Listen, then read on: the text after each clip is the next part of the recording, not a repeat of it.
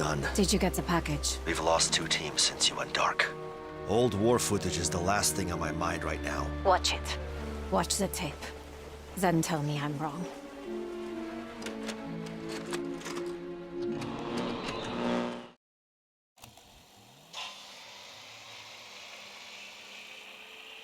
I have completed my adjustments, Dr. Vogel. You may begin recording. Thank you, I already have. This is Ulrich Vogel, Director of Project End Station. 7th of March, 1944, 10:03 p.m. Commencing cyclotron test run number 12. Dr. Kurtz, please proceed.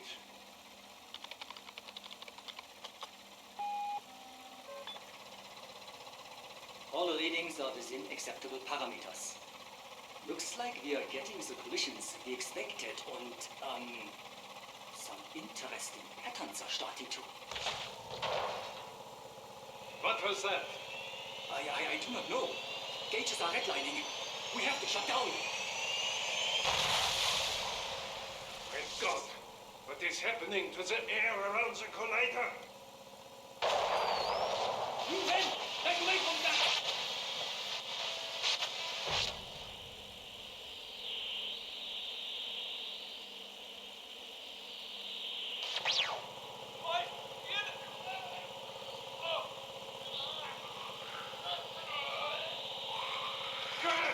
Cut the power!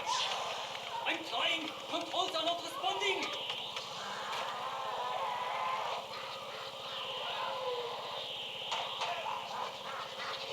Guards! Retreat! Shield your things in the chamber!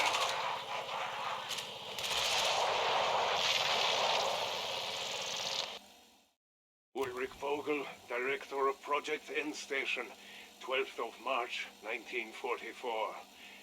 5 days have passed since the accident. I am starting to see it not as a setback, but a breakthrough. Literally.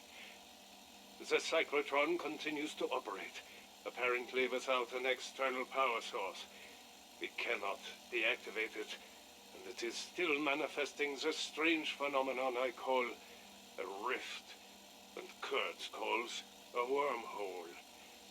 He attached instruments to the end of a long metal pole and passed it through the rift. The readings confirm that somehow the cyclotron ripped through the fabric of space-time. Something lies on the other side. A parallel world, or perhaps a whole universe. But we dare not approach too closely, lest we suffer the same fate as the men currently held in our medical clinic. Those men remain in a state best described as living death. Kurtz thinks they caught a high dose of some exotic radiation from the other side of the rift.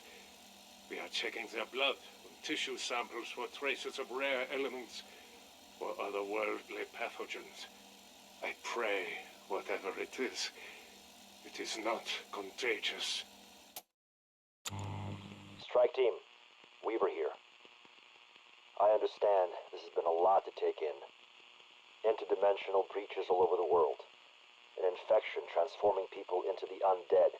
Not exactly a great 2 weeks for any of us. Requiem had to react quickly. The same day I was personally requested to run field ops. I was ordered to assemble a short list of operatives. That's you guys. Here's what we know. 2 weeks ago, a KGB Spetsnaz unit known as Omega Group came here and reactivated its particle accelerator.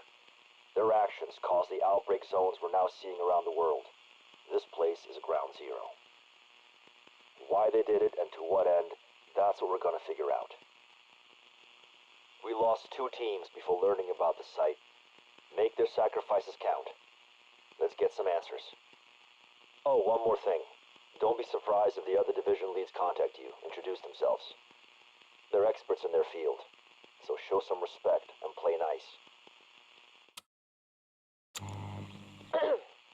Strike team, you there? Of course you are, sorry. I'm a bit new to all this. Hopefully you don't mind the less than formal approach. Should probably introduce myself. My name is Dr. Elizabeth Gray. head of unnatural sciences, and, well, this is about as unnatural a Sunday as I can remember. I mean, normally about now I'd be sitting in my lab in Bristol, having a good natter with Pip and Sam, two McCorks I work with, over a nice cup of tea. Then, just bam, this whole thing happens. Next thing I know, I'm drafted by the bloody government to be their representative in this new organisation, Requiem. I mean, how could I pass that up? Sure, the name sounds a bit ominous, but think of the opportunity. The potential discoveries that await us in this new reality. There's a chance that I could end up changing the world. Yes, I know it seems like the proverbial dimension of death has opened right in our back garden, but there's real life to it. And that's including the infected undead. The untapped potential of this discovery, this Ethereum, it could provide us with the tools to grow, evolve even, as a people and a society. Imagine that. No more war. Or at the very least, less war. But you'd have a job though, wouldn't it? No offence, of course. There are precious few things in the world more valuable than knowledge. And one of those is the ability to know how and when to utilize said knowledge. Do you know who said that? I did not think so. Dr. Vogel, the scientist in charge of Project End Station, said it to me some 40 years ago when I was employed at this very facility. I know you have your suspicions about me. I hear what your type says about me in the halls. Mein Gott, is that Dr. Oscar Strauss, former Nazi scientist? They put him in charge of energy research. It is so horrible. To this, I have two things to say. One, I was never a fucking Nazi. I am and always have been a man of science, trying to survive in a nasty, despicable world. Two, I do not care if you have your suspicions. All I care is if you are able to follow your orders.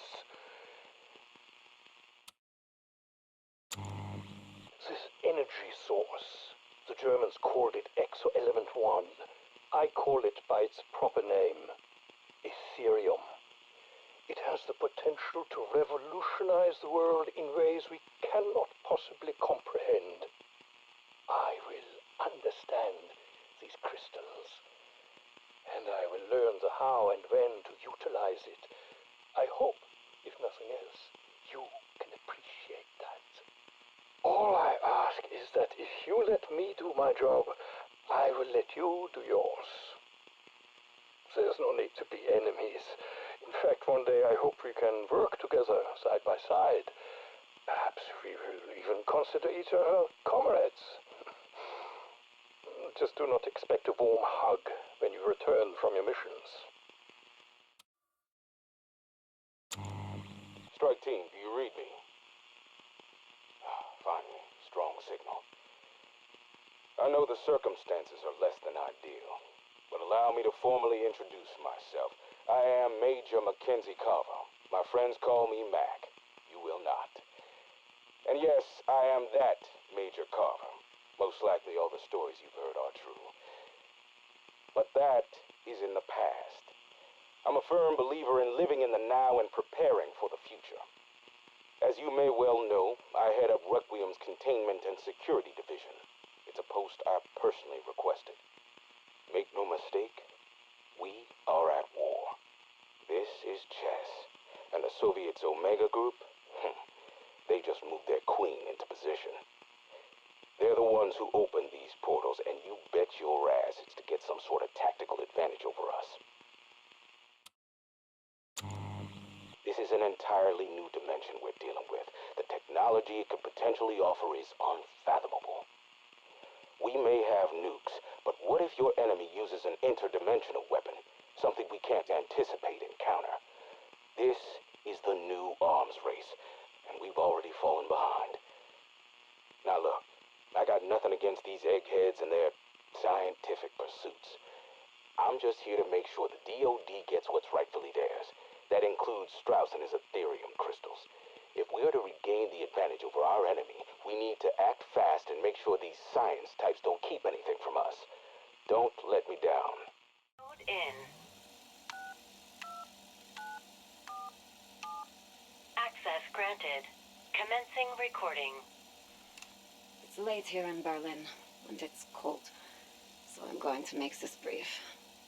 Everything is so much worse than I thought. Sorry, Weaver. How's your day going? I'm going to be frank. I'm not sure who the hell I can trust at the BND. There's an atmosphere. People are leaving. New people are coming in. And I'm not sure how much choice any of them have in it. Point is, something seems to have everyone spooked and looking over their shoulder.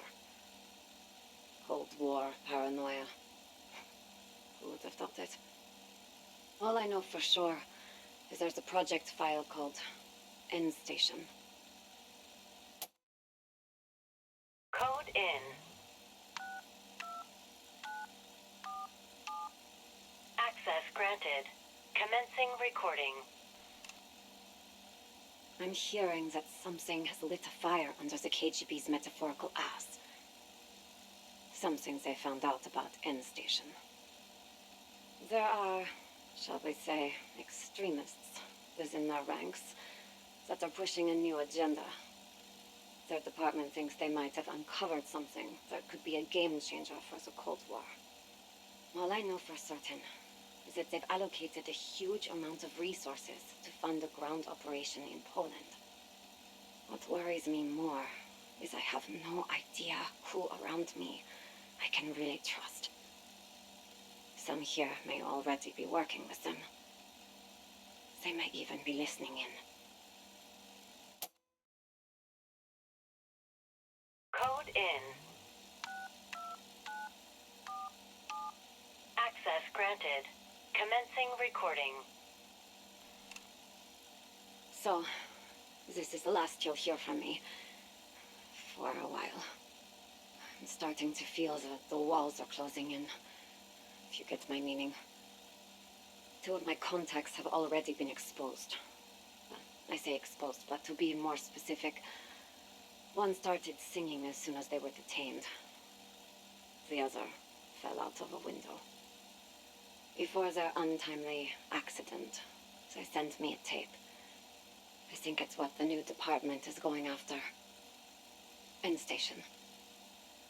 An associate at the BND, maybe the last one I can trust, will ensure its delivery to you. Right now, I have no choice but to move and burn everything in my wake. Forgive my breaches of protocol, Weaver, but these times are unprecedented. Hey, you know me, don't you? Sure you do. Hopefully. You're part of Weaver's strike team, right? My name's Maxis. I'm a friend. Sorry to start off with some bad news, but friends need to be honest with each other, so... I have reason to believe my communication channels with Weaver are compromised. I would say we do not know who is listening, but even an idiot could probably work it out. Russians. So, I will continue to make these recordings in the hope that they may find their way to you without interference. P.S. Good luck.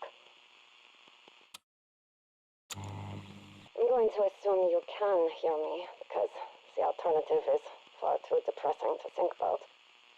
I'm in the field, but not an actual field. That would be silly. It's a churchyard in Romania. Don't worry, there are no vampires. Even if there were, I have garlic. And weapons. To be perfectly clear with you, I have reason to believe the BND have been compromised. So, I have gone what some would term a little bit rogue. It pretty much means I'm operating without authorization or oversight. But since I've spent the last 7 years working alongside spies from both East and West, You can hardly blame me. Don't worry. I know my scorpions from my frogs. This experiment, end station. If I'm right, it may really be the turning point the Russians believe it to be. We have to stop them. I was the one. I'm the reason you're here. I gave Weaver the Russian intel about the site in Poland, and told him how much the Russians were interested in it. Right now I'm operating on the theory that they knew that there was something big here. An unnatural power that they could perhaps harness and turn upon their enemies. Something no nation could be prepared for. Wait, has Weaver even told you about the extent of the outbreak zones? What in hell is this place? Okay, I am rolling. Looks abandoned. Enemy horde? They mean us, Dmitri. Whatever is down here, Geiger counter does not approve. Kalashki, have you ever seen such machinery? Only in nightmares, Dmitriev. You there, by the big machine. Surrender. I said surrender. What in? Get this on camera.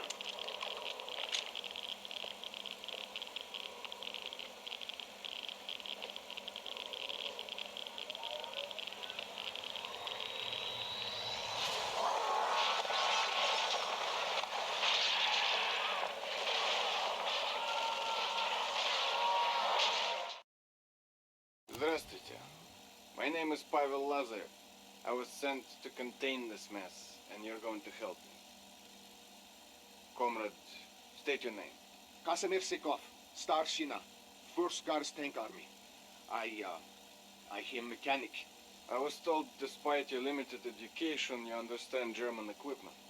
Well, I scavenge parts from panzer tanks to keep our T-34s running. How can I be of service, Comrade Lazarev? There is a machine I need you to deactivate. It is called a cyclotron. It leaks strange radiation. You have seen what it does to men. Da, Colonel.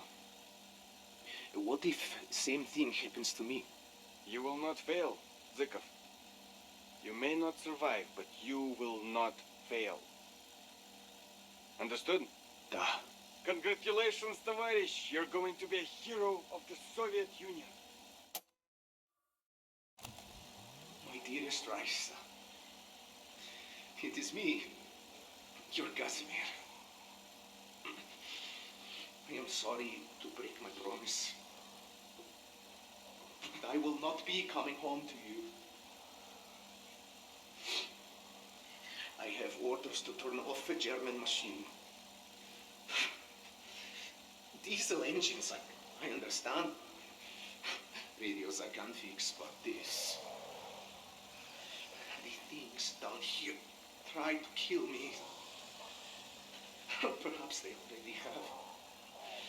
But not before I finish my mission.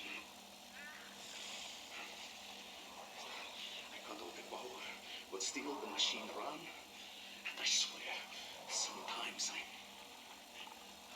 hear it call my name. I am going to try one more thing. If the dead will let me. I have tools, but not many bullets. That swallows colonel who ordered me down here. I do not do this for him. I do this for the world. For Mother Russia. I do this for you, Raisa. My love for you will never die.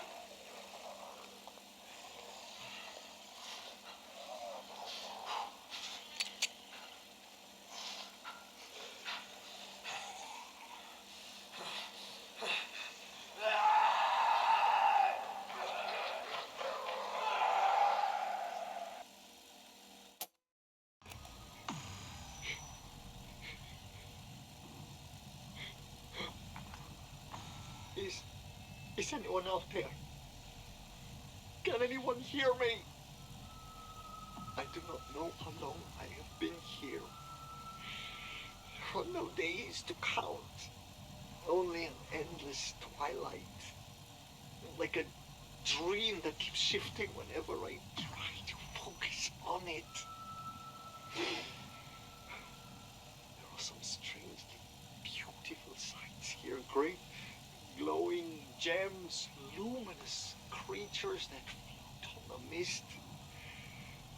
Beauty means little when you're always being hunted.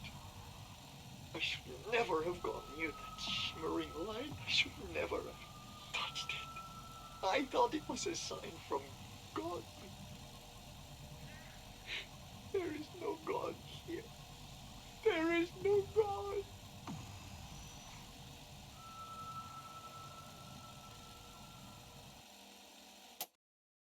In the name of the Father, and the Son, and the Holy Spirit. Lord, it is me, Mariska. I do not know if my words reach you anymore.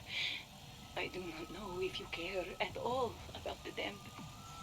For that is surely what I am. Damned. And I just want to know. Why, Lord? What did I do to end up here? It is not the hell I expected. No lake of fire. Only a cold, perpetual half-light that somehow seems even worse. Dead men wander this land, feasting on the living. If you can call it living. And I fear they may be. Lord, they are coming. I beg you, protect me. Deliver me from this place. I should not be here. I should not.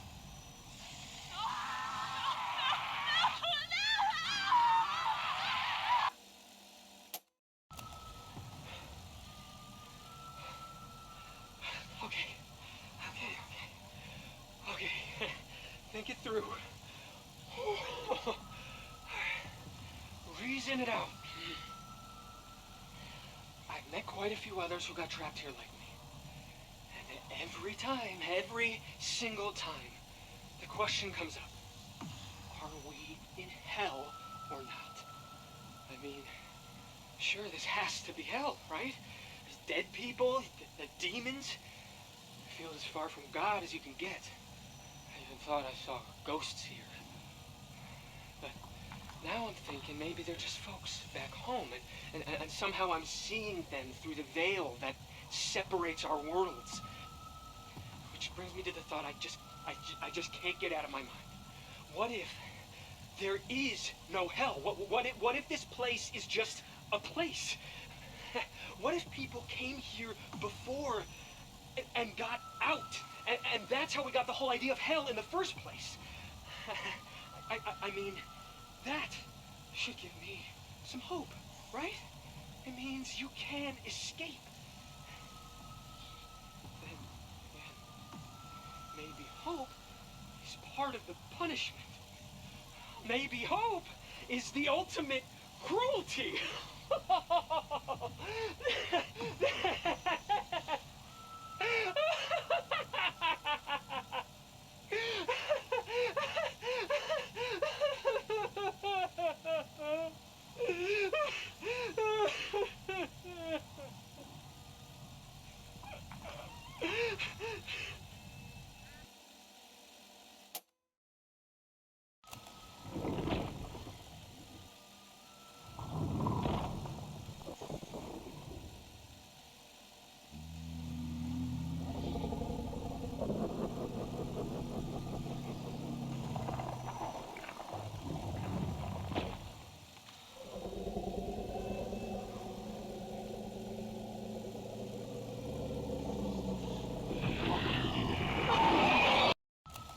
I hope someone out there can hear this.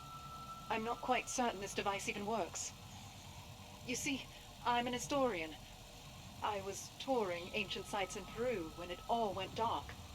Suddenly, I'm in this jigsaw landscape. This hodgepodge of creatures and artifacts. like a collision of cultures and eras. I've seen medieval structures alongside 21st century buildings. I've seen ancient storybook creatures and mechanical monsters straight from a science fiction novel. And the thought I cannot seem to shake now is that the universe has a dumping ground for things that go bump in the night. Others I've encountered assume this is hell, but it's worse. It's the dustbin of history. It's the rubbish dump of time. When the universe is through with you, this is your final stop. Confession time. This one's gonna sound a little nutsoid, but stay with me. Please, stay with me. So, I've noticed that ever since I landed in this place, well, I've noticed some changes in me physically, and hey, I am not crazy. Do not call me crazy, but mentally, too. It's bad enough when my skin started to wither. I look part alligator. My nails are growing like crazy, and my teeth. What worries me more is how calm I am about it. I mean, at first I panicked, but the more I change, the less I mind. Plus, I am not as afraid of things I run into. Don't judge me. Don't you fucking judge me. I've eaten one or two of them. I gotta eat something. Anyway, I don't know if it's the fog or those glowy crystal things, but this place changes you. Not all at once, but I don't think I could go back now, even if I knew how.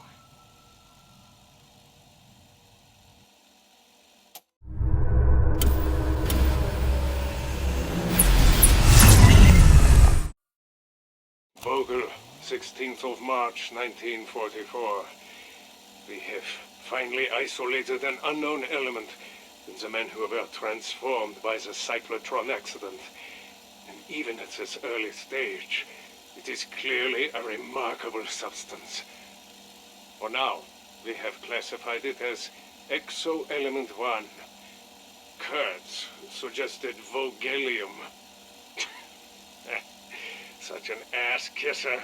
The current theory is that at sufficient concentrations, Exo-Element 1 triggers the horrific transformations experienced by the men closest to the cyclotron rift. I am currently designing a chamber to withdraw Exo-Element 1 from the occupant. My hope is to somehow purify the men and reverse their necrotic condition. If we can learn to control the necrotization process, I believe it could be weaponized. Imagine an army of unkillable soldiers. Even at this late point in the war, I may have found the key to saving the Reich. Dr. Kurtz, you have memorized the new orders, yes? Did you burn after reading? Ja, Vogel. And I thought security was tight before the accident. Do you think we can actually accomplish what the Reichstag is asking for? I would not have suggested it if I did not think it achievable. But let us guard against overconfidence. If we do not deliver, they will find someone who can. And I am not about to give up control of this discovery. All we need is to send through a few volunteers to measure the specific relativistic differential. Volunteers? Would you take on such a task? Mind your words, Dr. Kurtz. I would hate for someone to question your commitment. You are recording this. What we do now will ensure the Chancellor's dream of a 1,000-year Reich. There must be a record. Are you still angry, Weaver? I'm rarely angry, Sam. You should know that. No. I know that you're just very good at hiding it. I have news. Tell me what's going on, and please, Sam, don't lie. That would make me angry. I have a contact with an Omega group. He wants to meet. seen the intel he has firsthand. He's the real deal. Okay. There's an Omega operation underway at a facility about halfway between Hue City and Quezon. Headed up by one of their top scientists, Dr. William Peck. You heard that name before? I know the name all too well. He may have a brilliant intellect, but he's an arrogant narcissist who cares only for stoking his own ego. Above all else, he's a fucking traitor to this country. I know. But this Peck is also about to help the Soviets secure the breakthrough they need to control access to the other dimension. Okay, let's assume your intel is solid, and this is all true. You have to let Requiem take it from here. Where are you now? This could be our only chance to catch up with the Soviets. I'm going to meet with my contact. Sam, I don't want you to get yourself hurt. Please don't be angry, Weaver. Damn it, Sam.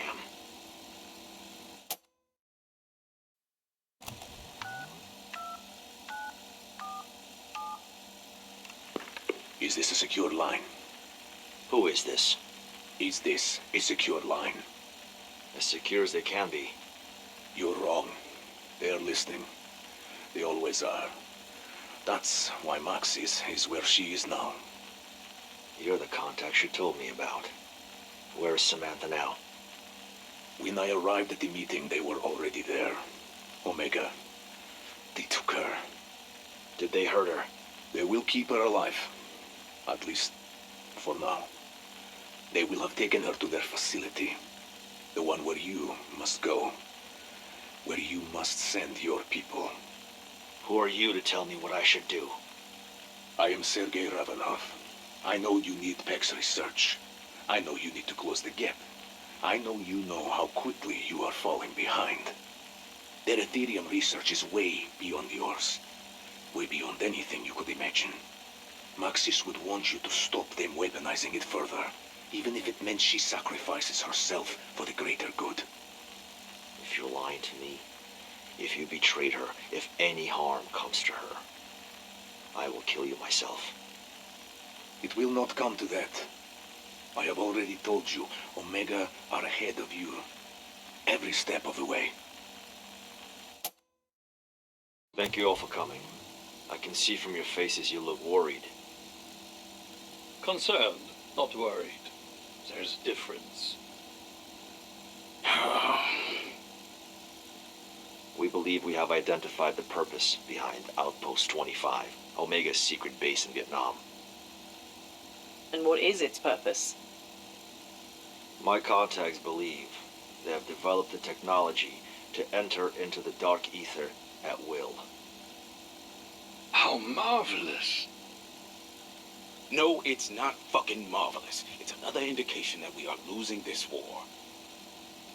Intel suggests they have successfully harnessed the energy of the crystals, for purposes not yet known. We have to send the team in. This is a chance to... Why are you raising your eyebrows like that?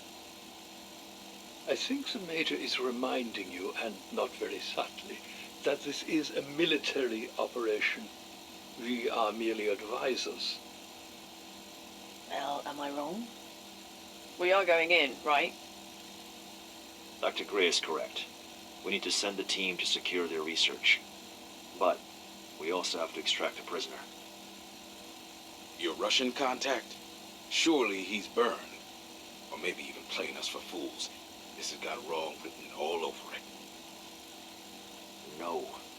The Russian contact is not a priority. I'm talking about someone else. Agent Samantha Maxis. Ah, yes. The mysterious Miss Maxis. I thought she was more than capable of taking care of herself. She is. But there's another player in the mix. One who may go out of his way to bring her harm. William Peck. Oh, that's not good. Peck is a nasty piece of work. Team, I can't overstate just how important this mission is. We're at risk of falling so far behind, we may never catch up. My contacts in the field have provided intel that suggests Omega are not only advancing their Ethereum applications, but they have in fact harnessed the power to move in and out of the other dimension at will. The other dimension? Well, it's got a name that you may have already heard.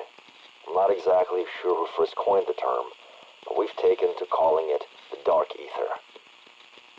The name is probably no more ominous than the reality. Omega's next move will doubtless be to try to weaponize it. I'm sure I don't have to tell you how bad that will be. You already know what the mission parameters are. You know what needs to be done. Even if we can't apprehend Peck, we must recover what remains of his intel. But there's more than that. You are already someone who knows when to read between the lines. You are someone who knows there are other battles to be won. Battles to avoid a bigger war.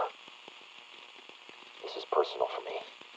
You need to make every effort to extract Samantha Maxis. I'm trusting you. William Peck. This fucker is a traitor. He deserves to be brought to justice. If you want to know what you're dealing with, I think it would be entirely appropriate to call him a malignant narcissist. However smart he may be, or thinks he is, the only thing he cares about is himself. Strange as it sounds, we could really use him right now.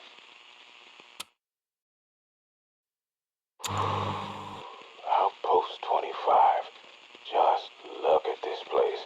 This hilltop used to be a U.S. Army fire support base called Ripcord. Nothing left of it now. This construction's all new.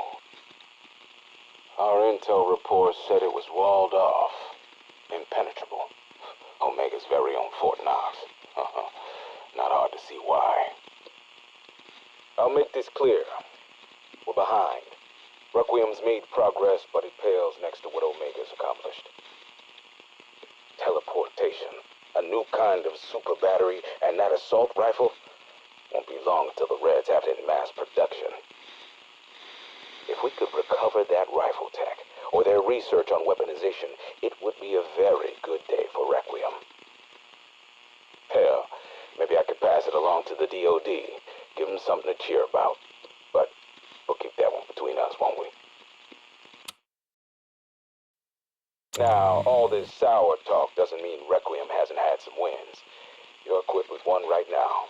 The WAND's Weaponized Ethereum Neutralizer device. Cool toy, right? Little pet project of mine. One of my men brought me the concept, and once I saw the schematics, I realized the tactical edge they provide in the field. Allocated one of our science teams to develop the tech. Dr. Strauss initially objected because, of course, that grouchy old German did, but he eventually came around. Sure, the names might be a little splashy, but you gotta let the eggheads have a little fun during R&D. I won't lie. It's a strange feeling sending you to Nam. Feels like yesterday I was being flown out. Man, that first week. It was hot, wet. No matter what you did, you couldn't get rid of the stick. You try washing it off and it'd just make it worse. And don't get me started on the damn lizards in the showers. Hard years. I lost men. Family, brothers.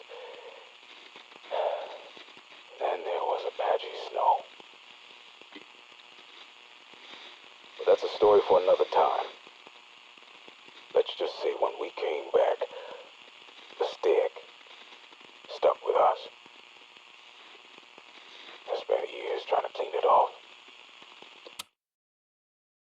Here you are, Outpost 25. The progress they have made at this facility. We may as well be the NACA watching the Sputnik launch. I would be lying if I said the Ethereum-based power source hadn't caught my eye. It is interesting work, albeit crude and unrefined. They approach the process like a blacksmith when what it needs is an architect. Recover that research, and I will refine their work in weeks, ending this Ethereum energy space race before it's barely begun. Ethereum has proven to be fascinating in both its gaseous and solid crystalline states. It appears the infected and dark ether creatures require it for their very survival, not unlike oxygen in our own reality. We've observed that the farther you are from a breach, the less exposure you risk. If Ethereum is their oxygen, this explains why they are restricted to these outbreak zones. But I suppose this is all rather boring to you. I may as well be attempting discourse with a slab of meat, a bovine with a submachine gun.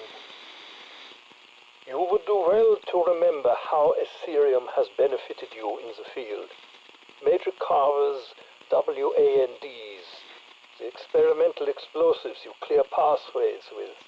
2 examples of things that would not exist if not for my work. You're welcome.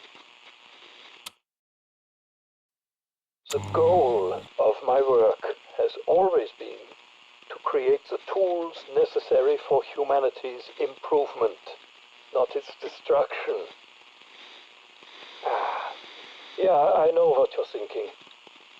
But I was very young when the Uran Verein whisked me from university to end station. I was promised the opportunity to explore a new frontier of atomic research. When I realized that meant weapons research, I requested reassignment.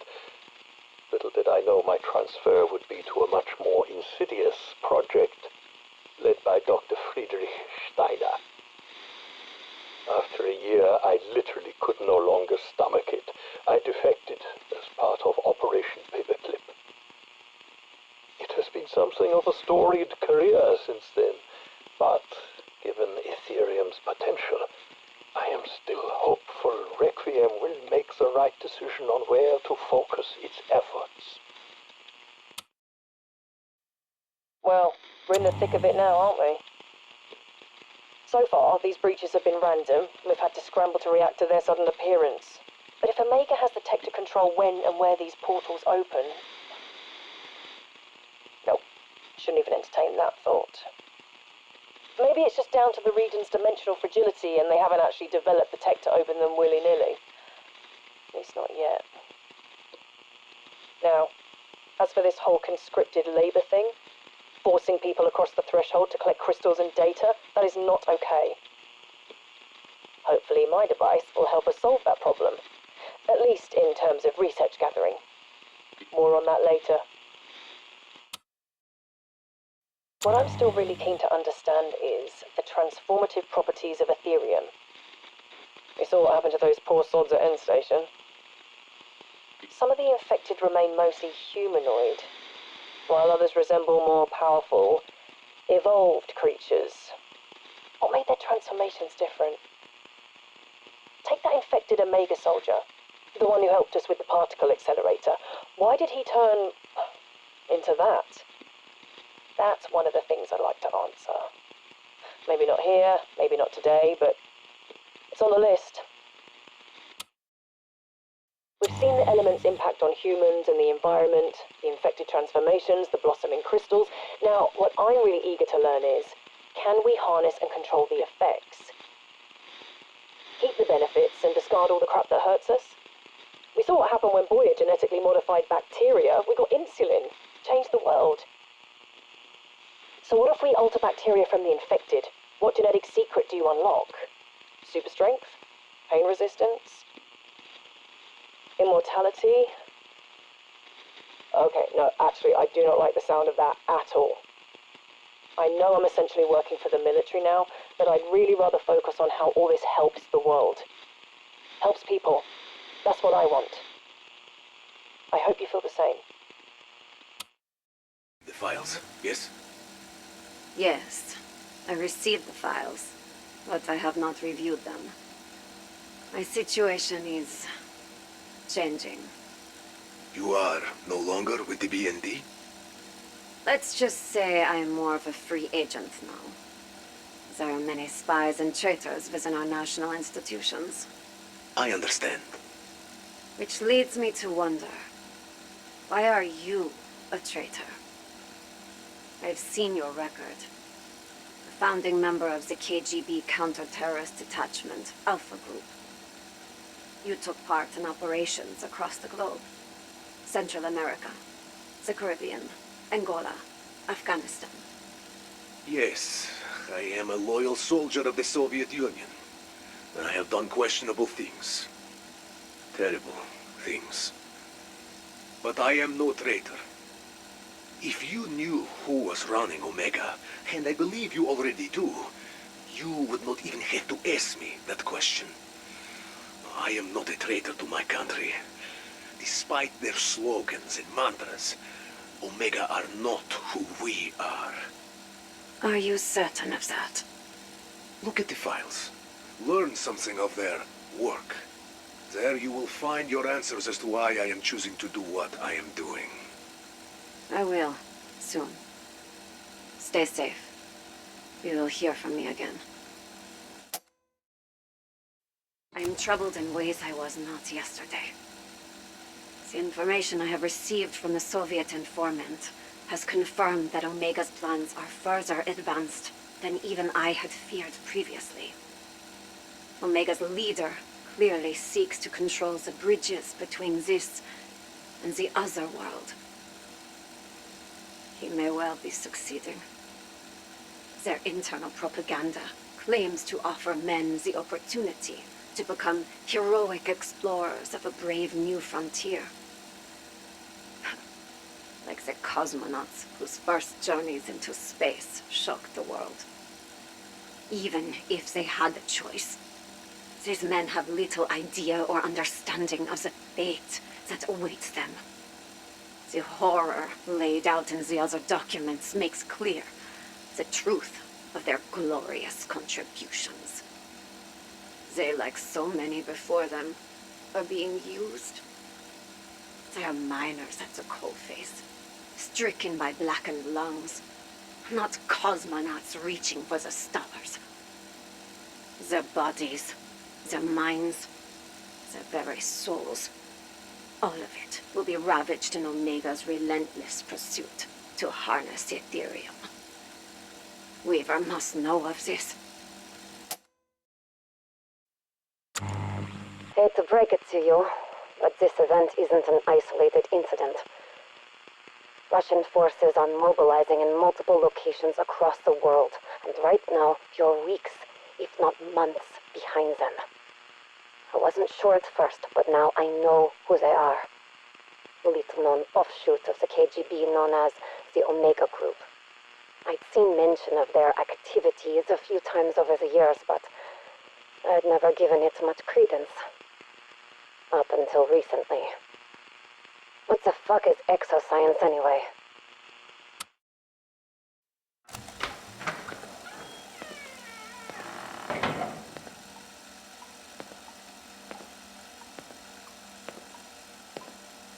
William Heck. Well, you're very perceptive, Miss Maxis, even with the blindfold. I thought I smelled bullshit as soon as the door opened, but no. It's just a cheap aftershave. It can't disguise the stink of your sweat. What can I say? This environment is more humid than I would like. It's worse than Baton Rouge at the height of summer. We're not here to discuss your sartorial failings. Let's get this over with. Over with? No, my dear. Nothing is ending anytime soon. Not for you, not for me. Besides the restraints on your wrists and ankles, you feel the electrodes on your body. Yes. Of course you do. You're a smart girl. Who is your informant? Who told you about our work here? Who was it who dared betray me? Does it bother you? Not having any friends? Friends are overrated. They can't pay the bills.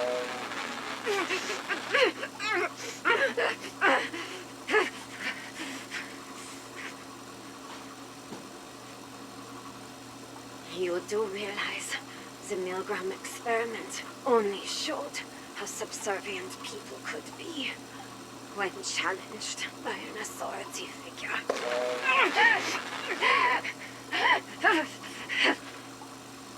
Any more smart comments to make?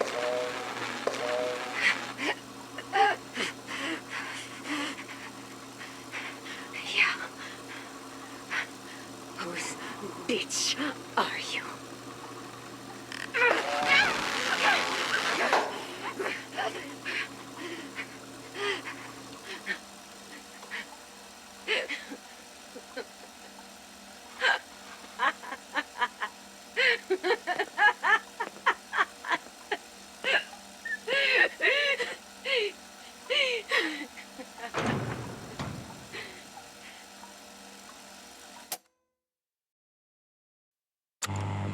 So right now, I'm looking at the big bad Russian boogeyman that we know as Omega. Then, the other side, there's you. A CIA-backed department known as Requiem. You know much about them? Or do you just follow orders? I suspect the latter, and I thank you for your service. This isn't me ragging on your operation. God knows me and Weaver got a history and a whole lot in common. But there's always the question, the worry, of divided loyalties. Weaver's half Russian, I'm German. Who are you fighting in World War II? You sure you know who the enemy is now? This is a new landscape. None of this is what any of us are used to. I'm going to do my part while you do yours. I think there's a lot more to this than we know. I want you to know that I've been in your shoes. And you can trust Weaver. He's a good man to have in your corner. A good boss. Back in the 70s, West Germany was a major investor and supplier to Iran. In exchange for oil and gas, we propped up their steel industry and aided their nuclear power program. I was there in '79 when the revolution kicked off. Western intelligence agencies coordinated with the CIA to ensure the Shah's safe extraction to the US. But a lot of diplomats and citizens weren't so lucky. Me included. If it wasn't for Weaver's intervention and willingness to go off the books, I'd be a forgotten memory by now. Trust him. Trust me. For now, I'm going to have to go dark. I'm en route to meet a contact in Southeast Asia. He says he knows exactly what Omega Group is planning. Code in. I am alive. Yes. Still alive. Hear me. I really do hope that you can hear me. Yes, it is me. Please answer. I know you are listening. Code out. I'm not worthless. I'm not nothing. I don't know how long I've been waiting for an answer, but I haven't had one yet. I know you are there. I know. But I am here, and I have been waiting for a long time. How long, I don't know. The days are blurred. The nights are relentless. Is it a week? Is it a month? More? not too long ago. I hope. Monsters are real. I used to have nightmares about them, and I told myself I was being foolish. I was wrong. I'm not scared. I have overcome much worse things. I will take their power from them by using it. Now, I hide in shadows, like they did when I was a child. I found shelter. I found food. I do what I need to in order to survive. Tomorrow will be a better day. I will choose to believe that. The perpetual night brings dark thoughts inside me. I want to get it out. I don't understand why. I am not spiteful. I am just. I am only me. When I opened my eyes, there was blood on my hands. I stared at it, not knowing if it was mine. Then I saw the bodies. Omega soldiers. They looked like victims of a frenzied attack. An attack that continued even after they were dead. I have a knife. I do not remember where it came from. I just want to go home. I am sorry. It's always dark here. I used to worry that morning would never come. But now, I choose to embrace the darkness, to find the light within myself. I am not a bad person. I am a good soul. I want to believe that. I have to believe that. I wish I could prove it. Maybe I shouldn't. Why do I care what they think of me? I'm just sorry. They do not really know me. This is a dream. A bad dream. It has to be. That's what I tell myself. Even if it isn't true. What is happening? Why is it happening? I don't know. I don't know anything. I am lost. Please find me. Please. This is Dr. Alexandra Valentina, Psychotronics Research Lead for Omega Group. It is the 1st of November, 1983. I have just given the order to reactivate the Project End Station Particle Accelerator. It is a monumental moment in Soviet history. Some, including myself, might even call it a turning point. 2 officers have volunteered for the task. Their courage and sacrifice represent the pinnacle of Soviet strength. Their names will be echoed through Lubyanka's halls. They will be remembered as heroes. It has all happened so quickly. 4 months of research, testing, planning, and staging. I must thank Chairman Chebrikov, Chairman Andropov, and the rest of the Politburo. Without their support, Operation Undertaker would not have been possible. With the cyclotron's reactivation, not only will we reopen the dimensional gate first discovered by the Germans 40 years ago, but also additional dimensional gates around the globe. With these new gateways opened, we will proceed to Phase 2 and begin the real work. Research of this new dimension and the development of new technologies. These technologies will be critical to our future. It is the turning point that will put us well ahead of our enemies in the West. We were the first. We are the last. Personal log. Dr. William Peck, November 3rd, 1983. Operation Undertaker has been declared a resounding success. Intel has reported in from around the globe. We have confirmed the existence of multiple dimensional gates.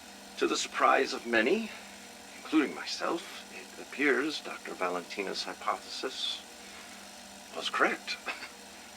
In fact, her results have surpassed expectations. Credit where credit is due.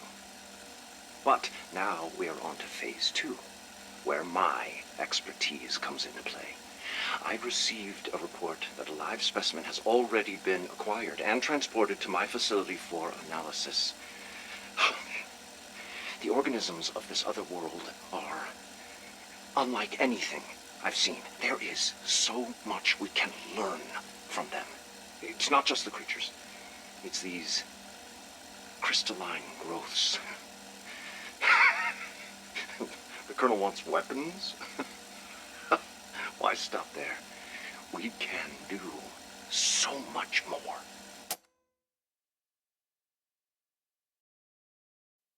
Personal log, Peck, November 9th, 1983.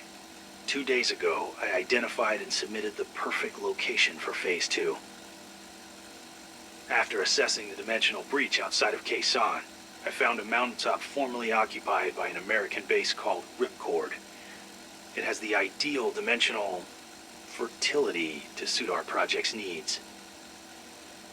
I just received word an agreement was reached with the Vietnamese government, and construction is set to begin on the 11th. What excellent news. So far, the breaches have been uncontrolled, which greatly restricted our ability to take advantage of this new dimension. But, if we are able to open our own stabilized gateway that operates under our control, well, I mean, come on. We'll be the first with free reign to pilfer, pillage, and plunder an alien world, untainted and ripe with resources ready for extraction. It will give us a considerable edge over my former countrymen. Good riddance to them. This is Dr. William Peck. It is the 8th of January, 1984, 1:13 a.m.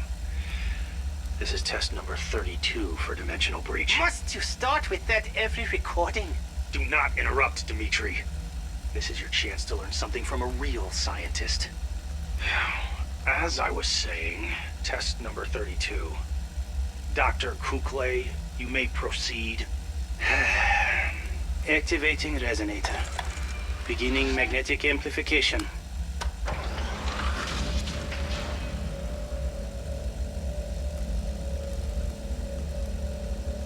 Dimensional barrier identified. Beginning particle distortion. Barrier membrane integrity at 50%.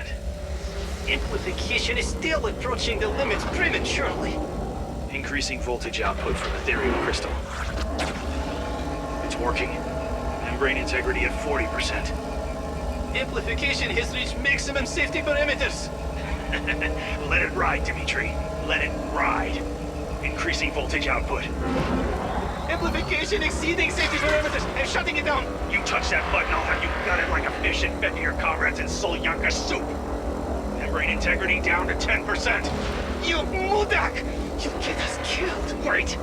Adjusting distortion frequency to pattern echo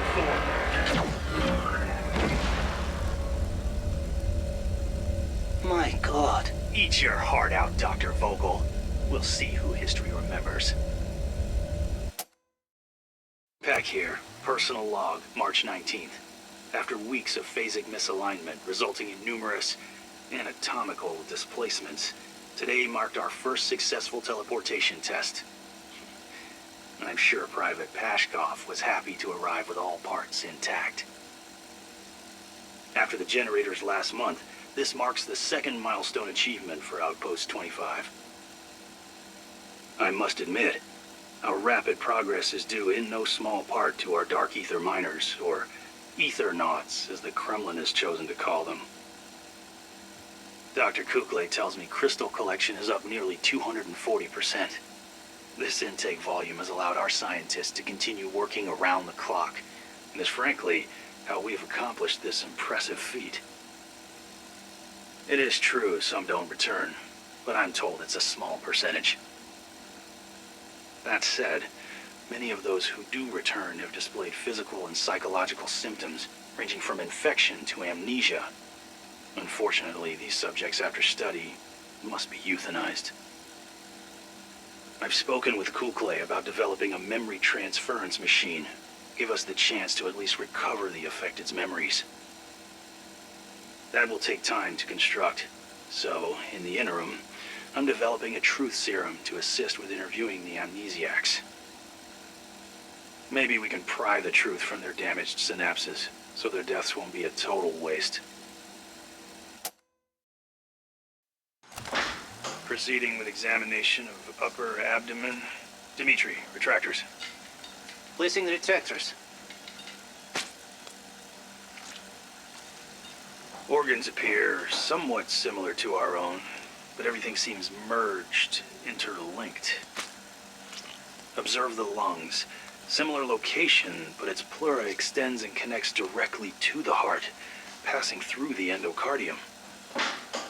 There appears to be something engraved on the interior of the creature's back. What is that? Что за черт? That is a face. Yes, there does appear to be a warped, stretched pigmentation that resembles a human face. Resembles? Look! It even has a bump where the nose should be. Wait. No! It is Private Glasgow! We sent him to the other side last month, but he never came back. Is this thing him? That last remark is to be struck from the record. We have no proof this creature is Private Glasgow. Let's continue.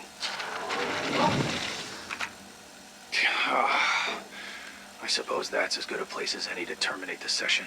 Subject has turned itself into a cassette tape. Fucking stupid. Peck. Be quiet, Dimitri. This is a chance to learn from a real scientist. Dimitri, do this. Dimitri, do that. Shame on you, Dimitri. I will have you turned into soup. I am Dr. Peck. I'm a big, smart, real scientist.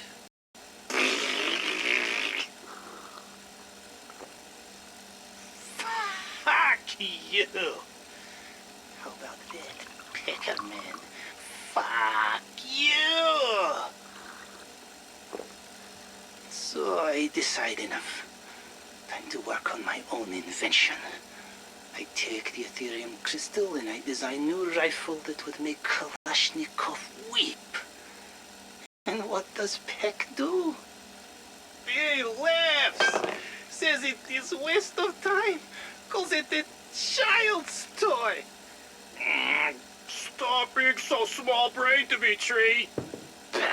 Small brain, I show you, Peck. No, oh, shit. You are not the only smart man at this facility. Peck wants me to give up. Probably because Peck wants to steal it for himself. Now he can never assemble it. When I leave this place, I will take it with me and sell it to the highest bidder. Maybe I underestimated you, Dr. Kukle. Of course you did, Peck. You see, I always have had a keen eye for opportunity. That's not to say I don't have my suspicions. Once I've gathered sufficient evidence, did I not say no interruptions? Gorev, you're here. In Vietnam? In the flesh, comrade. What? Old friend cannot be visited? You look so rigid, Beck. So nervous. You remind me of San before he does his silly theater shows. He freezes up, like he sees ghosts and forgets lines. That or he soils his pants. I trust that is not the case here. Sit down, please, before you hurt self. You look rather pale, even for you. How are you not getting sun here in such temperate climate? May I inquire as to the purpose of your visit, Gorev? I am here with special message. One I decided to deliver personally. We intercepted communication from BND agent Maxis. You remember her? The leaked in-station tape? Why would I give a rat's ass about her? Isn't she dead?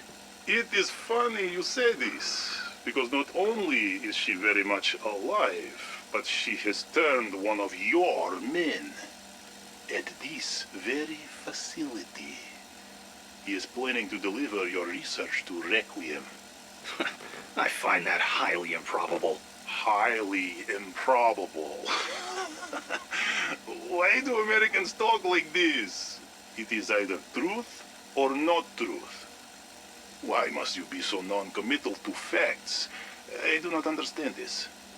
What exactly do you need from me? Orders from Colonel. And orders are simple. Pretend to be Mole, plant trap, apprehend Maxis. Then what? Interrogate her, torture her. I don't need to know the specifics. As long as she confesses and reveals who Mole is, I am happy. It is good when I am happy, yes? I'll take care of it personally. So, Sam, do you realize what this is?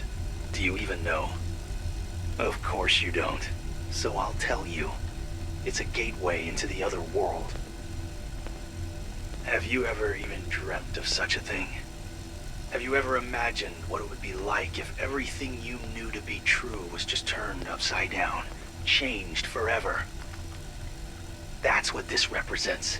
It's a door to another world, one that could enrich or destroy everything depending on who holds the keys. Look at you.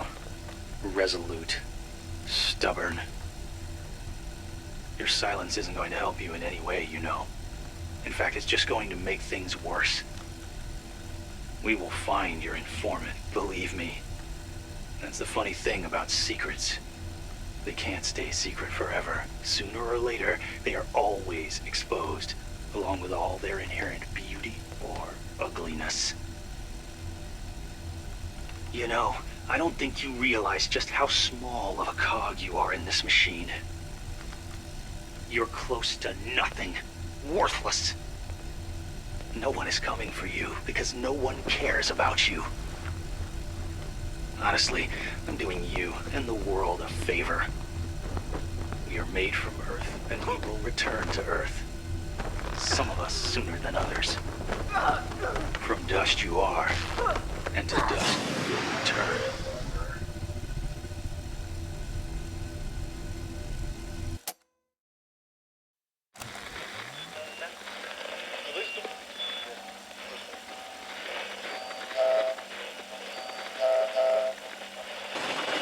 Hello? Hello? Can you hear me? Is anyone there? The dial tells me this is the correct broadcast frequency, so I'm just going to assume you can hear me. Whichever Omega lackey happens to be receiving this transmission, start dialing the Colonel. Now! I've got a, developing situation over here. Outpost 25 has fallen. Everyone here is either dead, dying, or infected. I'm the last one alive. I want to make this unequivocally clear. This is not my fault. It was the gateway. Without warning, it unleashed a massive burst of Ethereum. The infection spread quickly, and as my men began to turn, I observed a phasic barrier surround the base. My men tried to escape, but anyone who entered this phase quickly succumbed to a terrible case of death. More creatures keep arriving every hour. I'm trapped in a room with little food and only a literal pot to piss in. Get me the hell out of here! To my friends at Omega HQ, here at Outpost 25 with an update on my situation. Requiem is here, and believe it or not, that's actually good news. Now, why would you say that, Peck? I can hear you ask. Well, let me explain. Do you know what I love about Requiem? They're idiots. And idiots are good for one thing: following instructions. Obeying without a moment's hesitation. Like a lemming leaping off a cliff. Well, these little Requiem lemmings leapt right into restarting the power for me. Which means I can now begin satellite transfer of all our work back to Omega HQ. The facility may be lost, but Omega's work will live on. Don't thank me. Thank Requiem. What good, little lemmings. Oh, Beck. When I heard of your situation, I cannot say I was surprised. What was it? Experiment gone wrong? Did you forget to carry the 1 in equation? Drop deadly vial? Or was it worse? Something more sinister? How many men have you sent to their deaths in other dimensions? Maybe one came back for revenge? Rest assured, we are assessing situation. It does not look good for you. I told them it was big risk hiring Americans. They are not built to last. I'll report back soon with our decision. Heck, it is Valentina again. Omega has made decision, and looks like your ace-up sleeve actually worked. We are receiving your satellite transfer. Download should be complete within an hour. Once it is done, you are to destroy mainframe. Ensure there is nothing left for Requiem to acquire. Omega teams are en route to your position for evac. ETA 2 hours. Do try to stay alive until then. Valentina out. Hello, Peck. I have been informed to your current situation. Most unfortunate, especially for men with bright future. I had big hopes for you. An American in Moscow, like classic Hollywood movie, huh?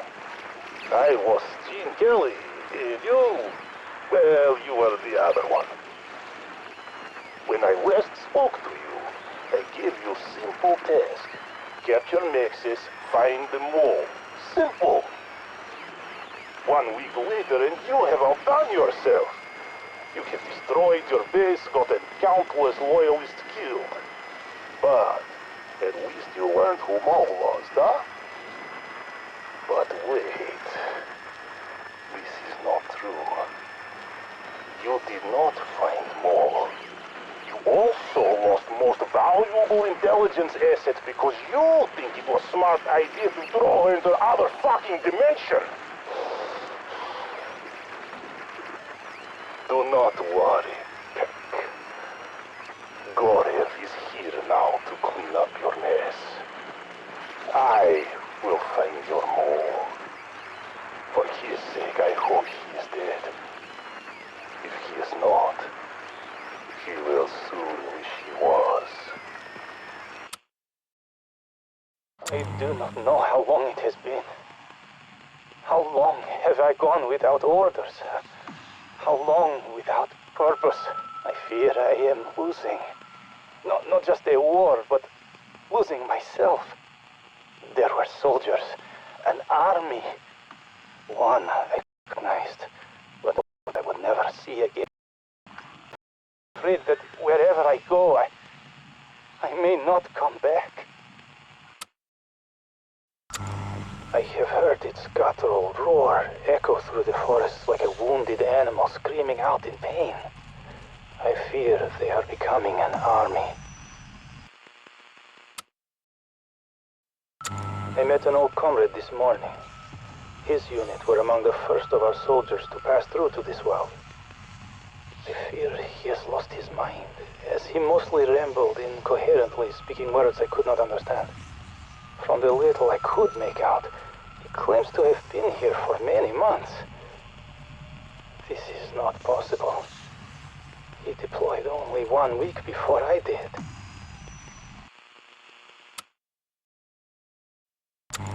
I have not seen it, but I know it is there.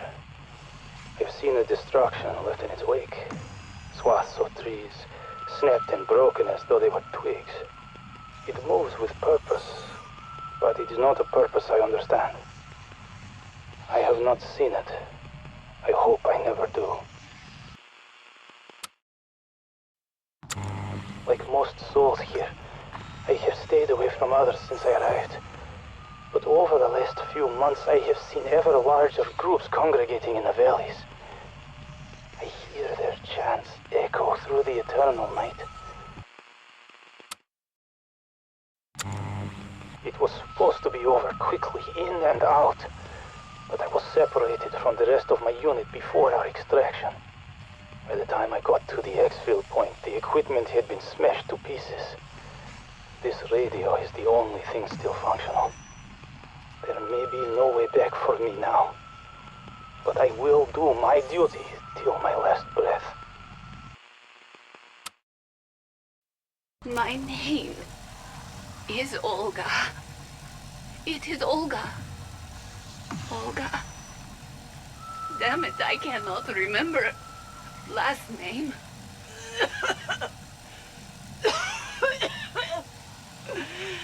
I was pulled out of labor camp to mine crystals. I was healthy then. But I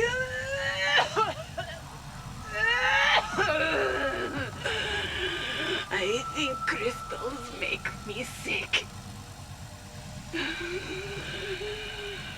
First came nightmares. I am chair. I am box. I am table. Maybe it does not seem scary, but it is. Then came fevers and pain. Now parts of skin look like wood, look like a brick. It is different every morning. Bones are crooked. They bend like rubber. And hair is sticking together like tails of rats.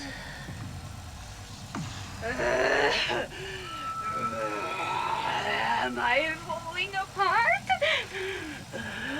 Or am I turning into something else?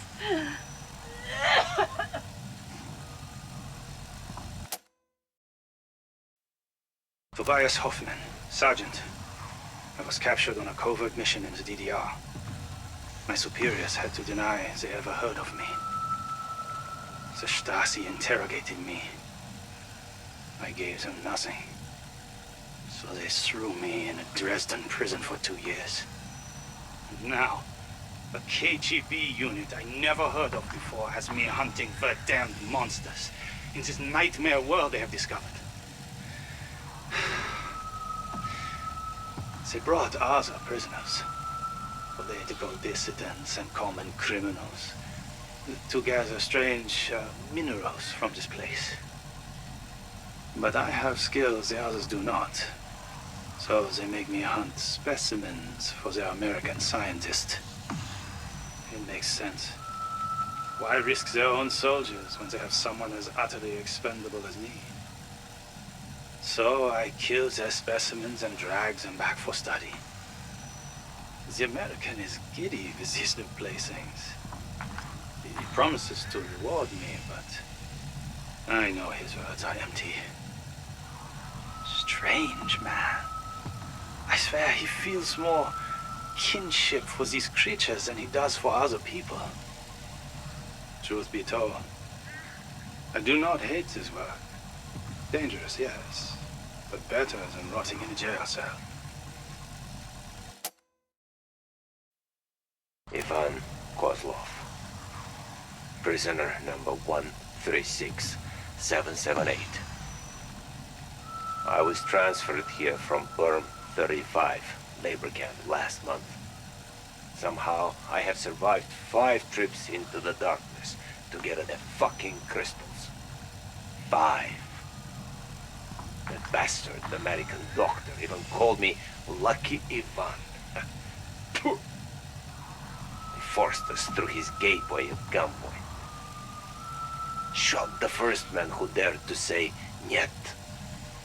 So in go 9 of us. Only Lucky Ivan comes back. And now, I'm in this hellish place on trip number 6, and I cannot find the exit. Did they close it? Did they get tired of waiting for me? These crystals are heavy. I do not know where I am. And I know something out there is watching me. Not so lucky, after all. Audrey Fedorov, the freighter, Omega Group. My squad just returned from the dark place. Well, what all of us did. They sent us to gather Ethereum crystals. It's like picking wildflowers in hell. And of course we say yes, because we are Spetsnaz. Refusal is not an option. Not if you want to maintain your career. But it's not gone well. I have lost more friends here than I did in Afghanistan. No career is worth that. If this is what it takes for me to make sergeant, I can only guess what the colonel has done to get where he is. I was a different man when I enlisted. I wanted to travel as far from home as possible. And I feared nothing. This mission has cured me of both. Field report. Lost contact with unit, but continue to gather samples until comrades are required. Atmospheric readings match crystal radiation signature. So this stuff is everywhere. Personal contamination remains in safety range. 4 hostile contacts today. I killed 3 with small arms fire. The other I avoided. May attempt engaging after I find my squad. There is much to explore here. Stand by for additional reports. They all saw...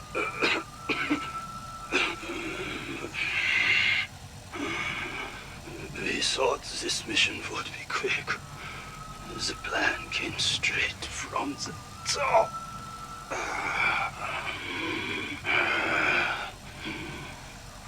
How hopeful we were taking that first step. Victory was ours.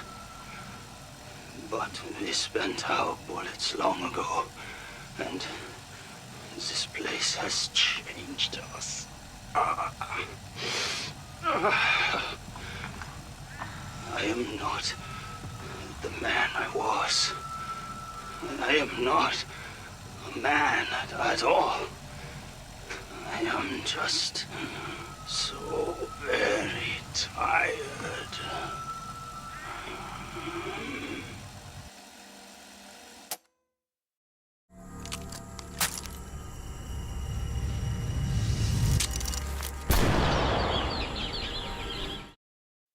This is Heinrich Meyer, Station Chief, Berlin.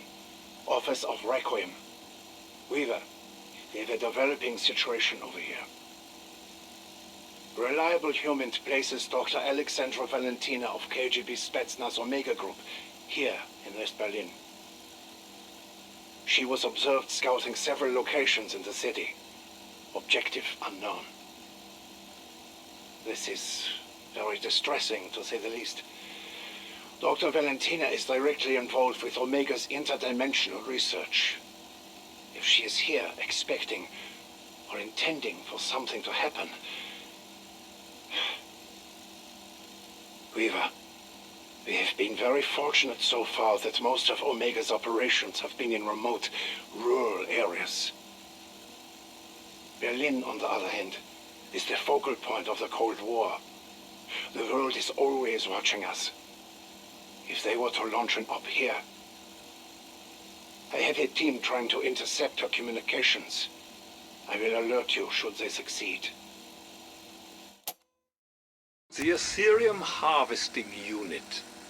To the layman, it's not terribly impressive, just a metal box with a canister in it, quietly sitting there, sucking in airborne Ethereum particles. But there is a reason my science teams risk their lives to place these units across the zone. With Ethereum concentrations greater in the Ural Mountains than anywhere else on Earth, these harvesting units are absolutely vital in our race against the Soviets to harness the power of the Dark Aether. Once filled, each canister must be collected for rocket transport to international waters. We considered other modes of travel, but rockets really are the quickest, cleanest way to get the samples out of the outbreak zone. Which is not to say retrieving these canisters is easy. They are heavy, cumbersome things, and once disengaged from the harvesting unit, there is a limited amount of time to get them to the rocket before the samples degrade. They also draw hostiles like flies to honey. I have lost more than a few people on collection duty. I have therefore requested that Field Op Strike Teams support all future canister retrieval efforts. This is Dr. Elizabeth Gray, with a few thoughts on the new specimen analyzer stations. We're using them to run field tests on undead anatomy, specifically genetic mutations and structural changes in the cerebral cortex. It's a rather grisly affair, severing some poor infected bloke's head and putting it in a jar for a proper soft tissue mapping and DNA sequencing. But if we can identify the root stimuli and catalysts for all these physical transformations, we'll be one step closer to preventing them. Unfortunately, those heads aren't quite deceased, and they seem to call out to the other infected in the area. I say this because the creatures always come running whenever we perform a scan. I'm not quite sure if they're trying to rescue their fellow deadhead, or if it's more like sharks sensing an injured fish, but I'm working on a way to insulate the unit so that the sample's distress won't draw unwanted attention. Until then, my unnatural sciences teams may require some rather robust protection to operate the Dark Aether specimen analyzer. Our strike team has taken down a lot of different hostiles, some bigger and badder than others. Every encounter is a risk to life and limb, but as far as my containment and security division is concerned, we learn the most from their engagements with apex-level threats, the Dark Aether's high-value targets, for lack of a better term. So we've come up with a way to guarantee they'll be tangling with an HVT. It's an energy cannon platform parked in a geosynchronous orbit over the Ural Mountains. When an uplink station is activated, the satellite fires a dimensional disruptor beam that literally pulls an HVT out of the Dark Aether into the AO. Strauss gave me a bit of grief when I suggested we call them HVTs. He still sees this enemy as a disorganized mob, but I see a hierarchy at work, and the top dogs are calling the shots. Of course, I may be reading too much into it, but even if these apex threats are as brain-dead as their foot soldiers, the more of them we kill, the better.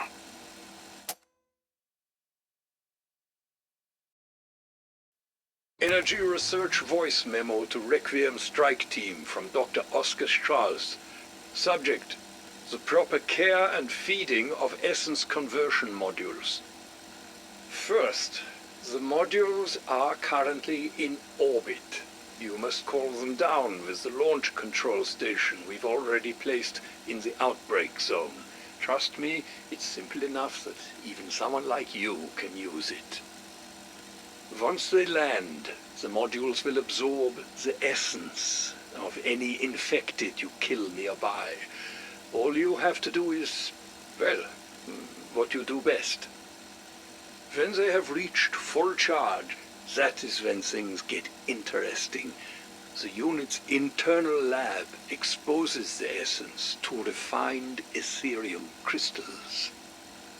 This establishes a connection with the objects in the Dark Aether dimension through a process called quantum entanglement.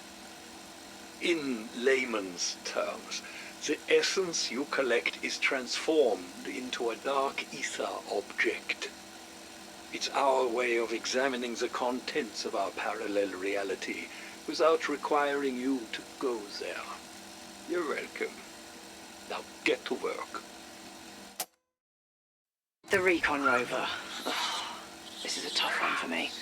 I mean, yes, I recognize the absolute need to send monkeys into the Dark Aether. It's the only way to record that dimension's effects on the physiology, and it's certainly a lot less risky than sending in my people, but I really do need to stop naming those monkeys. Anyhow, here's how it works. We leave a Dark Aether recon rover parked in an area where we've recorded instability in the dimensional membrane. Our strike team activates the rover, and then do their best to keep the nasties off until it can successfully enter a rift and start sending back telemetry. The data we're getting is remarkable. I'm starting to understand how Ethereum transmutes living organisms on a cellular level. We've even recorded the specific moment when the subject starts metabolizing Ethereum to continue functioning post-mortem. It's just difficult reviewing the data. They scream once they cross over. A lot. And then they go quiet. And then they start to laugh. We've identified certain Ethereum crystal structures in the Outbreak zone that the lab coats are calling power nodes. They're the biggest crystals out there, almost beautiful in their own way. But if what the experts are telling me is true, they are scary as hell. My people have determined these power nodes are here to fundamentally alter the environment. It's a process they call terraforming. Basically, they're slowly transforming the air and ground around them to make it more hospitable to the creatures crossing over from the Dark Aether. They do this by continually releasing Ethereum in its gaseous form, and we know that the only thing keeping those monsters inside the Outbreak zones is their proximity to an Ethereum source. They wander too far away, and they drop dead. We've recorded all this on our instruments, but you don't need any equipment to know how powerful one of those crystals is. All you have to do is get up close to a power node, and it feels like, I don't know, like the shrooms are kicking in. Yeah, I said it. I saw some shit in Nam. But nothing that messed with your head as bad as this. So I've made it a priority for our strike teams to blow them up whenever they find one. No fucking way we're gonna just let these things turn Earth into their favorite vacation spot. This is Maya, Berlin Station Chief. Urgent question. Did you get the memorandum I submitted on Saturday? If so, why is there still no response? Forgive me, but I do not think anyone at Langley grasps the seriousness of the situation. Dr. Valentina is here, in Berlin. The city is divided. East and West are nose to nose here. If she does something drastic, the consequences could go global in the worst possible way. Just please advise how best to proceed. Personally, I'd like a Requiem strike team en route here right now, but I leave that decision to you. Strike team, I want to thank you on behalf of everyone here for what you accomplished in Vietnam. The intel you recovered from Omega Group is already paying off in new technology and weapons. This is especially important as we launch operations in the Ural Mountains. The AO you've entered is richer in Ethereum than anywhere else on the planet. But Omega is already hard at work there. Never forget, we are in a race against time to harness the Dark Aether before they do. The winner of this Ethereum arms race may well be decided by your actions here. So, we can't fuck this up. Weaver out. Just want to be clear on what's expected from you. Every department at Requiem has a stake in this. Energy research, unnatural sciences, security and containment. They all have special equipment in the field that we need you to test. Strauss, Gray, and Carver will give you the details at the appropriate time, and I expect you to follow their instructions to the letter. Remember, these experiments and operations aren't busy work. They're important. They're how we eventually win. Some of you have asked, repeatedly, about Agent Maxis. I get it. You risked your life to save her, then weeks went by with no word on her condition. I get it. Well, I'm finally authorized to let you know she's recovering. At least, physically. She's been under observation in an isolation ward, getting the best care the agency can provide, but she went through things in the Dark Aether that would have broken most people. It's a miracle she survived. She's not infected, she's on the mend, and everything you went through to bring her back, absolutely worth it. It is not fun being on the run, but you know that better than anyone. I have news. Bad news. Omega's operations are expanding rapidly, in the way we feared most. We have noticed an uptick in activity deep in the Ural Mountains. More people coming in every day. There's talk of a special operation. As I said, bad news.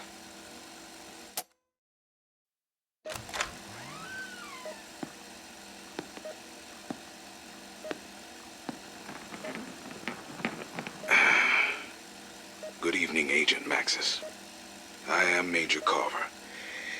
I hope you're recovering from your ordeal. Major, would that make you Requiem's highest-ranking military representative? Please, call me Mac. My friends do. Now, I'm gonna get down to brass tacks. We are fighting a war that we both know we're losing. I was hoping your experiences could shed some light on just how far the enemy has gotten ahead of us. Which enemy? Are you talking about Omega? Or the others? When you say others, I'm assuming you mean hostile elements from within the Dark Aether itself. Are they mobilizing? Are their forces strategizing an assault on our world? What kind of technology do they possess? Is there some kind of hierarchy we should be aware of? Well, Mac, to answer your questions in order, yes. I'm not sure, probably. But I'd be lying if I said I understood it. The whole experience of being trapped there was confusing.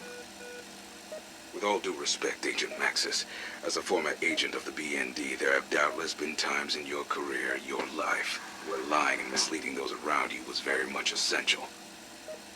Do you think I'm lying to you, Major Carver? No.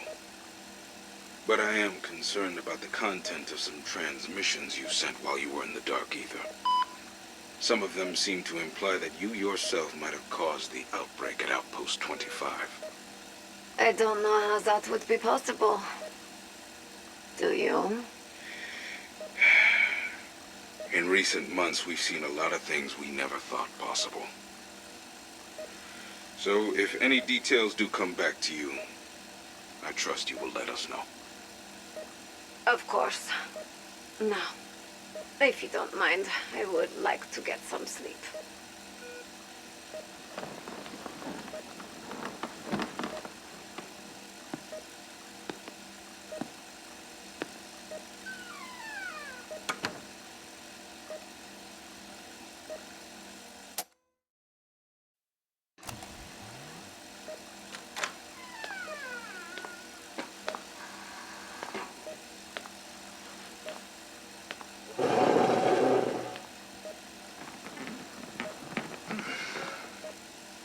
Well, isn't this nice?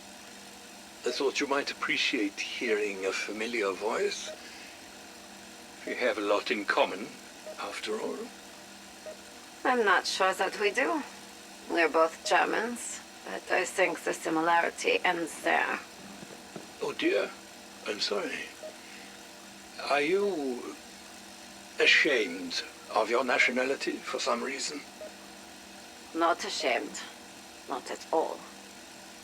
But our nationality isn't what defines us. True. Very true. What do you want, Dr. Strauss? My reputation precedes me. I'm flattered. Humbled, even. Well, I'm not sure you've ever been humbled, Strauss. In fact, I'm not even sure you're that much different from Peck. My, such anger. You don't like him, do you? I can't say that I'm surprised. I mean, he did treat you very badly. I don't like repeating myself, but again I have to ask. What do you want? Requiem are very interested in the gaps in your memory regarding the events at Outpost 25. Particularly its destruction and the question of your role in it. I was angry and confused. But that doesn't mean I could somehow unleash all the forces of the Dark Aether upon Omega. Well, I was thinking your anger was perhaps directed more at Peck. I would understand the desire for revenge. You really think I had the power to do that, Strauss? I'm more concerned about the possibility of you doing it again. Don't worry. I'm not a danger to you. Or anyone else. What about yourself? Don't you have other things to do, Strauss?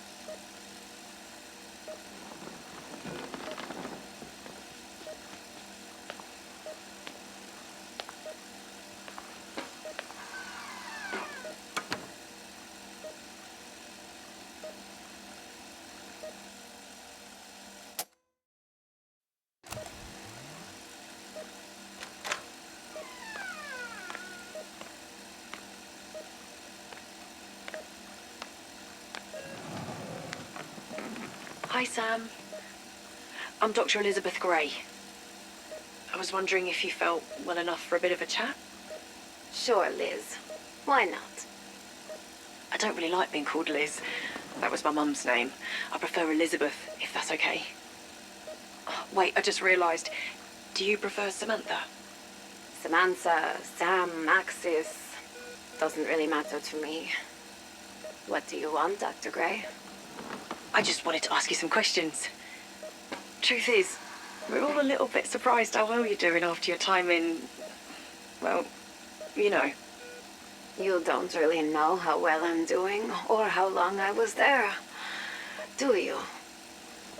That was one of the things I wanted to talk about. We do know that time moves differently there. Slower or faster, not sure. Suppose it's all relative, really. I was there a long time. A very long time. So long I thought I'd never get out. I'm sorry. I really am. But that's what's so unusual. Normally when people come back, they're more damaged. Physically and emotionally. What makes you think I'm not damaged? The only thing we've actually been able to detect is the change in your eyes. I've never seen anything like it. They're almost iridescent. Do things look different to you? I see things differently, if that's what you mean. Sometimes the light hurts my eyes. Especially if I'm tired. Are you tired now?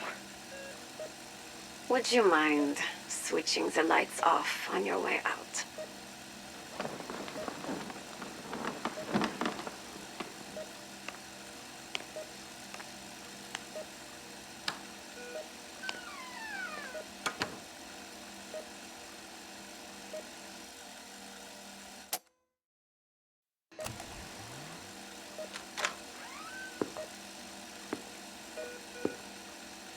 Weaver. Hello, Sam. You look serious. My colleagues tell me you've not exactly been cooperative. Or forthcoming. Instead, you've been evasive. Obtuse, even. Ain't that just like me? This isn't a joke, Sam. I'm worried about you. We all are. After what I've been through, do you honestly think I'm joking? Sam. I thought I'd died and gone to hell. I thought everything and everyone I ever knew was gone forever. You've been to hell before, though, Sam. We both have. I was never going to leave you there to die. Like you did the boy. That's not fair, Sam. That was a different situation. We both did all we could. But not enough. He's still dead, isn't he? I can see you're agitated, so I'm gonna let you get some rest. I hope you feel better soon. I don't want to upset you. Why? Are you worried I'll destroy everything like you think I did at Outpost 25? Weaver!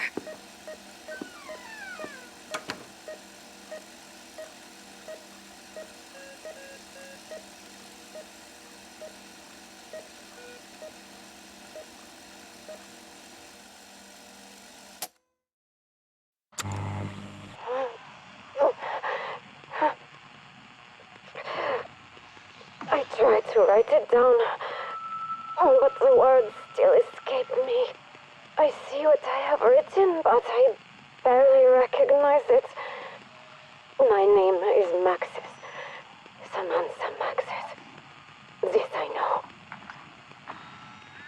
I was on a mission. I am still on a mission. Ravenoff. Weaver. I have written these names over and over. They must be important. But not as important as End Station. What a tangled web. I know I seek Requiem, solace, peace. I pray that they are the same thing. Well, it's good to be part of a team, right? If I'm honest, I felt like a bit of a lab rat lately. I've been poked, prodded, questioned, even interrogated. It's almost like they don't trust me. I'm starting to understand how they feel. I'm not sure if I can trust them anymore. Even Weaver.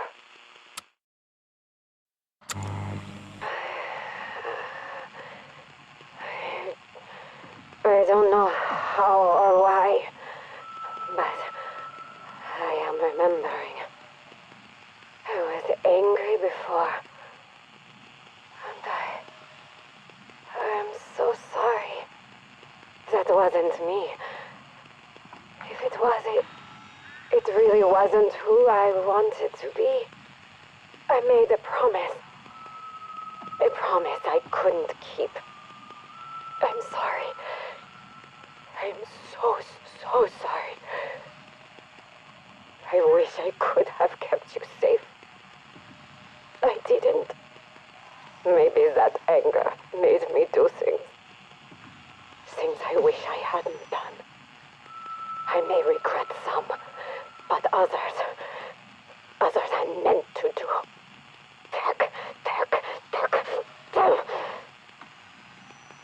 He deserves whatever damnation I have brought upon him. I hope he burns in a hell worse than mine.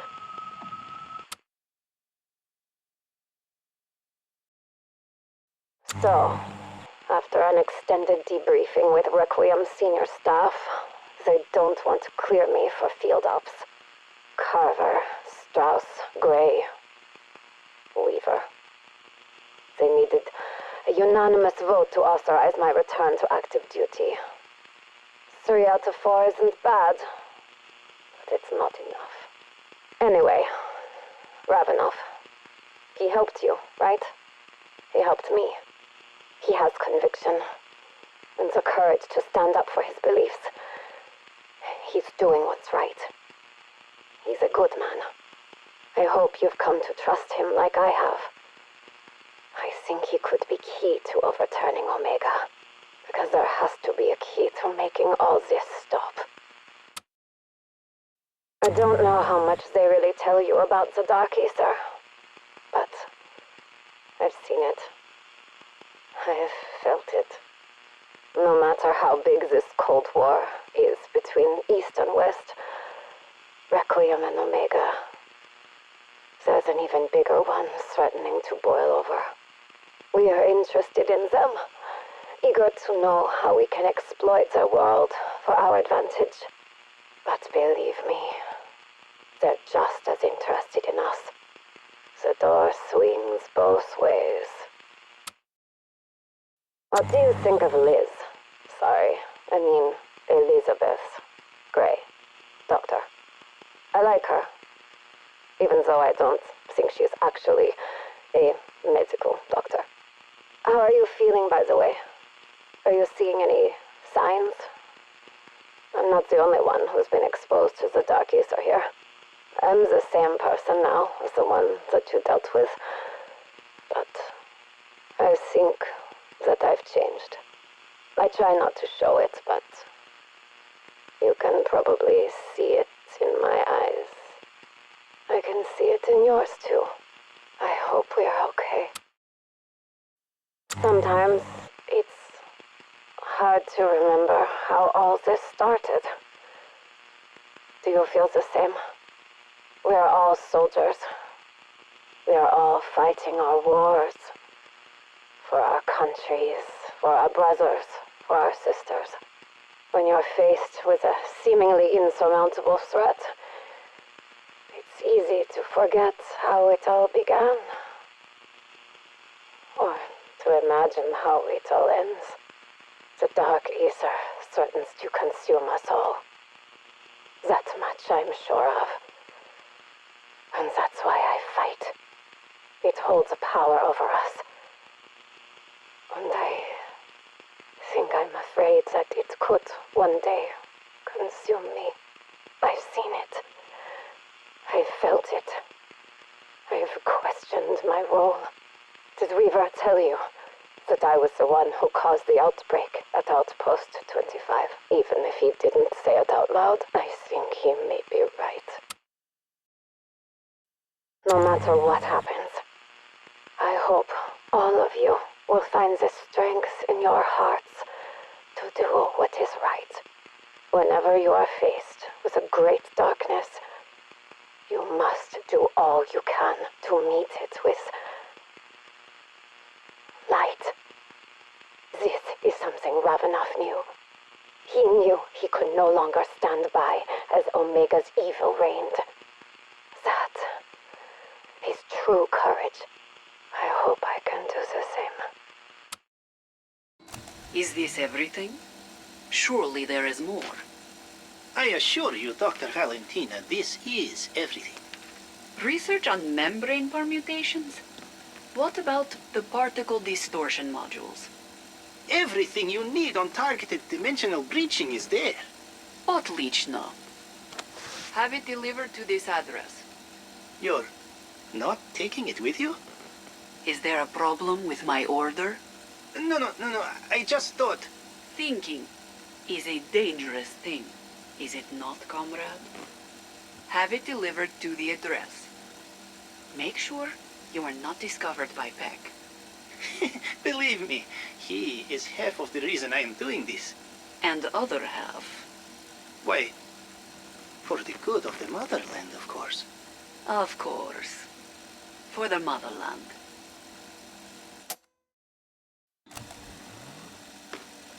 Kravchenko, 21st of April 1983.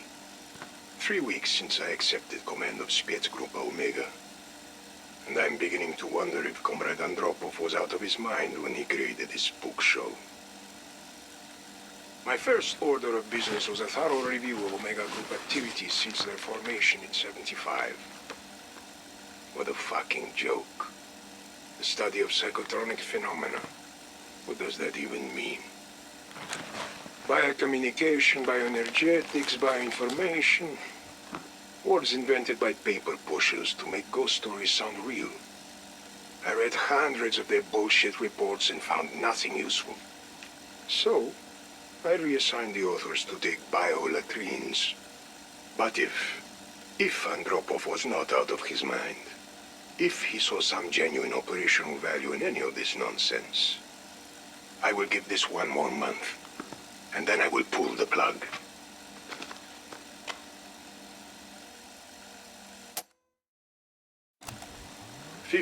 July 1983. Comrade Valentina, I am recording this meeting for my records. Of course, Colonel. I take it you have viewed the Project End Station footage.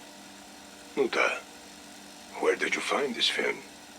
Gathering dust in a restricted portion of Lubyanka's sub-basement records storage. Someone went to great lengths to bury the incident back in '45. But times have changed since then. Indeed. That cowboy actor and his Strategic Defense Initiative have upset the stalemate between us and the West. I asked for something to tip the scales back in our favor. You think this is it? There is only one way to find out. Allow me to reactivate the end station cyclotron. If I can harness their access to another dimension, we can give the motherland a tactical advantage the Americans can only dream of. And if you cannot harness it? Then bury the bunker in concrete and declare the place off limits. And maybe leave flowers every year to remember my sacrifice. I don't care about sacrifice. Only results. I will authorize your mission. But you had better bring back something I can use. Understood, Colonel. Understood.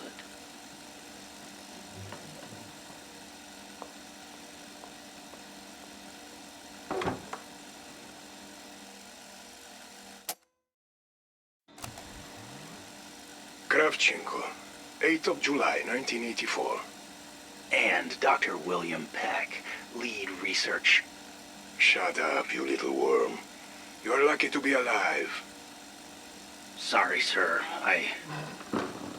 Silence. This is not a dialogue. You are here to receive your orders. There is a plane standing by to take you to the Ural Mountains outbreak zone. You will oversee a special operation there involving a particularly rich deposit of Ethereum crystals. My people will brief you once you are airborne.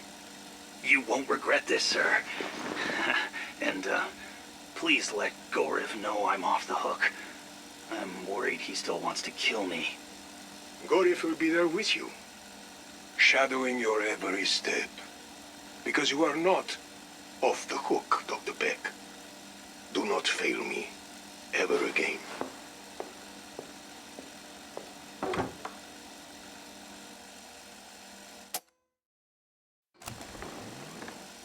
Goriv, before you depart for the Urals, I need a word with you. New instructions, Colonel? No. It is the same matter that has vexed me ever since Requiem's arrival at End Station. Whoever leaked Omega intelligence to them remains unidentified. If they did not die at Outpost 25, the traitor may still be among us. I am working on it night and day, sir. My apologies that it has taken this long. We could have found out the informant's name back in Vietnam. But that idiot American tossed the only person who knew into the Dark Aether. What kind of genius throws away his trump card? Peck may be book smart, but he has no common sense, and even less self-control. But I swear to you, Colonel, the informant will be exposed. The only question is if I will be able to bring them in alive. If I find myself left with no options... Do what you must, Goriv. They deserve to die slowly. As long as the leak is plugged, I will be satisfied.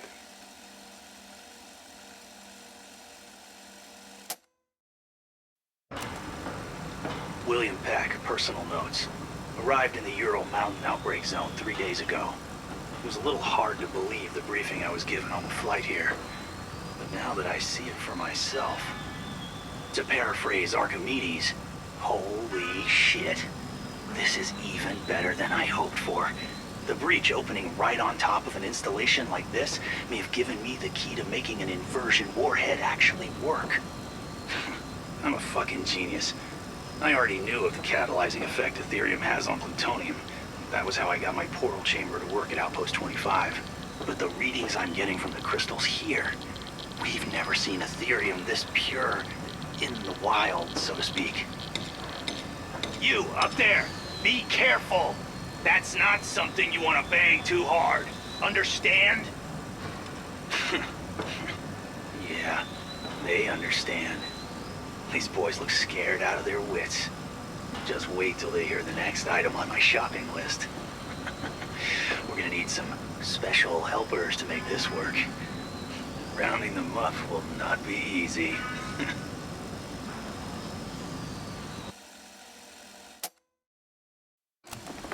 I just returned from the Kremlin, where I presented the list of proposed targets for Operatia Inversia to the General Secretary and select members of the Committee for State Security. The results were mixed. I should be pleased that the overall plan was so well received. Perhaps they realized that without bold action, the Soviet Union could collapse within a decade. And Inversia is nothing if not bold. It would be a death blow to the West, which may account for the committee's preference of two particular targets. But I pushed hard for Berlin. It would have afforded me further opportunities to complete my preparations there. The Colonel did question my fixation on Berlin, but I just told him I hate the Germans. That is always enough of an excuse for veterans of the great patriotic war like Kravchenko.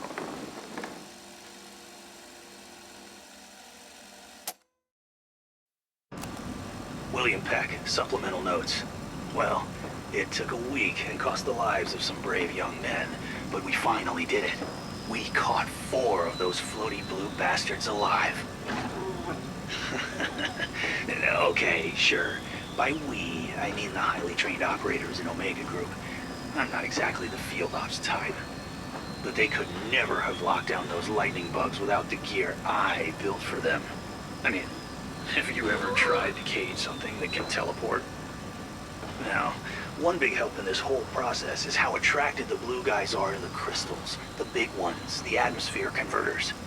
The purer the crystal, the more irresistible. I think that was the first tip-off that I could co-opt the way they metabolize Ethereum for my own purposes. Yeah, Sparky, I know it hurts, but you gotta take one for the team. We all serve a greater good now. And I promise, if Operatia Inversia stays on schedule, you won't be suffering for long.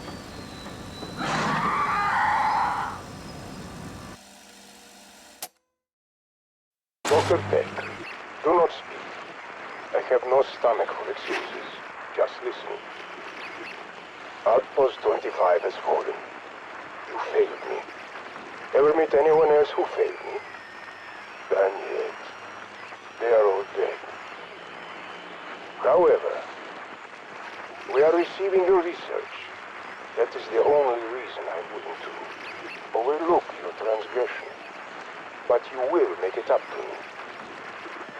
The Americans and their Requiem group pose a threat to our operations. You get one more chance to keep us ahead of them. One. And you will deliver. Now, forget about Requiem. Goryev will handle them. And their move. Personally. You will focus on your work. Give me something to show Moscow we are not wasting their resources.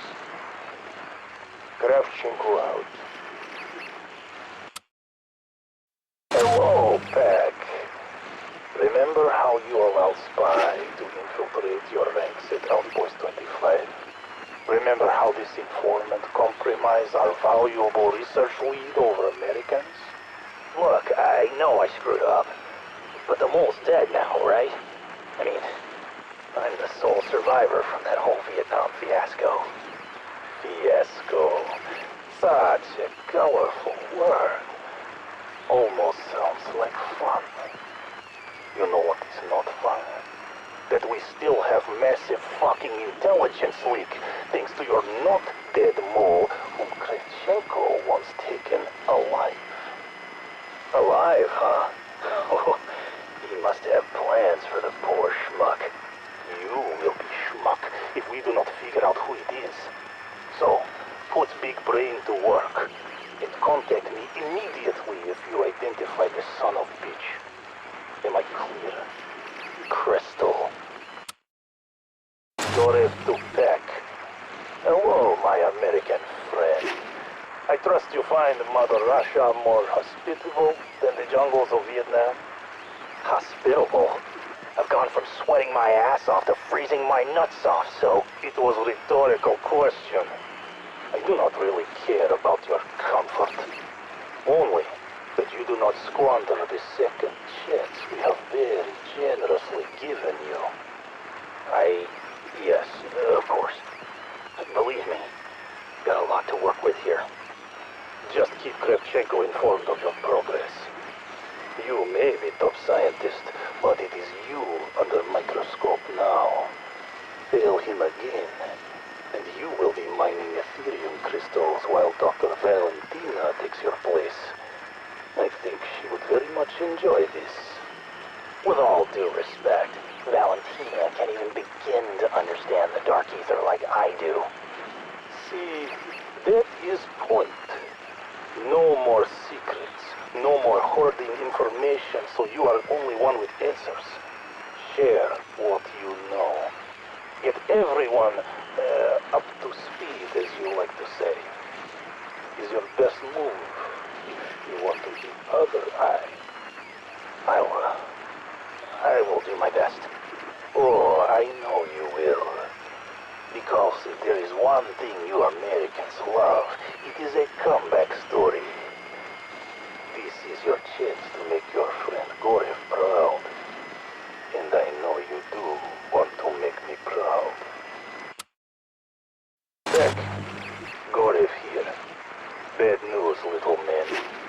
My scouts confirmed that Requiem is now conducting operations in the Ural Mountains breach zone.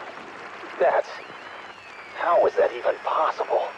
They are desperate, but we cannot risk them finding out about your current project. Are you saying I should lay low somewhere? So brave. No, Peck. Operatia Inversia is to remain your priority. The Colonel already mentioned it to Kremlin. Do not make him look bad. Just have your people keep their eyes open. Report any signings of Requiem, but do not engage. Leave that to Spetsnaz. We live for this shit. Fedorov, Omega Group. We have been reassigned from Ethereum mining duties. That task now falls to vermin, enemies of the state. But now they expect us to map the Dark Aether. That is what Pack calls this place. I would like to see him try to survey this madness. I have seen things out here. Unspeakable things. And today, Bozhe moi. Usually, large groups of the infected are chaotic, mindless mobs, but today, I found hundreds of them strangely grouped. And their clothing, were they uniforms? I dared not get too close, but they looked like... No.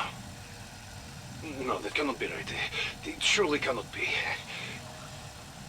This place, it plays tricks on you.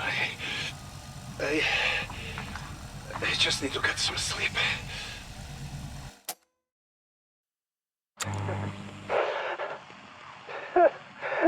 There was a crooked man, and he went a crooked mile.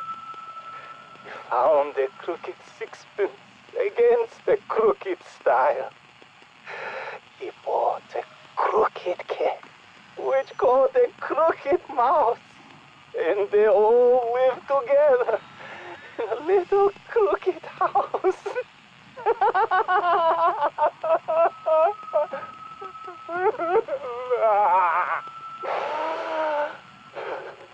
There was a woman that I met. Her gate was far from crooked.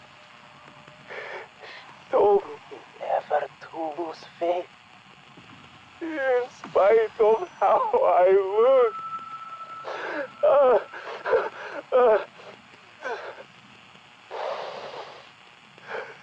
She told me that I was not worthless.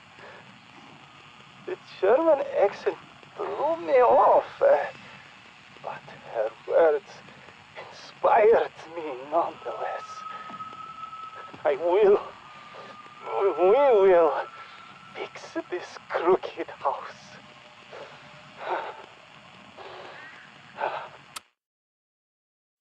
Hello? Are you receiving? Is anybody out there? Testing.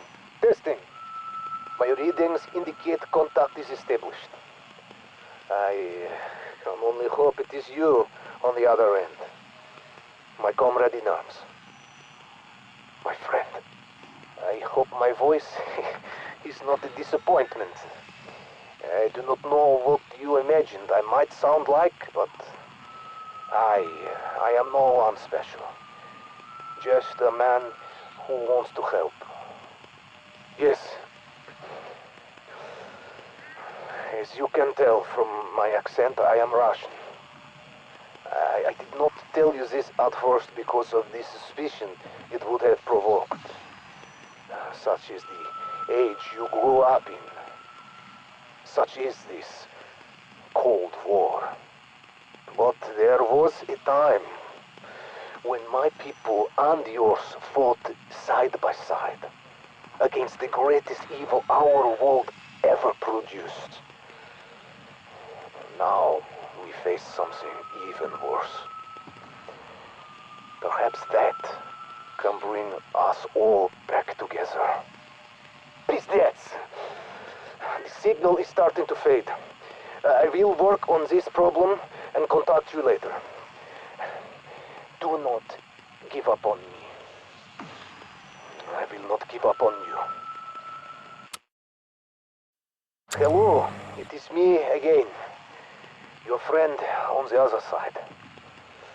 Are you enjoying the beautiful Ural Mountains? No? Believe me, I understand. It is hard to love a place that is always trying to kill you.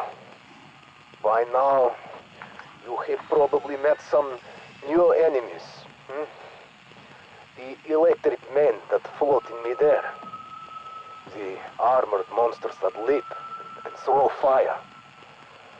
I do my best to steer clear of them here, but avoiding conflict is not a luxury you can afford. I have managed to kill a few of the floaters, but it is never easy. The cowards jump away when injured, and they can strike from afar. The armored ones, on the other hand, they jump at you when provoked. They were once Soviet fighters who came here looking for crystals.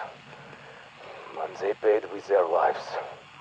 They are vicious and hard to put down. Hit them with everything you have.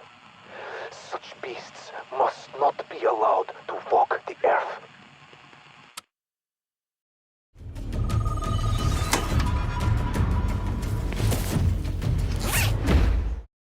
So, I've been thinking a bit about the beacon. You know, the thing we've been casually using to move between different areas of the Outbreak zone. Well, we don't know what it is, or who built it. Same goes for the funny little vending machines. We think they're safe. Certainly no one's lost anything while using them, but they are something of a peculiarity. They appear to have been cobbled together from machine parts pulled from different time periods in our world. A bit of this from the 50s, a dash of that from the 60s, a sprinkle of something from the 80s. You get the idea. It just doesn't really make sense them being here. Now, I've got a theory, and it is only a theory, that someone or something in the Dark Aether has sent them here to help us. I'm not sure. It's definitely something to look into.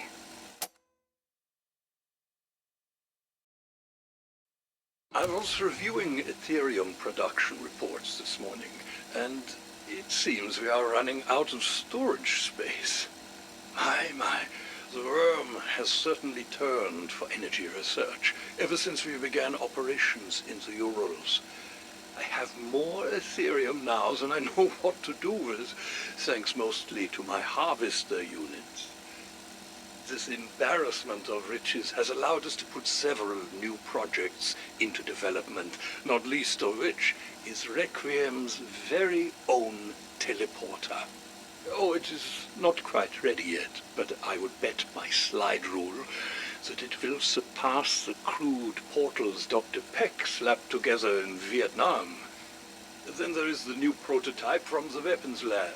Carver asks about it every day, like a child impatient for Christmas.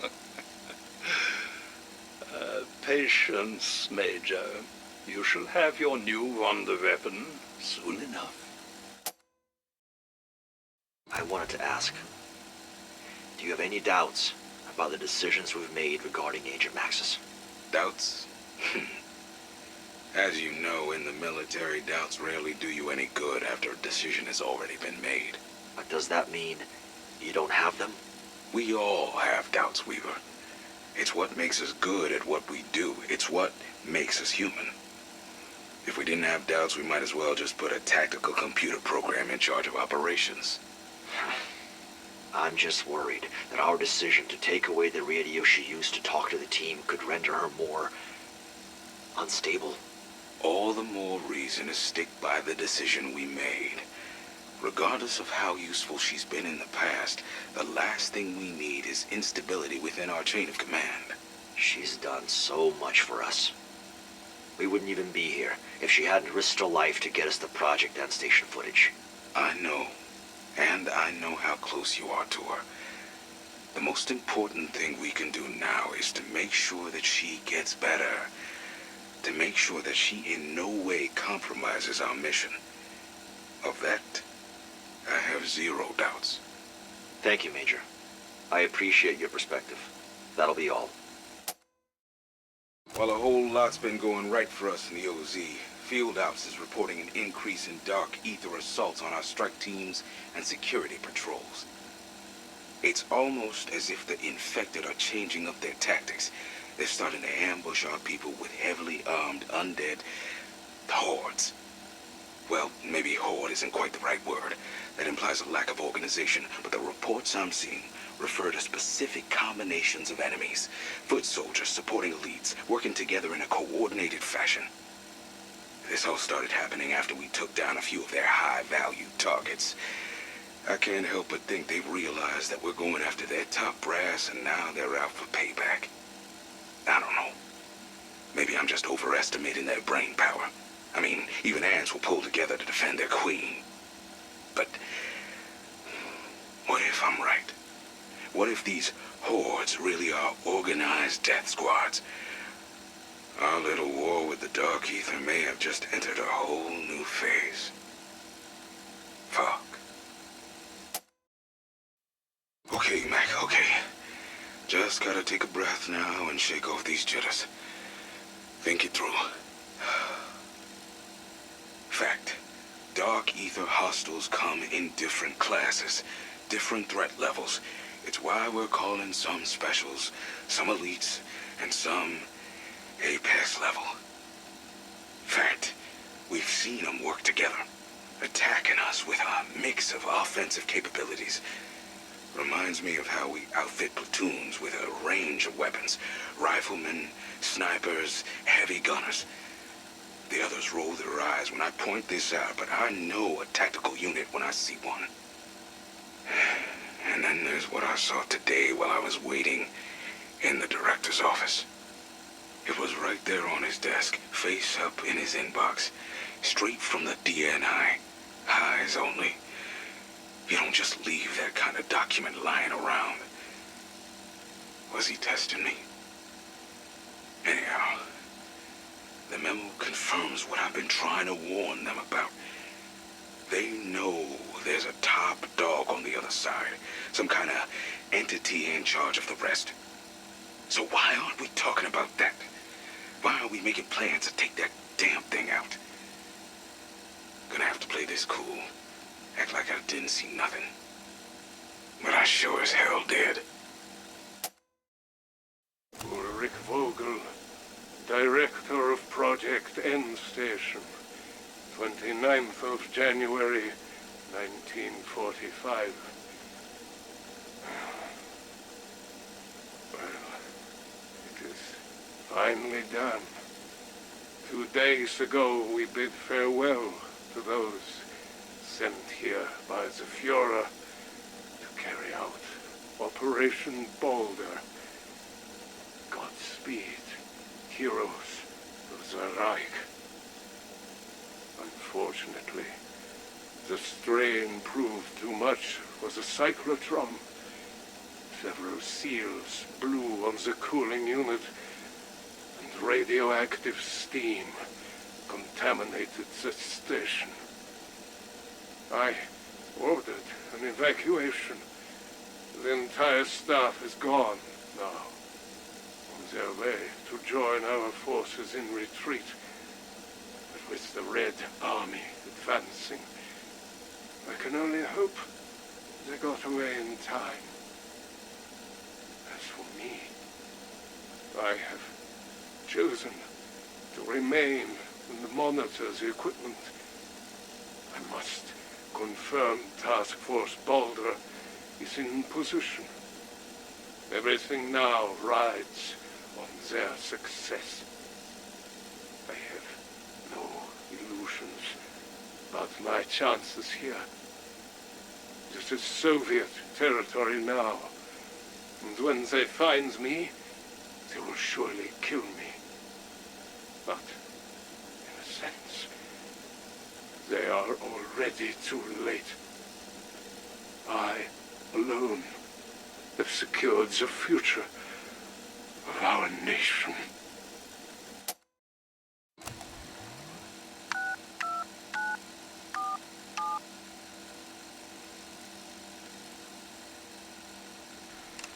It has been a long time, Weaver. Ravenoff, you've got some balls using the Slion after what you and Sam did. We did the right thing.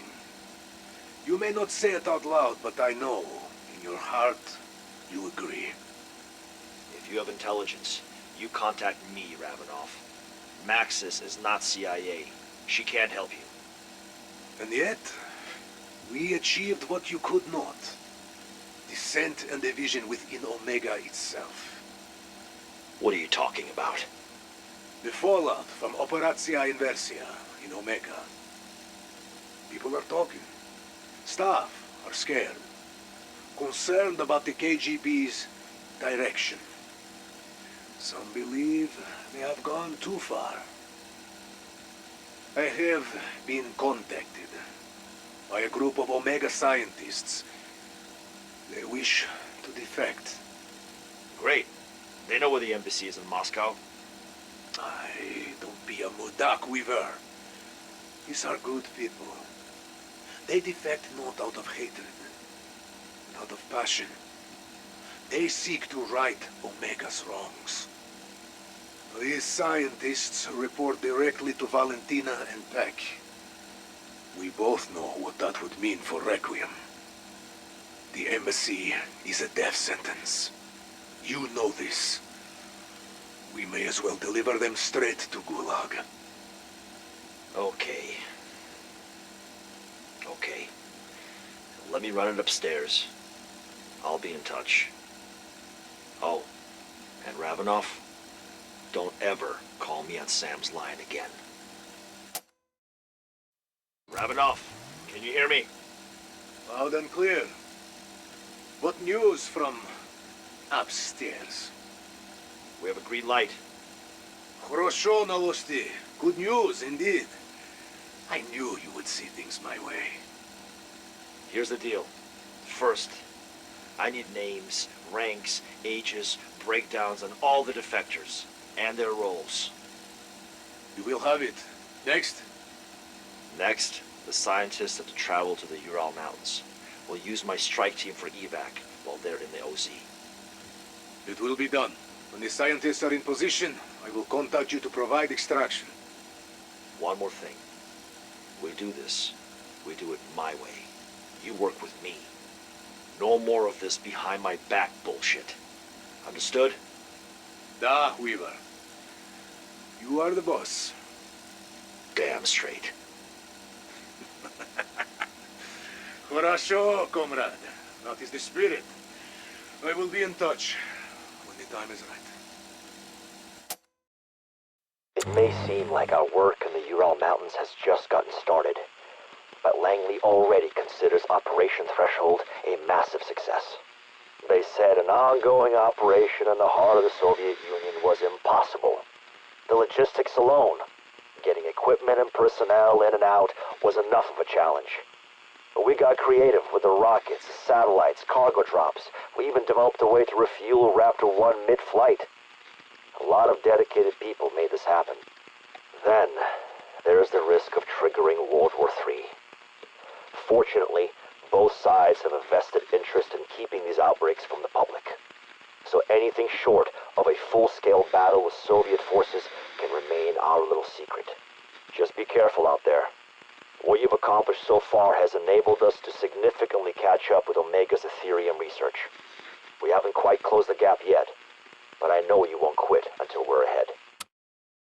I thought you'd like to know that our rocket retrieval crew in the North Atlantic have just recovered their 100th payload of Ethereum collected in the Urals. Quite a milestone. Success was far from assured when Operation Threshold was still on the drawing board. Oh, I knew my Ethereum harvesters would function as designed. The hard part was bringing them back home, where we could put it to good use. And we are putting it to very good use. My essence conversion modules, on the other hand, require more direct participation from you. The creatures must be lured close and liberated of their essence. It is a rather visceral process, and the subsequent conversion of essence into objects can only be done within the outbreak zone. A dangerous endeavor, yes, but Major Carver assures me you are up to the task. I suppose this is my way of saying we could not have gotten this far without you. No matter what technology we may employ, you are Requiem's most valuable asset. Bravo. Well, we certainly do live in strange times, don't we? First off, I wanted to thank you personally for your work on the Recon rover missions. The lessons we're learning are going to prove invaluable as we move forward. As you no doubt witnessed firsthand, the specimens on board the rover were physically transformed after they passed into the Dark Aether. We're trying to ascertain if this process is similar to what we saw with the creature we dubbed the Mimic, but we're just not sure. Or were the specimens actually replaced by other objects from the Dark Aether? If so, does that mean there are now little monkeys lost in there? Either way, it's a horrible thought. The rover did manage to transmit some audio and video recordings during its mission, but I really don't even want to get into that right now. Our working theory is that Ethereum functions in the other dimension like oxygen does in our own. That would explain why the infected can't move beyond the outbreak zone. If they did, they just wouldn't be able to survive, like a fish out of water. Last thing, do let us know if you start to experience any strange symptoms or feel that you yourselves are, changing in any way. I honestly wouldn't want you to go through anything like whatever the poor monkeys did. Bless their little furry socks. Carver here. If there's one thing I've learned from Operation Threshold, is that you know how to take down the biggest and baddest the Dark Aether has to offer. And hunting those HVTs has yielded good information for the lab coats and number crunchers. But my mind's been on the big open question hanging over it all. If these SOBs do have a pecking order, and there's any rhyme or reason to their attacks, then that suggests some sort of command structure. I mean, we see the HVTs call in reinforcements. We see them work together like undead platoons.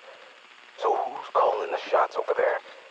Who or what is their commander-in-chief? I want you to help me find out, Strike Team. My fellow experts over here don't want to hear it when I tell them these things operate like an army. What I haven't told them about yet is the document I saw on the director's desk. The folks above my pay grade know there's gotta be a hierarchy. They're just not ready to call it out yet. So find me something they can't ignore. Some intel, some evidence. Help me figure out who's in charge on the other side. And then we'll paint a big, fat target on them.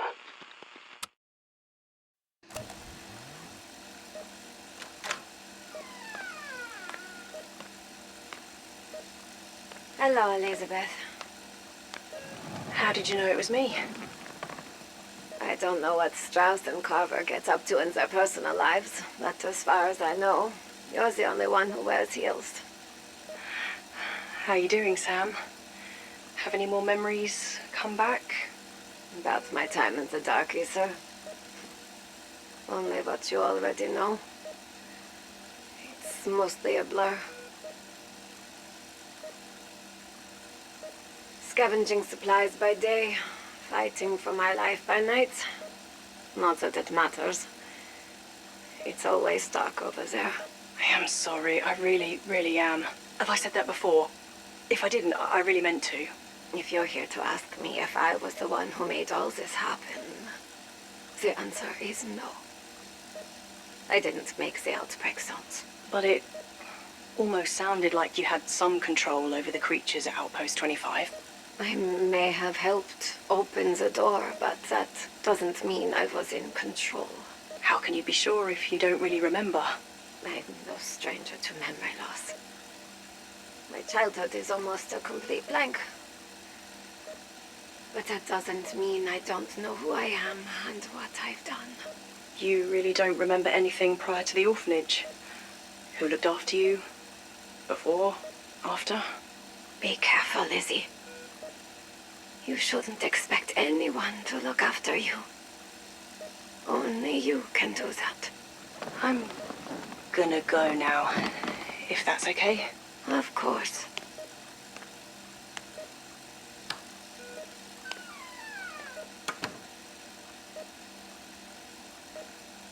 This is the only way.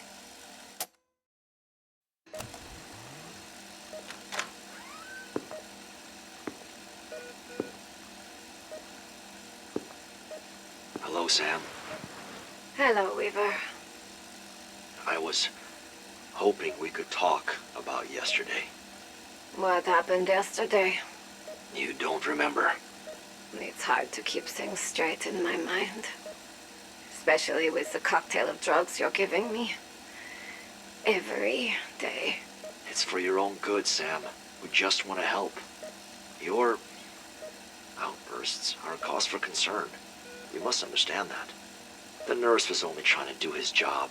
Broken noses will heal. Besides, the medications don't help. They don't stop the dreams. What dreams? What do I dream of? I keep dreaming that I'm in the field. Fighting for something.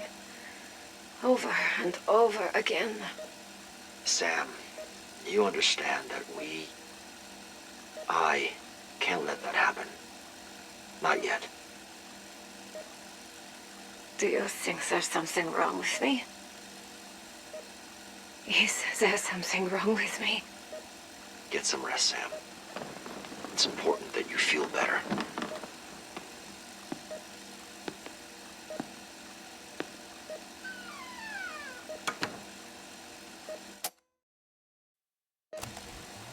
Sam? Yes. There's someone I'd like you to meet. Someone I think might help you feel better. I am in a white, sterile room, Weaver. I'm not sure who or what you think is going to make me feel better. I've already met Gray, Strauss, and Carver. Who's next? I thought you might appreciate making a new friend. Someone who won't ask you any more questions. Someone who doesn't want anything other than to make you happy. Seriously? He's not exactly fluffy, is he? She's a she. I get that the short hair and large build doesn't look too cuddly, but I thought her being here might be good for you. Hello, Some the dog. companionship while you recover. Dogs can be very comforting. They're empathetic. They pick up on your emotions. They feel what you feel. So you brought me a Rottweiler. Yes, I brought you a Rottweiler. She's not dangerous. Good girl. She would never hurt anyone. Why are you saying this? Because I trust you, Sam. And I need you to know that. You don't think I'm dangerous? I want you to work out who you are for yourself. But maybe you should start keeping a diary. Just to get down your thoughts. What makes you think I haven't been doing that already? Take care of yourself, Sam. And the dog. We'll talk soon. I wish I was there with you. In the Ural Mountains. Fighting back. Trying to make sure we don't lose ourselves completely. But no. I am here. Not where I should be. Not where I want to be. You won't even hear me. They took my radio. I am isolated. Alone. No. Not alone. I do have a friend. Someone who cares about me. But I don't even know her name. You are doing the right thing. That's what matters. What you do matters. We will catch up.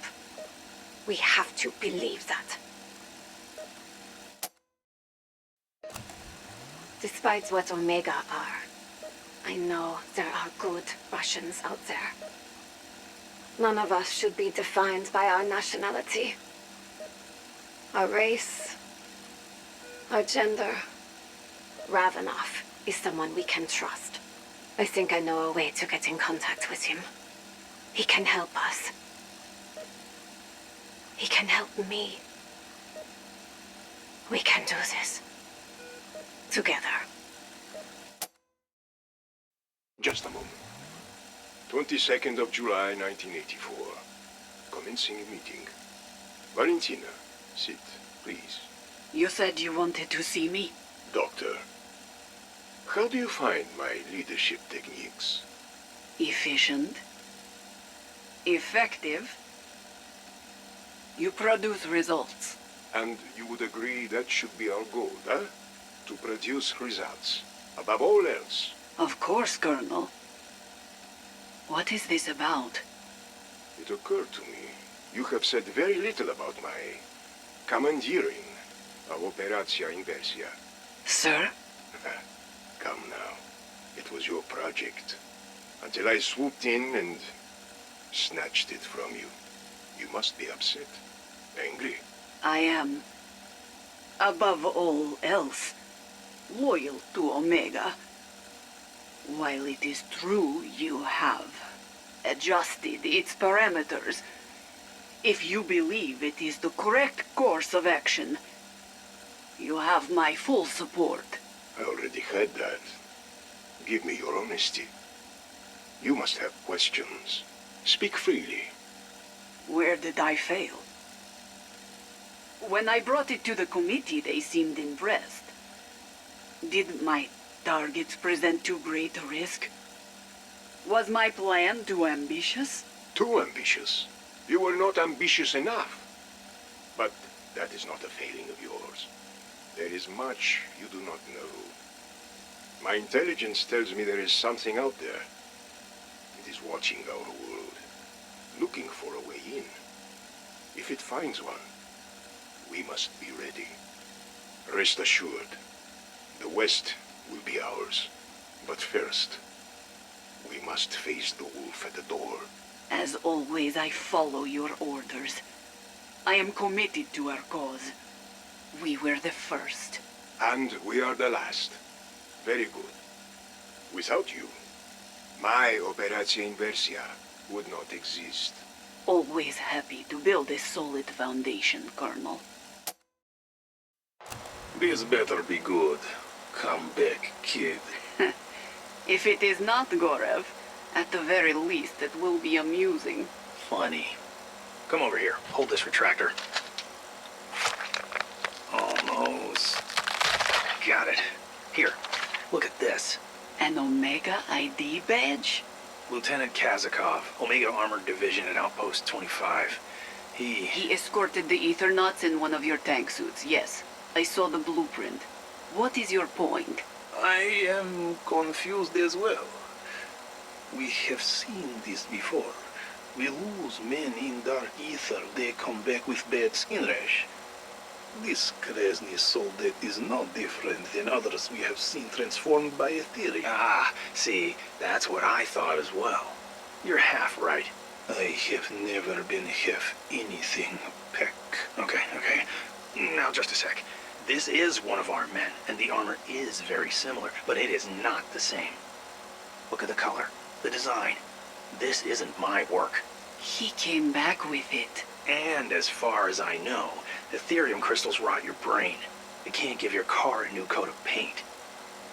Someone's upgrading them. Over there.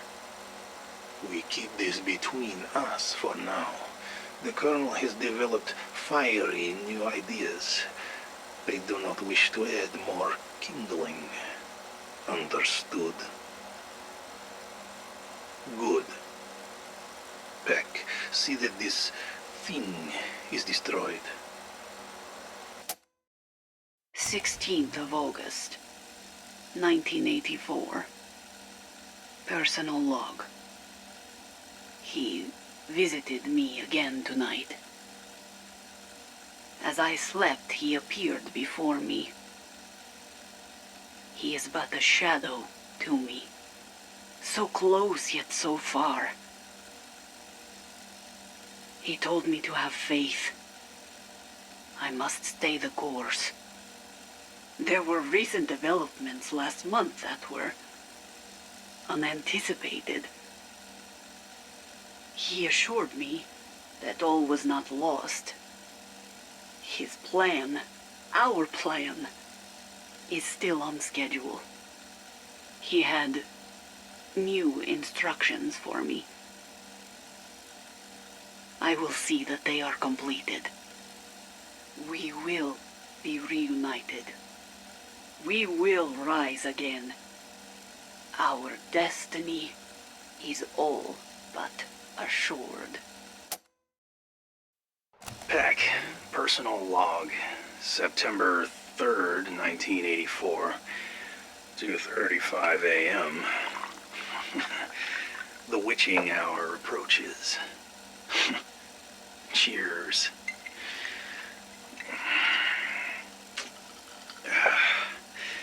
It's been nearly 2 months since my arrival. Work on the inversion warheads proceeds as planned.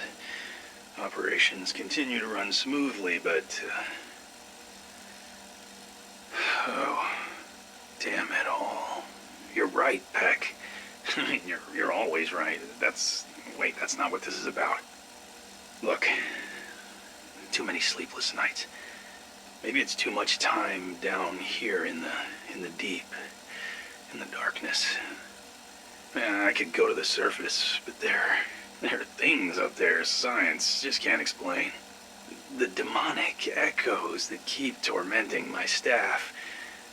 An ethereal orb that, I don't know, it cries out with the laughter of children. It's enough to drive a man insane. Not that I'm insane. No, I'm holding it together. Nothing to worry about here. Old noggin's good.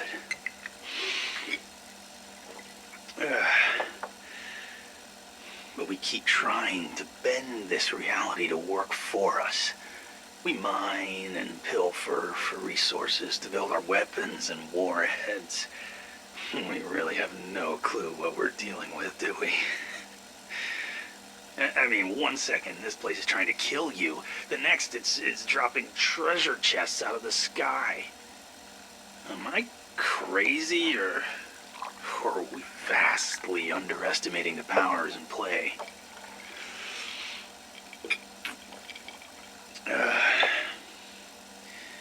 I found one of those computers from the Dark Aether. Omega studied them, but they don't have much to show for it. But I've spoken to someone on the other side. I haven't told the others. Need to be careful. Keep my cards close to my chest. After all, knowledge is power. Hello, Beck. It seems like you're finally settling in. Back in groove, as it were. Yeah. Well, the groove used to have 20/20 vision. You Americans are so soft and spoiled. Life is full of pain, Peg. After my father died, my uncle took me in. He was cruel, did not believe women should have education, made me work in his factory. So what did I do? Every night I snuck into library and I read biochemistry, microbiology, physics. At 16, I was accepted at university. If I can survive childhood, you can survive little eye problem. Valentina, I had no idea. How did you convince your uncle to let you go to school? Convince him? When he found out, he tried to imprison me in the basement, so I slit his throat. Of course. Let me assure you, we're making excellent progress. Harnessing those crystalline creatures has certainly sped up development. Is that so? I trust you are taking appropriate security measures. Hey now, I only lost my eye, not my attention to detail. Is that supposed to be a joke? I thought so. Just send me a report on your latest security protocols. And that facility blueprint I asked for. Yeah, sure. Come back, kid. One of my birds said you were looking for me. You're goddamn right I was. I need your security teams to prioritize these fucking things. I lost 3 scientists this week. Oh, slow down, William. Take breath. You'll sound like my son when he breaks toy. Now, tell me what has happened, but in calm, rational voice, like adult men. Look, infected I can handle. Undead dogs, sure. Crystalline men, no problem. But these damn demon echoes? I have heard of this creature. It can summon friends to its position, loud scream made of fire. Yeah. Well, one got the jump on Dr. Leonov while he was taking a leak. You ever see that? It summon a dozen friends while you're in the John? Custodial spent 2 days cleaning up what was left of him. What are you asking for, Doctor? What can I do to make you happy, man? Just have your men do sweeps for these echoes. The Colonel has accelerated our delivery schedule for the warheads. We cannot afford any more delays. I am growing concerned, Zol. His behavior since coming here has been erratic. Peck has always had his quirks, you know this. Yes, but he is more skittish than usual. He is talking to himself. He spends all day and night in that silo. Do you suspect Ethereum exposure? It is hard to say. He has developed new obsession. You have seen strange computer, yes? Exoscience disassembled one. We are struggling to make sense of it. Its mechanisms are complex. Our American friend talks to it. I have heard of others who do this. It is like moth and flame. They are drawn to it, but do not know why. Apparently, it talks back to Peck. Does the Colonel know this? Yet, it was going to draft report. Hold for now. Give me a few days. Let me investigate. Saves me paperwork. I have little interest in chasing ghosts. Honestly, I am surprised you thought this could be kept secret. You act like I've done something wrong. All I did was talk to it. And what is it? Who is it? This person on the computer. Speak up, Doctor. Are you loyal to Omega's cause or to yourself? Who are you speaking to? He won't tell me his name. He just told me I need to prepare. He says something is coming. An army of some sort. This army. What did he tell you of it? He called it the greatest evil the world has ever known. He said he would help me if I helped bring him home. I don't know. Maybe I am losing it. I've been working too much. I can't sleep. Seeing things that aren't there. You should speak to him. Maybe it would make more sense to you. No. I don't think that is necessary. Patrick Fedorov, Ithrater, Omega Group. Why do I still call myself that? Why do I even keep making these reports? I lost track how long I've been here. Surely, it's been years. There used to be more people here. Lost, like me. But so many are gone now. Food for the dragon. Yes, a dragon. But it's also a rocket ship. Don't even try to make sense of these things anymore. What I know for sure is the dragon must be fed. It demands sustenance. And then it delivers this banquet of souls to the One. I do not like to even speak of the One, but his shadow falls over us all. And we must pay tribute. At first, we sacrificed the weak. Strangers, friends, it did not matter, but then we who still remained began hunting each other.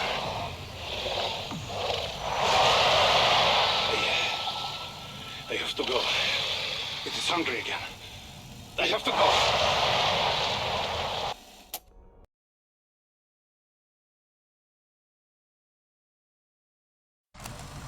Fedorov, Ithrater, Omega. Still here. Still recording. When I first arrived, many things frightened me. I would not admit this, of course. I was Spetsnaz. They feared nothing. But still, anyone who has had to fight and kill a comrade who died a week before and then tells you they felt no fear. Yarunda. But what disturbed me most in those early days was the ball of light that sounds like children laughing. What was it? What was it made from? The souls of dead children? Did it consume children? Did it use their laughter as a lure? None of the possibilities were good. Bushmoy, he disturbed me. But, you know, I stopped seeing it after a while. I began to think I just dreamed it up. And then, just yesterday, there it was, giggling. And I found I was not scared anymore. I was just sad. I will never again hear that sound for real. I will never have children of my own. I will never, ever know such innocence again. And now I have my answer. I know what the orb was made of. It's made of heartbreak. It is made of loss.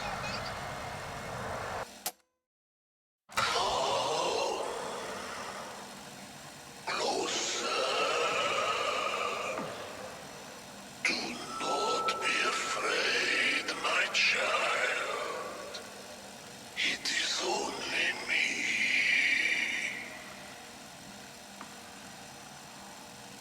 Oh, I have missed you.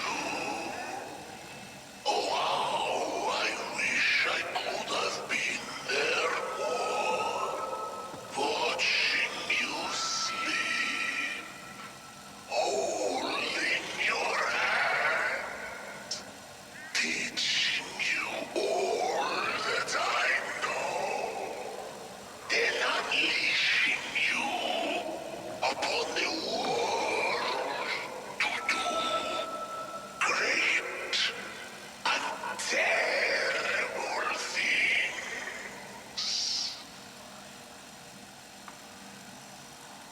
But I taught you enough. And I was always there, in spirit, in your heart. I must be content with that, for you are no longer my child. You stand upon your own achievements now.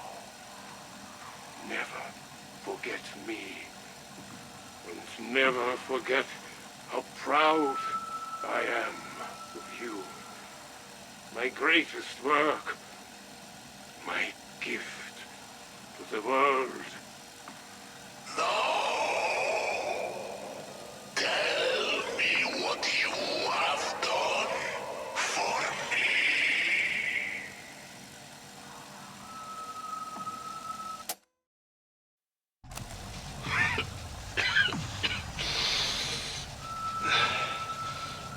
Fedorov. Fretter. This may be my last recording. I've not felt like myself in a great long time. I know that change is upon me. I've seen it in too many others. I do not recognize it in myself. I've begun with mouth tasting like battery. But then my skin turned bluish and started to crack.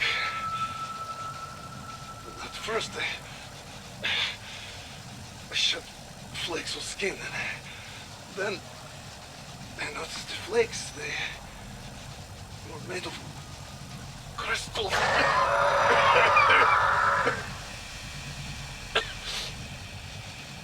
I know what I am becoming.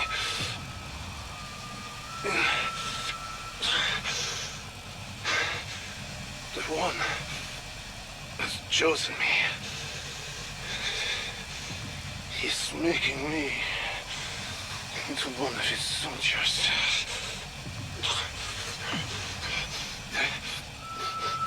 Crystals, they call to me now. I tried to stay away, but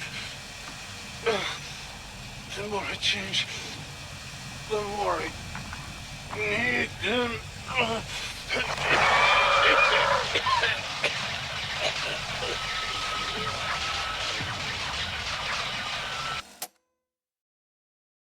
My friend, though we have never met, you and I, we have been through the fire together. You won my respect and my trust. So it is only right I tell you who I am. My name is Kazimir Zykov.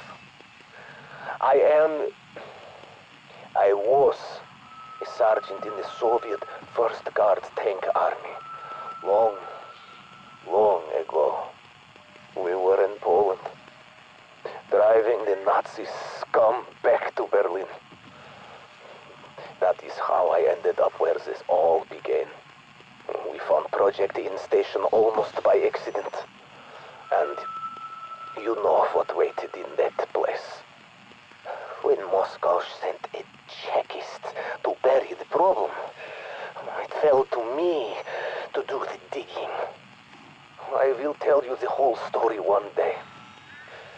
But what matters now is that, just like you, I accepted a mission no one must ever learn of, knowing it would probably get me killed. And, like me, you shoulder your duty without complaining. So let us help each other complete this mission. We can survive this. Together. Back in the Great Patriotic War, mine was among the Red Army units that crippled the Nazi war machine on the Eastern Front. Then we chased the bastards out of the motherland and across Europe. I was a mechanic. I kept our tanks running. No easy task when every day we advanced and getting new parts from Moscow was almost impossible. So, I took parts from the Tigers and Panzers we destroyed, adapting them for our T-34s. I got very familiar with German machinery. This would prove to be my downfall. Colonel named Lazarev, from what you now call KGB, was sent to contain the evil we uncovered at N Station. He ordered me to go in there alone, because I had the best chance of understanding and shutting down that infernal machine. And then Lazarev ordered me sealed inside. I understood what was asked of me. I would never see my wife and daughter again. Still, I saluted, and I did my best. This was for my family, my country, for a better future. Even now, if asked again, I would still say yes. So, you are wondering how a tank mechanic from the war survived for decades, trapped in, what do you call it? The Dark Aether. I often ask myself the same thing. The answers are many. Some I have already given you in my journal. The fort I built, the weapons I found, the machines I restored, and of course, my dog, Cinder. But mostly I was lucky. The rest is because I am Russian. It is in our nature to endure. But I never lost my desire to escape, to come home, to learn what became of my family. As you saw in my journal, I have been able to visit for brief periods, almost like a ghost. But always I am pulled back here. I do not know why I am tethered to this place. I see your people cross back and forth freely, and I burn with envy. There must be a way for me to one day do the same. For now, I will share more of my journal with you. There are things in it you should know, for both our sakes. Oh, my friend, I am so happy to speak to you like this. For so long, I feared I would never again find a worthy ally. I also hope someday soon you can tell me about how the world has changed. I have caught glimpses now and then. Glass towers, cars everywhere, passenger planes filling the skies. I tried my best to stay current, especially when I crafted this machine, this computer. We did not have those during the war. But there have also been many changes over here since I arrived. And none of them good. That is why I had to contact you. To warn you. The threat at your doorstep is even greater than you know. We have much to do, you and I. Sometimes I watch you salvage scraps and take them to the crafting table. I see you transform useless garbage into weapons, and you remind me of me. I have watched you for some time now. I spent countless days preparing to communicate even before my first message at the end station. That was a great moment. The culmination of years of work. Gathering parts, cobbling together the machines I sent to help inform you. To give you what you needed to survive. I suppose I should be thankful this place is filled with so many items from our world. It is a junkyard of the ages. Scraps from different places and eras litter this landscape. But even after all this time, I do not know how or why they got here. I only know they provided this old mechanic with just enough tools and materials to save my life. And possibly yours. But as you know by now, I was not the only one watching you. I was not the only one making plans. The people you answer to. The ones giving you orders. Surely they are beginning to realize what you are up against. There is indeed an army gathering here in the darkness. They have waited even longer than I have to cross into our world. The invasion is at hand. It will happen soon, and in the worst place possible. For all your efforts to keep the Dark Aether secret, that may no longer be an option once this army mobilizes. You have seen their like before. The greatest evil the world has ever known, corrupted by this place into even greater darkness. Warn your people. Make ready. They are coming, and you must stand fast against them. By now, your commanding officers are aware of me, yes? They must also be asking why I am helping you.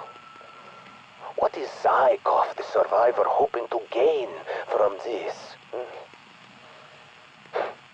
Americans. For them, everything is about gain. That much I know. I do not say this to be unkind. America was built on self-interest. It is the bedrock of human nature. My friend, what I hope for, first and foremost, is to save our world from the Dark Aether. If nothing else comes of this, my sacrifice will have been worth it. But I am not without self-interest. I am human, after all. And so I very much hope you will find a way to release me from this dismal prison. Help me escape. Bring Fall me will occur at the home. coordinates you have in front of you.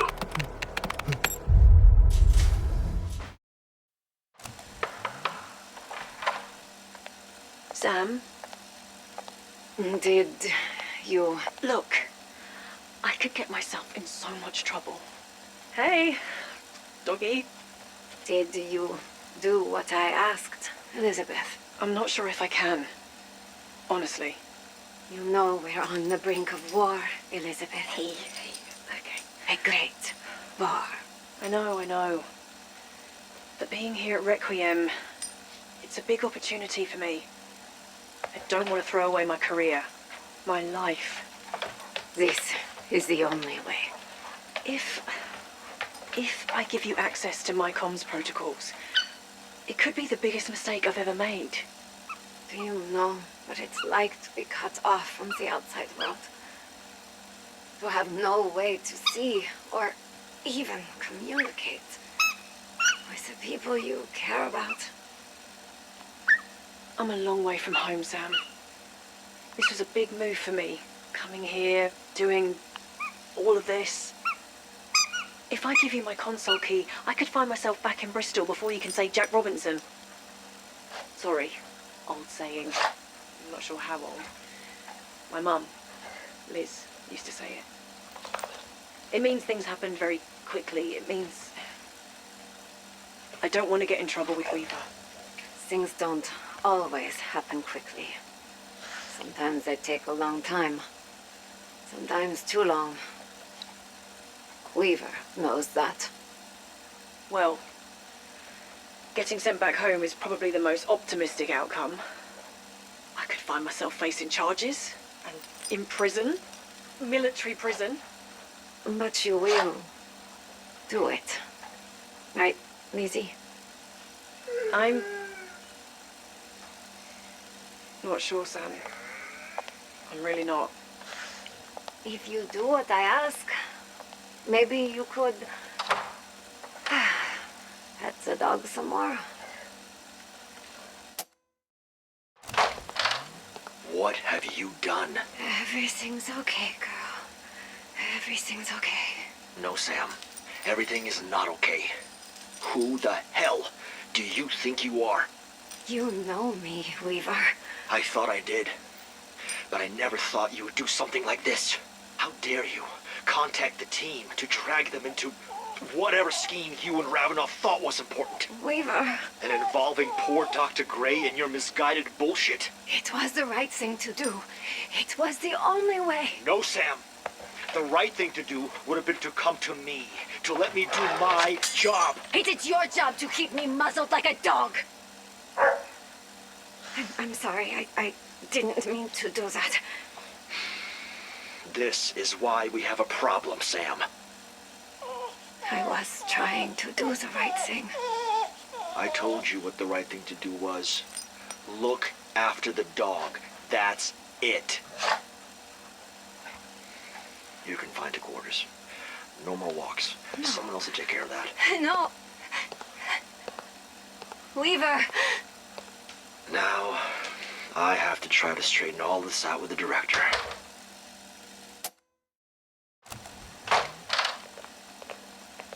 What's happening? Garcia Anderson. Secure her. Hey! Take your hands off me! Weaver! Call them off! You're to undergo some additional testing. Don't make this any harder than it already is. Why are you doing this? I'm not. Orders from the director.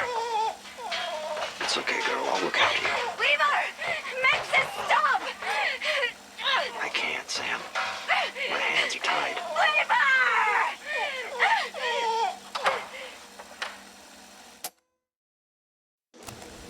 Well, people, we've got a bit of a clusterfuck on our hands, don't we?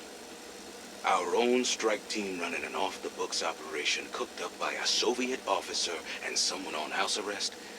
Yeah, the director's gonna love that. Agent Maxis is not under arrest, per se. Under observation, perhaps. So no one observed her straying outside the chain of command. Look, maybe it wasn't sanctioned, but was it really wrong of her to dump those warheads in the sea? She might have saved the East Coast from becoming one big outbreak zone. It wasn't her call, Gray. She should have come to me first. However good her intentions, nobody hijacks my troops. Besides, I have serious doubts that those warheads were really meant for use against us. Carver, this is more of your Dark Aether overlord talk, is it? Do I walk into your lab and slap a test tube out of your hand, Strauss? No. Show me the same respect. I think Omega recognizes the real danger here, and so should we. So, if those missiles were meant to stop something worse than what we've already seen, and we just eliminated them, did we just leave the world more vulnerable? Meeting's over, people. I don't know how this will all shake out, but it wasn't our best day by a long shot. Gray, I'd like a word, alone.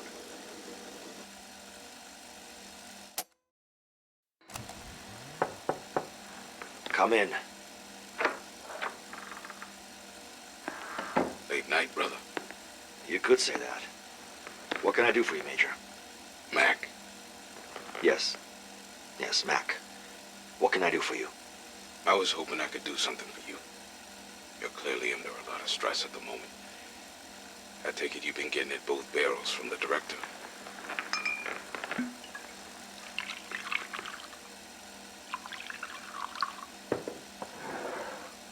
None for me, thanks. I insist. Cheers. Look, I don't want to speak out of turn. Feel free to put me in my place if needs be, but I know how you must feel. Losing the team and all. No, you don't know how I feel. You can't. This bastard Kravchenko. We go way back. I know. I can see it in your eyes. I. Singular. It's alright. I just mean... I know this is personal, but that doesn't mean you have to take it that way. I spent the best part of 10 years feeling the way you do right now. Down in the liquor, trying to numb the guilt of my own failures. I know. I can see it in your eyes. Yeah, you should. That guilt isn't going anywhere, but you ain't gonna deal with it any better with the scotch. You're still gonna have to look yourself in the eye every morning. Nicely put. Anyway, I was on my way out for the night. I just wanted to tell you. I know how you feel. Honest. I appreciate it, Carver. Mac. Mac. Let's see what tomorrow brings.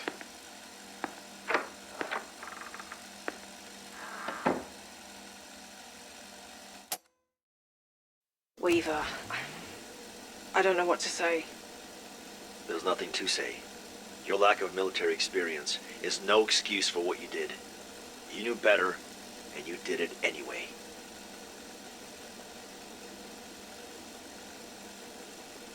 I just wanted to let her talk to the team. I didn't know what she was gonna... One thing you're not is stupid. But I also don't think you're a traitor. Which is why I'm taking the heat on this one. No one upstairs is aware of your role in Sam's little side operation. And that's how it'll stay. As long as you never fucking cross me again. Understood? Yes. How is she anyway? Agent Maxis is still showing high levels of Ethereum contamination in her bloodstream. But the way it's affecting her is different than any other subject I've observed. Meaning? It's not just her eyes. There are things happening on a cellular level I can't quantify yet. You keep your notes in our central database, yes? Now, that would explain the new orders. The director wants to run more specialized tests on Maxis. If you're asked to cooperate, you do as instructed. Are we clear? Yes, sir. And Gray? Remember, if it's on the mainframe, everyone above my pay grade can access it. If there's something you want to tell me, you tell me in person. I promise, Weaver. I won't keep anything else from you. I'm glad we understand each other. Dismissed. Dr. Gray, to what do I owe the pleasure? Cute. Very cute. Forgive my levity, and perhaps my brevity. How can I help? I just wanted to talk to you about a couple of things. Well, 3, actually. Hit me. Not literally, of course. I just mean, what do you want to know? The strike team are missing. Presumed dead. I'm not presuming anything. I just wondered if you had more information on their current status. Shouldn't that be a question for Viva? Yes. Yes. I'm just trying to not piss him off anymore. After how Miss Maxis led you astray? Oh, fuck me, Strauss. Do you have to be such a prick? Well, I try not to be. But I am very busy. I honestly don't know how Weaver hasn't punched you in the face already. So, that's 2 things I can't help you with. Dare I inquire as to the 3rd topic you wanted to discuss? I wanted to see where you were at with your research regarding the Ethereum neutralizer. Well, it's really quite fascinating. The potential for travel in and out of the Dark Aether safely could yield many benefits. No shit, Sherlock. But what about the downsides? I think the downsides go without saying. But now we are saying it. Yes, we are.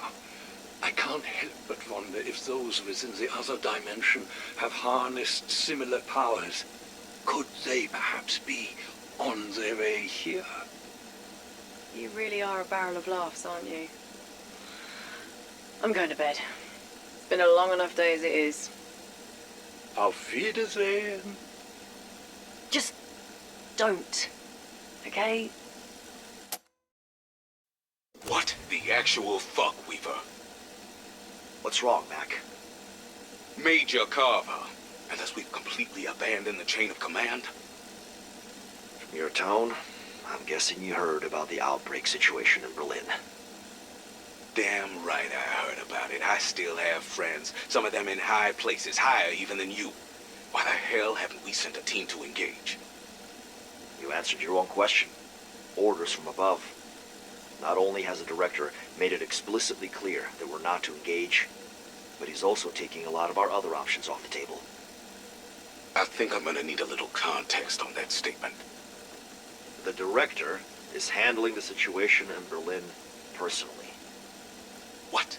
Like he's gone there himself as in boots on the ground? Damn it, Carver. You of all people should know there are ways to make things happen without actually holding a gun to someone's head. I don't like being out of the loop, Weaver. Neither do I. This is all coming down from on high. You, Strauss, Gray, even me, for fuck's sake. None of us are on the need-to-know list. Jesus. I had no idea things were that bad. They are that bad. And all of us need to hope that they don't get any worse. Strauss and Gray's research has already been seized for reasons unspecified. Are we falling apart here, Weaver? Have we been mothballed? I wish I knew the answer to that, Major. This is Ulrich Vogel, Director of Project End Station. 27th of January 1945, 7:20 a.m. Task Force Balder is in position.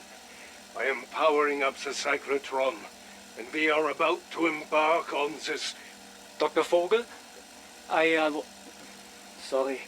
I did not know you were recording. Why are you here, Dr. Kurtz? Did you not read my final orders? Ja, Herr Doktor. That is what I wish to speak about. This last part. About your daughter. I know it is asking a lot, Kurtz. And I know you and I have not always seen eye to eye. But I trust no one more than you to look after Angelica when I am gone. If nothing else, you are thorough. I am honored, sir. But this may not be necessary. I beg you, do not evacuate the facility before launching the operation. With the staff here, there's a chance we can stabilize the collider and safely... Kurtz, stop. You showed me yourself how Operation Balder will surely overload the power couplings. But calling it off would doom the Reich. This, my friend, is the only path forward. Take her. Teach her.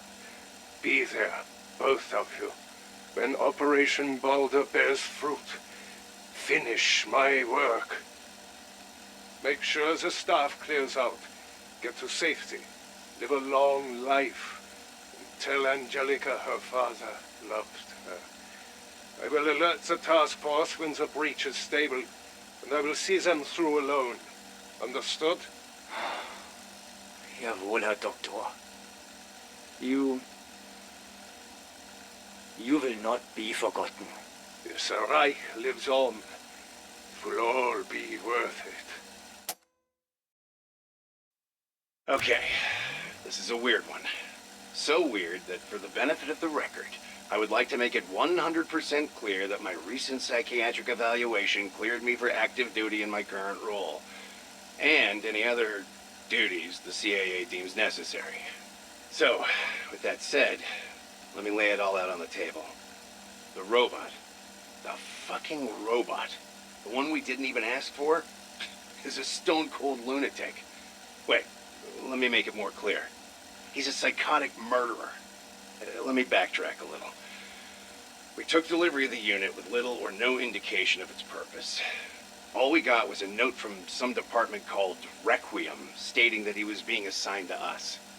None of us knew what the fuck was going on, but we followed the directives, sat the thing down, and plugged the bastard into an outlet. Nothing.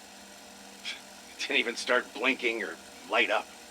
Agent Bedard laughed the whole time, saying this was another bullshit waste of government funding. He even drew a mustache on the robot's face. And we were all laughing about it when we went to bed. We weren't laughing the next morning. Bedard was dead. Strangled. No word from HQ on what to do, so we unplugged the damn thing and hoped that was the end of it. It wasn't. Next morning, Agent James was just as dead as Bedard. So I chained that bastard robot to his charging chair and removed his damn hands. I just pray that's the end of it.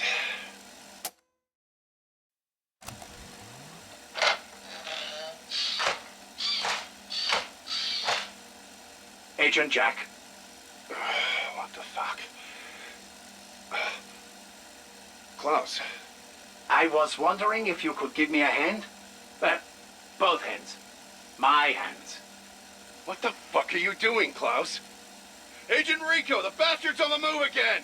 Here they are. I won't ask why you took them away. I am sure you had your reasons. Reattaching your hands when you have no hands is not exactly easy.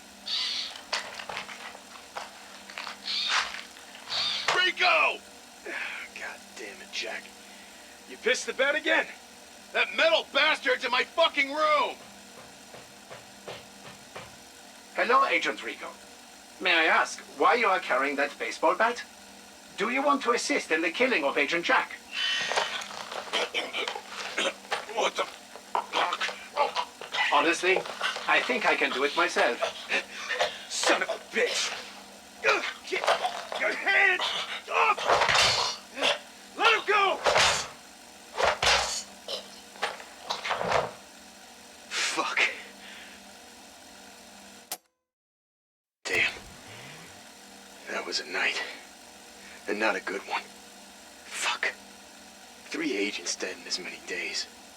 Bedard, James, then Jack. Fuck. Jack was the worst. I saw it happen. I saw that soulless, shiny bastard choke the life from him. I hit him with a baseball bat repeatedly, but he just wouldn't stop. He even kept going for a bit after the battery popped out of his stupid metal head. As I said, fuck. I dragged his metal ass back to the chair and chained him up again. Then I threw the fucking battery as far into no man's land as I could, which was pretty far.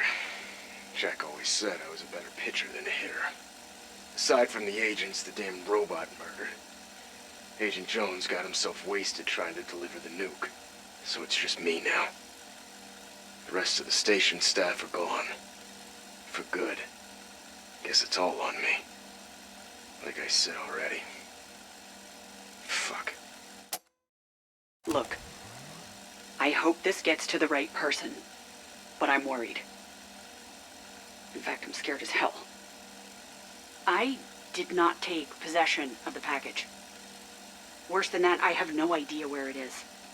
Rika was supposed to be in car 5.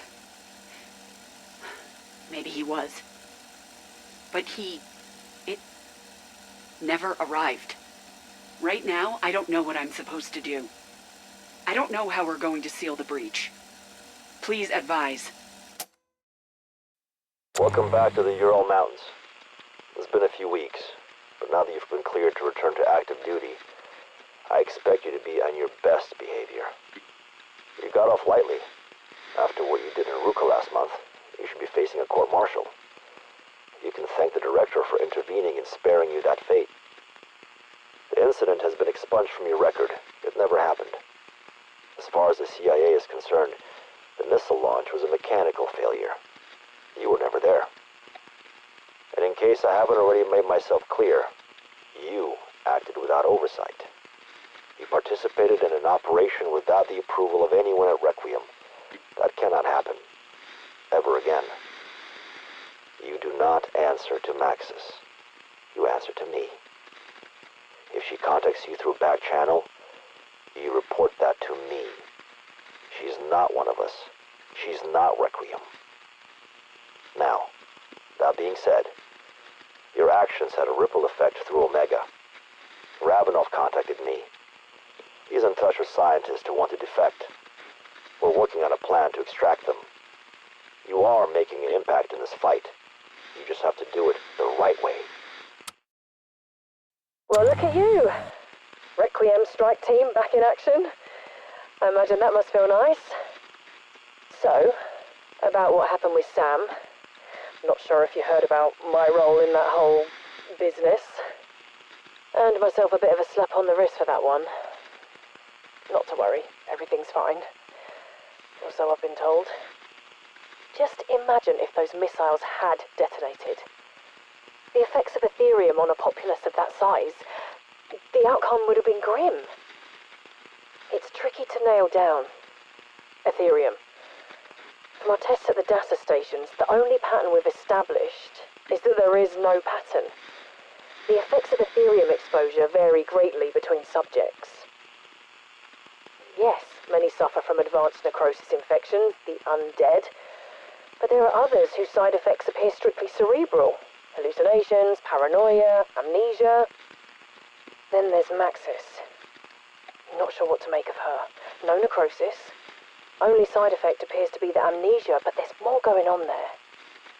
Her Ethereum concentration? Off the scale. Highest I've seen. And normally a subject with a fraction of that exposure would be fully transformed, but she seems unaffected. So far. Now, I'm not saying she's dangerous. We just don't know what she is. I probably shouldn't tell you this, but something happened. I think. It's not clear. When she asked me for my access codes, I swear I saw her diary move across the desk. By itself. Now, I wasn't looking directly at it. I just finished an 18-hour day. I was exhausted. I mean, I probably just imagined it. Right? I don't know who else is listening to this, and I don't care. But this message is for you, Kravchenko.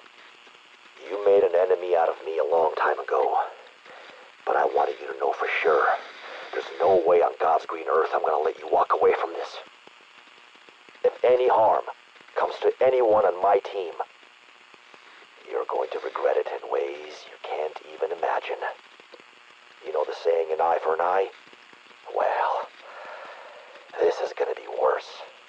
Far worse. Think about it. A good long think about what I might decide to cut from you. Sweet dreams, fucker. Ravenov. How did you get in contact with me? Ironically, Maxis helped me with that. even though she doesn't know it yet. What do you want, Weaver? I want a lot of things, most of which I'll never get. And I'm sure you can relate, especially now that you're a marked man, an enemy of the state. Several, actually. You helped my team walk into a trap. I betrayed no one. Like Maxis, I was trying to do the right thing. I had no idea events would play out like they did. See, that's your problem. You're not as smart as you think you are. Too much fire in your belly, too much ice in your heart, but not enough smarts. Not where it counts. Are you any different? At least I am here, in the field, putting my ass and heart on the line. Well, maybe you can redeem yourself, Rabinoff. Maybe. But just so you know, I'm rapidly running out of fucks to give. November 30, 1984. It has been just over 2 weeks since the unfortunate disaster involving Omega's reality inversion warheads. It appears chaos follows Dr. Peck wherever he goes. I have been told Peck's removal is not viable. He's our premier expert on Aetherium, and there is no time to find and educate a suitable replacement. Another unfortunate disaster. Peck hoped the missiles could be recovered, but, as I suspected, our salvage efforts have proven futile. What remains of the warheads belongs to the ocean now. We must begin again. We cannot afford another setback at the hands of Requiem. I had hoped to deal with them after Operation Inversia, but I can see now they require my immediate and undivided attention. If there is any consolation, it seems Requiem remains in the dark about our agenda. They believe the inversion warheads were to destroy the West. Little do they realize a greater threat looms in the Dark Aether. The entity must be contained. 21st of November, 1984, personal log. My father visited me once again. Our day of victory approaches. His triumphant return. His righteous revenge. The world is not prepared for what we shall unleash. He could not tell me when, only that it would be soon. After so many years, decades, it's hard not to feel excitement. Ever since I was a little girl, I have dreamt of this moment. I will never forget when his ghost first appeared to me. I was 5, maybe 6. At first I was terrified, but how else is a child to react? But when he called me by my real name, I knew it was him. He has guided me ever since. If all goes according to plan, not only will I have completed his mission, but he will be free. No longer trapped in that dark, evil place. I can save him. I have to. The time is soon. Our day of victory approaches. East, West, Requiem, Omega, even Kravchenko. They have no idea what is coming for them. Hello? Scheiße. Ravenov, it is Dr. Hugo Yeager. I hope either you or Requiem find this recording. Most of us survived the crash. We're headed to Monument Island. I hope we'll be safe from Omega. Before you ask, yeah, that is on the other side of the phase, but the scientists are in this. They have created something incredible. A device that will allow us to travel through the phase without dying. Or worse. They only have one prototype, but they are assembling another from spare parts so you can follow us. Unfortunately, we are missing a component and a serial orb. Find one and bring it to the bridge. There will be a slightly modified recon rover waiting for you. Please hurry. Omega shot us down. They will not leave the job unfinished. Hello, Requiem. So glad you could make it. Enjoying my handiwork? Do not worry, they did not go quietly. Dr. Zarkova, she put up quite the struggle. It was almost honorable. But there is no honor in betraying Omega. It is a despicable act of cowardice. When Kravchenko learned of the plot to defect, I could not volunteer fast enough. Once I infiltrated their group, the Colonel gave me 2 tasks. 1, kill the traitors. Easy enough. Nothing a hacksaw and a gas can could not solve. But the second, to lure Requiem's so-called elite strike team into a trap. That added a complication. But fortunately, crashing helicopters is easy once you've poisoned the pilot. As for the Aetherium neutralizer, rest assured, it will be well taken care of in Omega's hands. Soon we will change the world, Requiem. Auf Wiedersehen.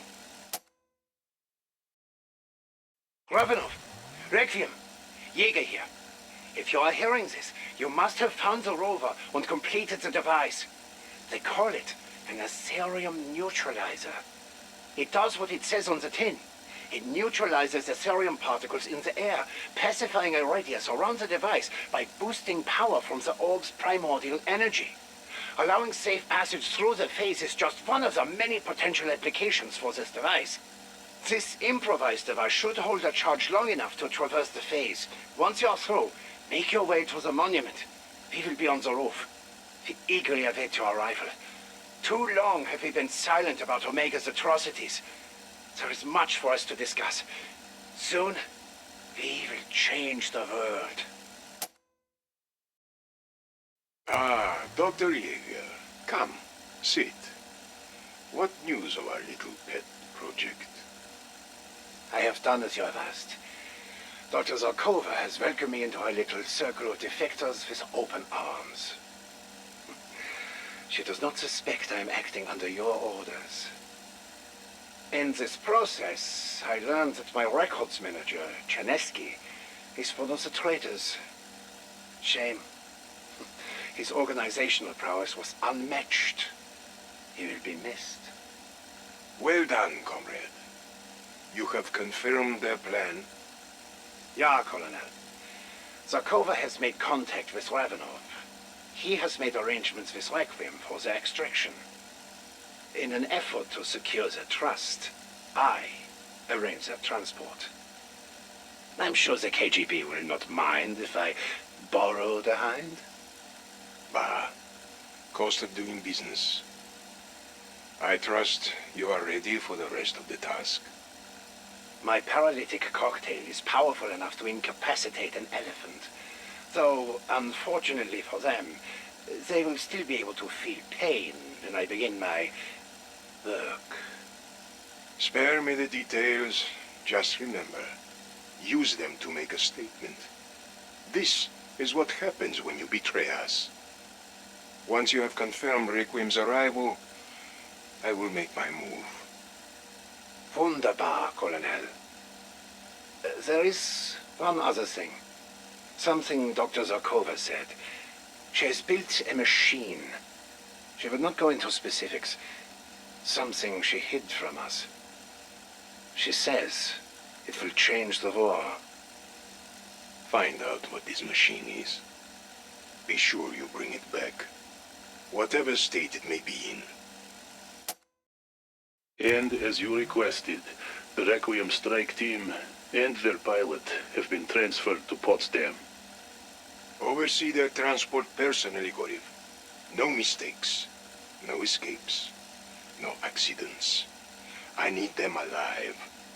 Of course, Colonel. Something on your mind? Would their termination not send a stronger message to the West? We apprehended them operating on our soil. We should make a statement, a demonstration of strength that inspires our brothers. Yes, comrade. We should send a message. And we will. In time. But first, I have work for them in Berlin. A certain member of our organization has gone to ground recently. I'm sure you've noticed their absence. I believe they are scheming against us, and will take action in Berlin. We must use Requiem's team to stop them, and keep the Kremlin in the dark. Sir. This department will not survive another scandal. Using Requiem's team keeps it off the books, and keeps the news from our necks. Smile, Gorif. We may yet live through this.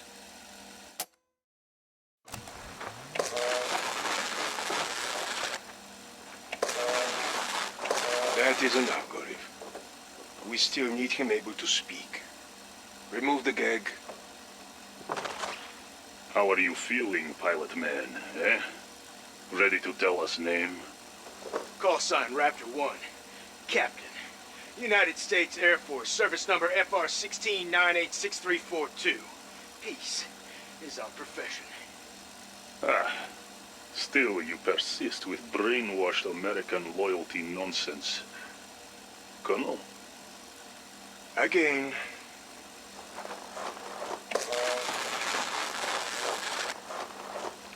Feeling more sociable? Or do we need more icebreaker? Call sign Raptor 1. Captain. United States Air Force, service number FR-16986342. Peace is our profession. We have plenty of time, pilot cowboy. This is not Western spaghetti. You are not man with no name.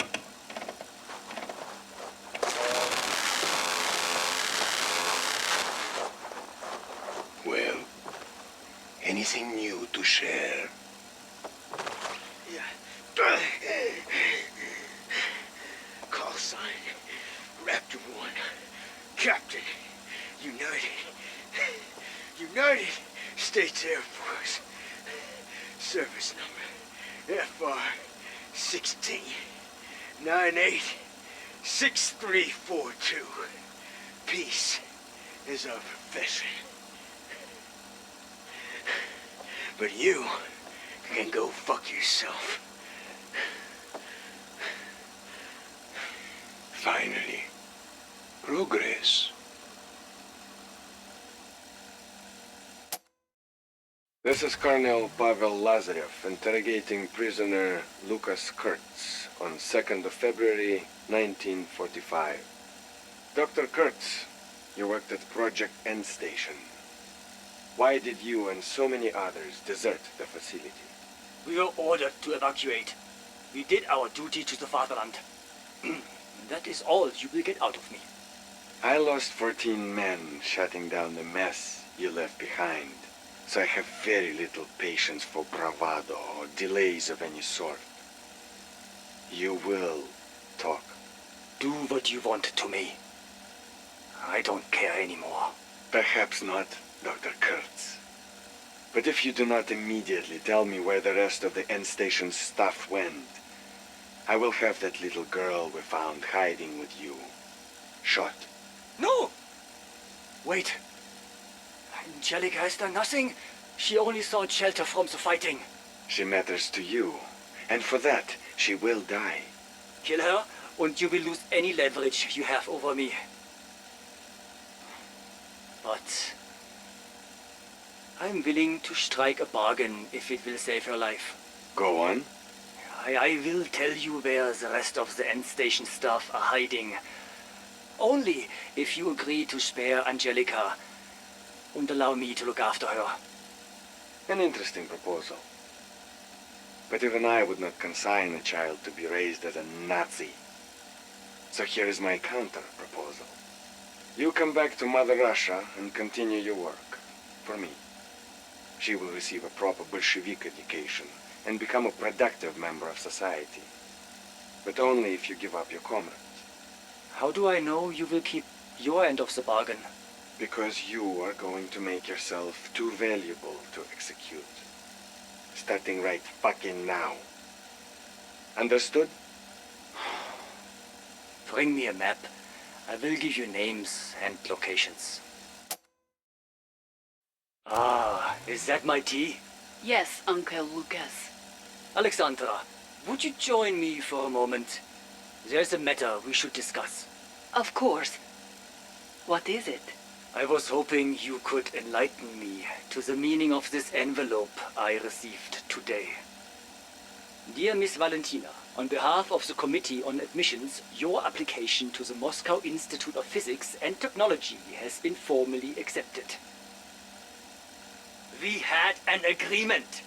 Anything you wanted in life, I would support you. Except one thing. Uncle, please, I can explain. You promised me you gave up this foolish pursuit. Do you know where this road leads? I have seen it, lived it. Horrors you could not possibly imagine. But I am good at it. The world out there, the factory, I do not understand. But this, physics and microbiology. I saw what it did to your father. It took years before I understood the pain we caused, the atrocities we committed. I will not allow you to follow in his path. You do not understand. I must. He told you I must complete his work. Take her, teach her, be there, both of you, when Operation Boulder bears fruit. What did you say? How could you possibly know that? This acceptance letter is going in the trash. Better yet, the fire. No! We shall not speak of this again.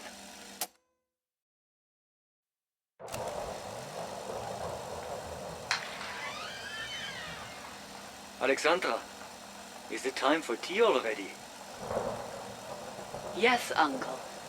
Be careful. It is quite hot. Tea can never be too hot. Alexandra, can I have a moment, please? About our discussion yesterday. I know you may not appreciate it now, but please understand my only concern is for your well-being.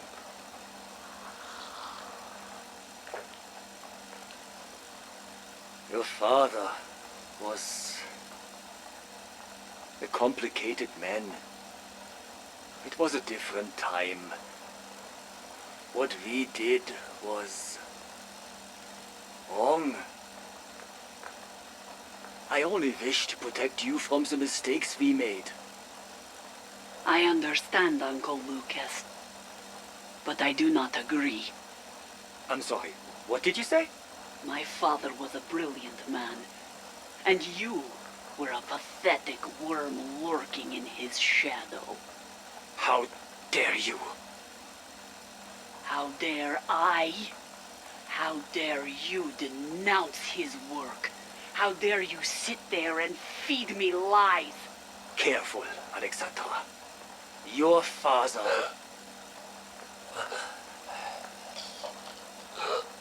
I will go to university, Uncle.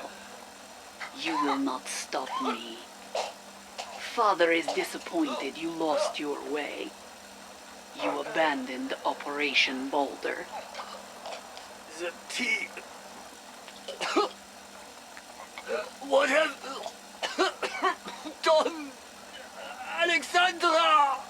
My name is Angelica Hannibal Vogel. My father has a plan, and I will help him complete it.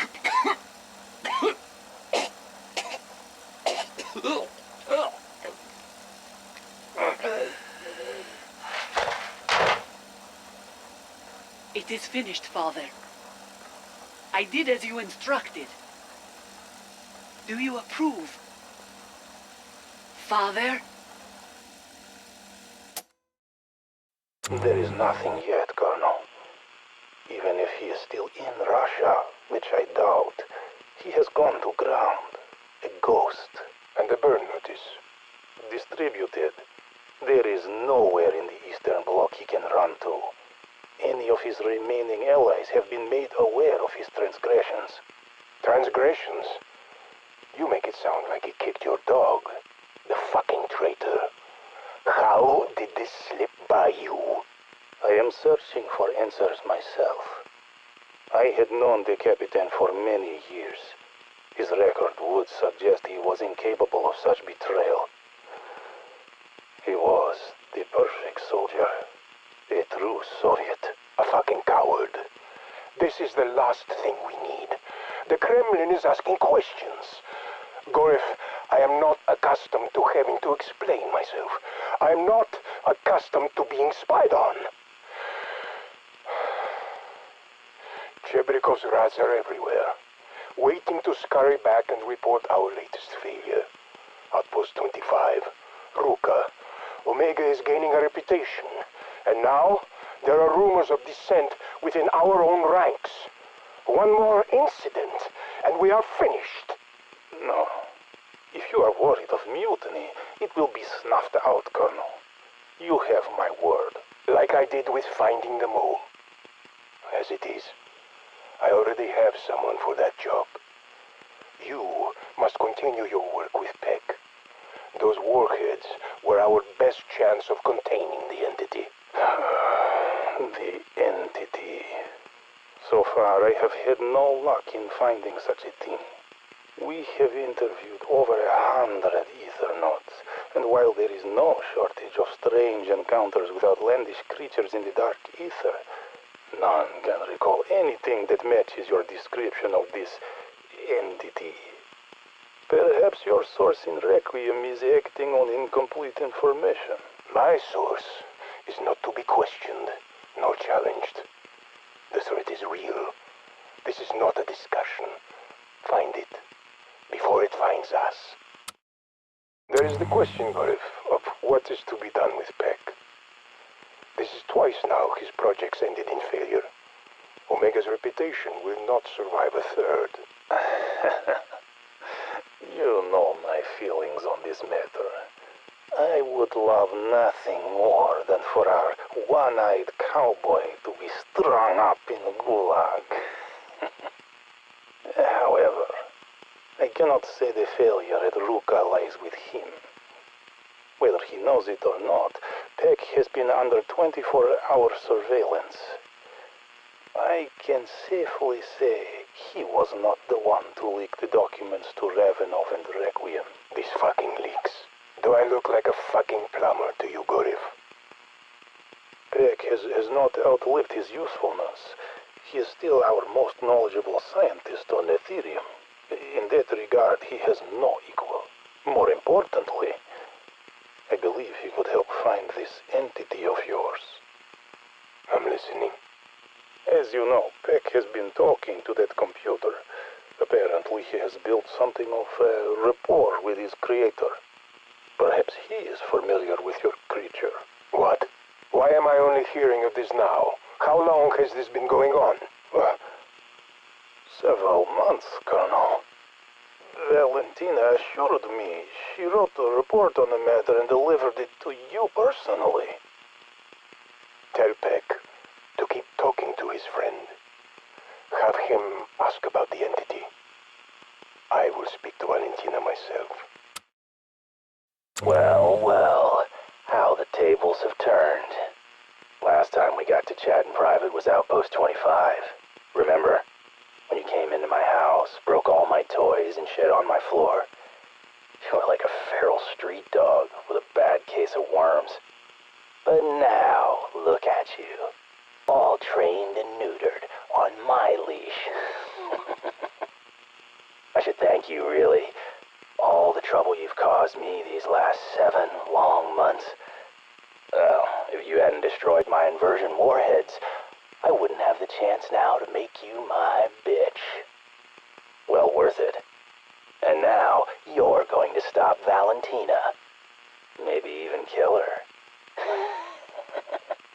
And to think, Omega thought I was the traitor. You can almost taste the irony. You see, she played them for fools when she activated that particle accelerator at End Station, I knew something was wrong. I could smell it. She was too eager. I mean, despite the dangers, despite the risks, she was hell-bent on turning that thing back on. Almost like she had a hidden agenda. Which of course she did. But she's your problem now. You're gonna clean this mess up. For me. Get it? Got it? Good. The infamous Requiem strike team. After a year of being Omega's itchy skin rash, it is almost a pleasure to finally make your acquaintance. I do not believe we have had formal introduction. I am Gorev. No first or last name, just Gorev. Want to know secret? Gorev is code name. Family name is... well, I do not want the attention. Grandfather's brother, he was famous soldier in Stalingrad. You see, some secrets are okay. Not like our Dr. Valentina. She has been quite the busy bee, buzzing around, using Omega's resources to pursue her own agenda, harboring the biggest secret of all. Her father being Dr. Ulrich Vogel of Project End Station. How that managed to elude us all is a question I am very interested in answering. But, as Colonel has said, the voice she hears is not really her father. It is this other entity, the Forsaken. I have heard Kravchenko call it the wolf, like from Child's Story, Red-Hooded Girl. This wolf changes itself so it is familiar to us, so we trust it. Then it eats us. Hello, Requiem. Are we enjoying beautiful, sunny East Berlin? Perhaps not as luxurious as the amenities of the West you are so accustomed to, but still, an improvement over your most recent residency, yeah? I've seen the bodies carried out of our Potsdam facility. Brutalized. So as I understand it, you were given the 5-star treatment. No breaking of bones, no poking or prodding. The Colonel needed you in tip-top shape, he said. The Forsaken. It weasels its way into the minds of its victims, preying on their memories, hiding behind familiar faces. It found the perfect weakness for our sweet Valentina, her dearly departed daddy. The Colonel is very interested in this creature. It is a shame, really. I had hoped the Colonel was smarter than that. The Dark Aether is a vast ocean. The Forsaken, just one white veil. There are other realms, other worlds. It is a universe, after all, not a singular place. The first natural resource we discovered yielded energy beyond our wildest dreams. Do we dare imagine what else lurks in the darkness? When I was chosen to lead Omega, it was clear the unit would be shut down in months, if not weeks. I was to be Chebrikov's scapegoat. After everything I had done for my country, for the KGB, for Dragovich, Nova 6, the numbers program, the mole. This was my reward. I was to take the fall and quietly disappear to a place I would be forgotten. I gave the order to scour our archives for a new operation, a new purpose. I had little hope anything would come of it. Then Dr. Valentina brought me the film reels. A recording documenting the discovery of a Nazi operation called Project End Station. It was a gateway to another world. You know what happened next. I took Alexandra under my wing. I supported her projects, gave her unparalleled access to resources. I came to think of her as the daughter I never had. But it was all a lie. She used me. She used us all. Find her. Not for me and my career.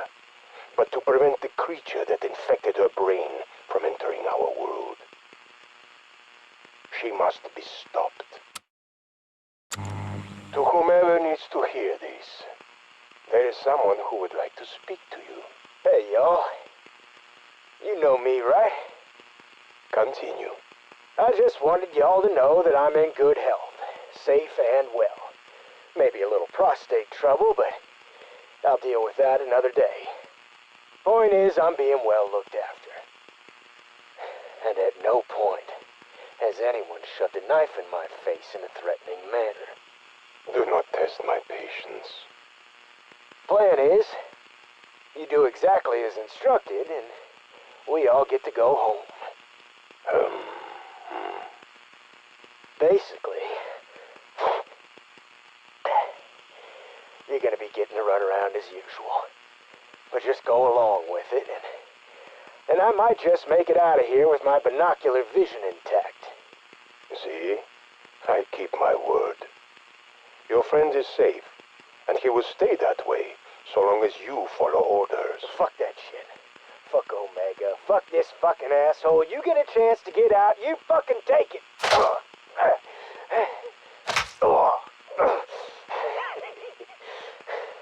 That the best you got? No. Please ignore your friend's bad advice.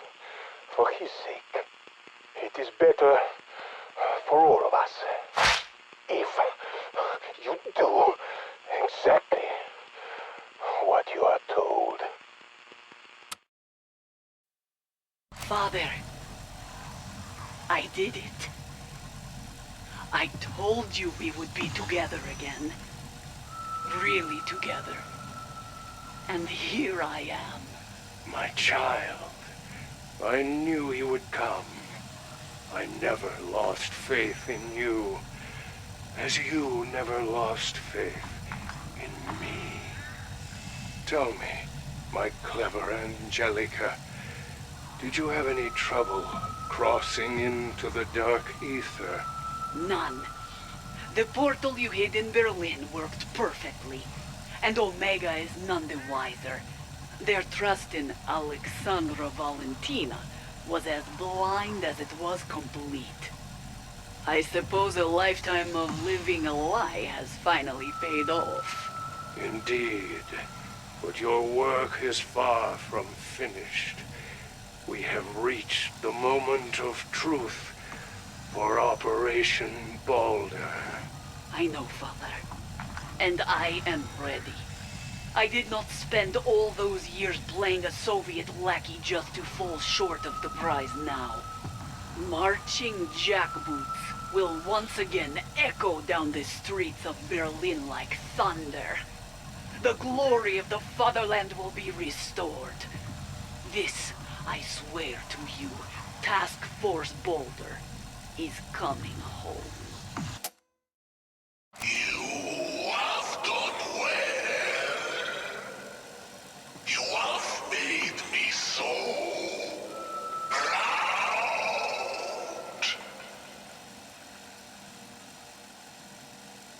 And now, at last, our time has come. A lifetime of preparation is about to be rewarded. Soon, you will reveal yourself. A threat so close, they never saw it coming. How long have we awaited this day? How many times have you proven yourself to them, made them value and respect you? The better to plunge your blade in their backs. Gather your things. Bid farewell to this false life you lead. Go to Berlin. Everything is in place. We are waiting. We are ready.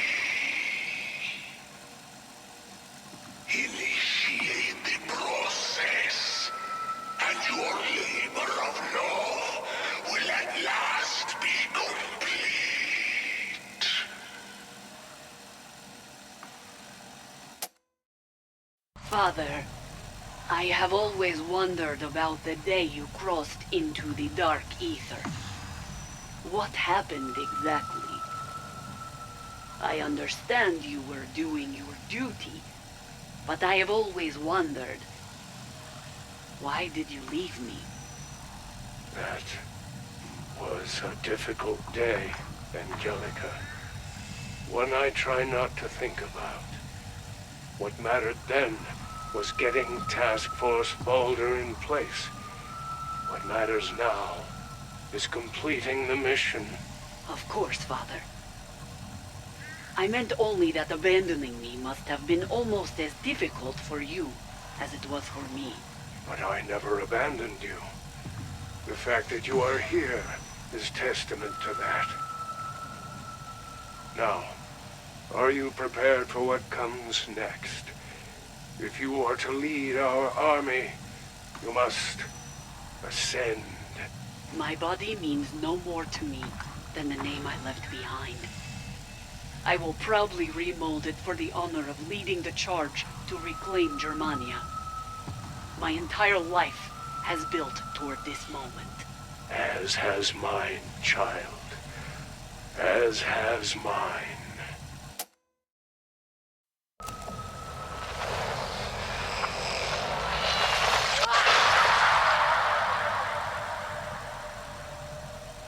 Father, it worked.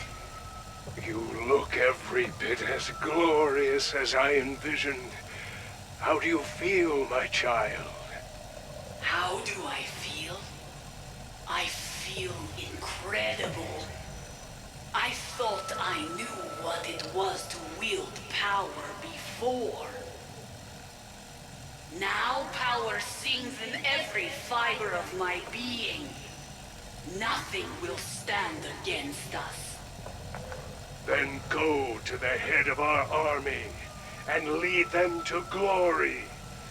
Unleash the judgment of the Reich on the soft, weak ingrates who sullied the fatherland. Tell them their day is done. The sun sets forever upon their divided world. Father, are you my father? Of course, child. My time here has left its mark on me. But I am the one who guided you to this moment. I am still me. Now go. Make me proud one final time. The Reich must rise from the ashes. Hello, my friend. I have been wanting to speak with you again. We have so much to do, and we are running out of time. Yeah, about that. My colleagues are starting to ask questions. I think they might know about you. They've definitely seen me on this computer, and they're wondering what I'm up to. I see. This may take some finesse, Dr. Peck. But you must somehow reassure them you are not up to anything they would not approve of. Easier said than done. Gorev and Valentina watch me like hawks, just waiting for me to screw up. They cannot understand your genius, Peck. They also do not know your inner pain. Not like I do. Look, if you help me round up more of those Tempest guys, I could make new inversion warheads, get back in the Colonel's good graces. No. Niet, my friend. That seemed like a good plan when we first conceived it. But now, I would not set you up to fail yet again. Besides, I have a better idea. Do tell. I am beginning construction of a new device. I will spare you the details until I know it can work. But it is exactly the sort of weapon your Colonel is looking for. Okay. When will you know if this new gizmo is viable? Soon, my friend. Just keep checking in with me. I am counting on your help. Hello, Zykov. You there? It's me, Peck. Yes, my friend. I am here. Where else would I go? So, my co-workers definitely know I'm in contact with you. They even know your name. And they did not discipline you? No. They see you as a potential gold mine of Dark Aether intel, and they don't want to punish the one guy you'll talk to. In fact, Gore have told me to ask about the entity you say is in charge over there. It's real, right? It is an existential threat to all of you, my friend. It is the reason I am building my new device. And that's... what? A weapon? It is something we will need when the real invasion comes. But tell your people I will reveal more details only if you help me come home. You got it. They might want to debrief you for days, but if you deliver on intelligence and firepower, they'll make you a hero of the Soviet Union. They can keep their medals. Just help me come home. Okay. Let me know when your device is ready. We'll work on how best to repatriate you. Over and out. Hello again, my friend. It is your old comrade Zykov. And yes, we are still comrades, even if you now serve Omega Group. This secret war we fight, and the ultimate enemy we both face, transcend the politics of East and West. And now, thanks to Dr. Valentina, we have entered a dangerous new phase. She thinks she is carrying out her father's wishes, but she is wrong. The being that has visited her since childhood is not her father. The Forsaken is not simply powerful. He is a master of deceit. I have seen him do this before. Alter his appearance, play upon emotions, all to make others do his bidding. I have seen others here become drawn to him, follow him, worship him. And now the Forsaken commands a vast army, hungrily eyeing our world. This is the nature of the great evil I have been warning you about. This dark universe is no longer enough for him. He lives to consume. And when you reopened the gateway at End Station, he looked upon our world and saw a banquet to be devoured. I can still help you stop him, but only if you free me from this place. Only if you bring me home. Things were not always like this, my friend. I remember a time here in the Dark Aether when the Forsaken did not even exist. When I first crossed over, things were very different. And back then, there were many powerful entities at war here, forming alliances, betraying each other. Not that I realized it at first, any more than an insect would know the names of leaders in the Great Patriotic War. But eventually I came to recognize the lords of the Dark Aether. They had been locked in an ever-changing stalemate since the dawn of time. And then, one by one, the Forsaken hunted them down, consumed them, and made their power his own. The Forsaken imposed order upon the Dark Aether. Those who remained rallied to him, seeking his favor and pledging loyalty. This is a different place than when I arrived. It is infinitely more dangerous. We're in. Starting the upload.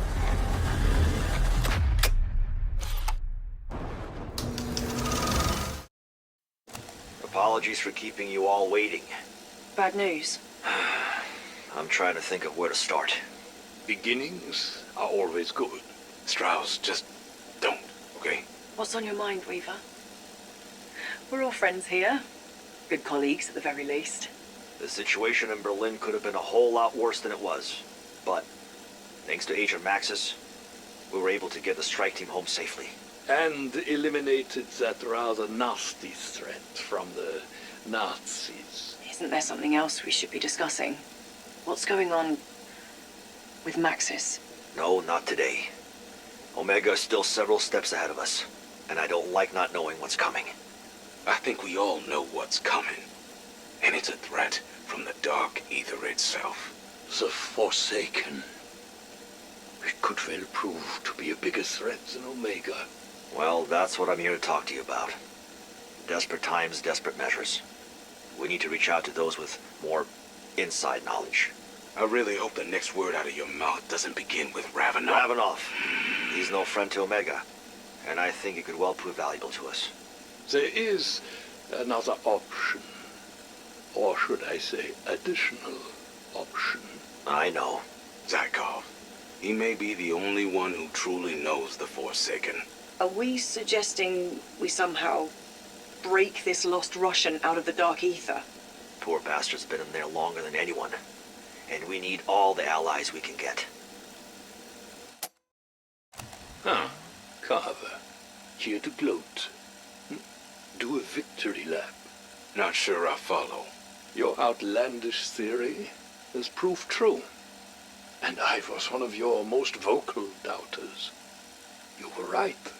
Your commander-in-chief, presiding over a Dark Aether army.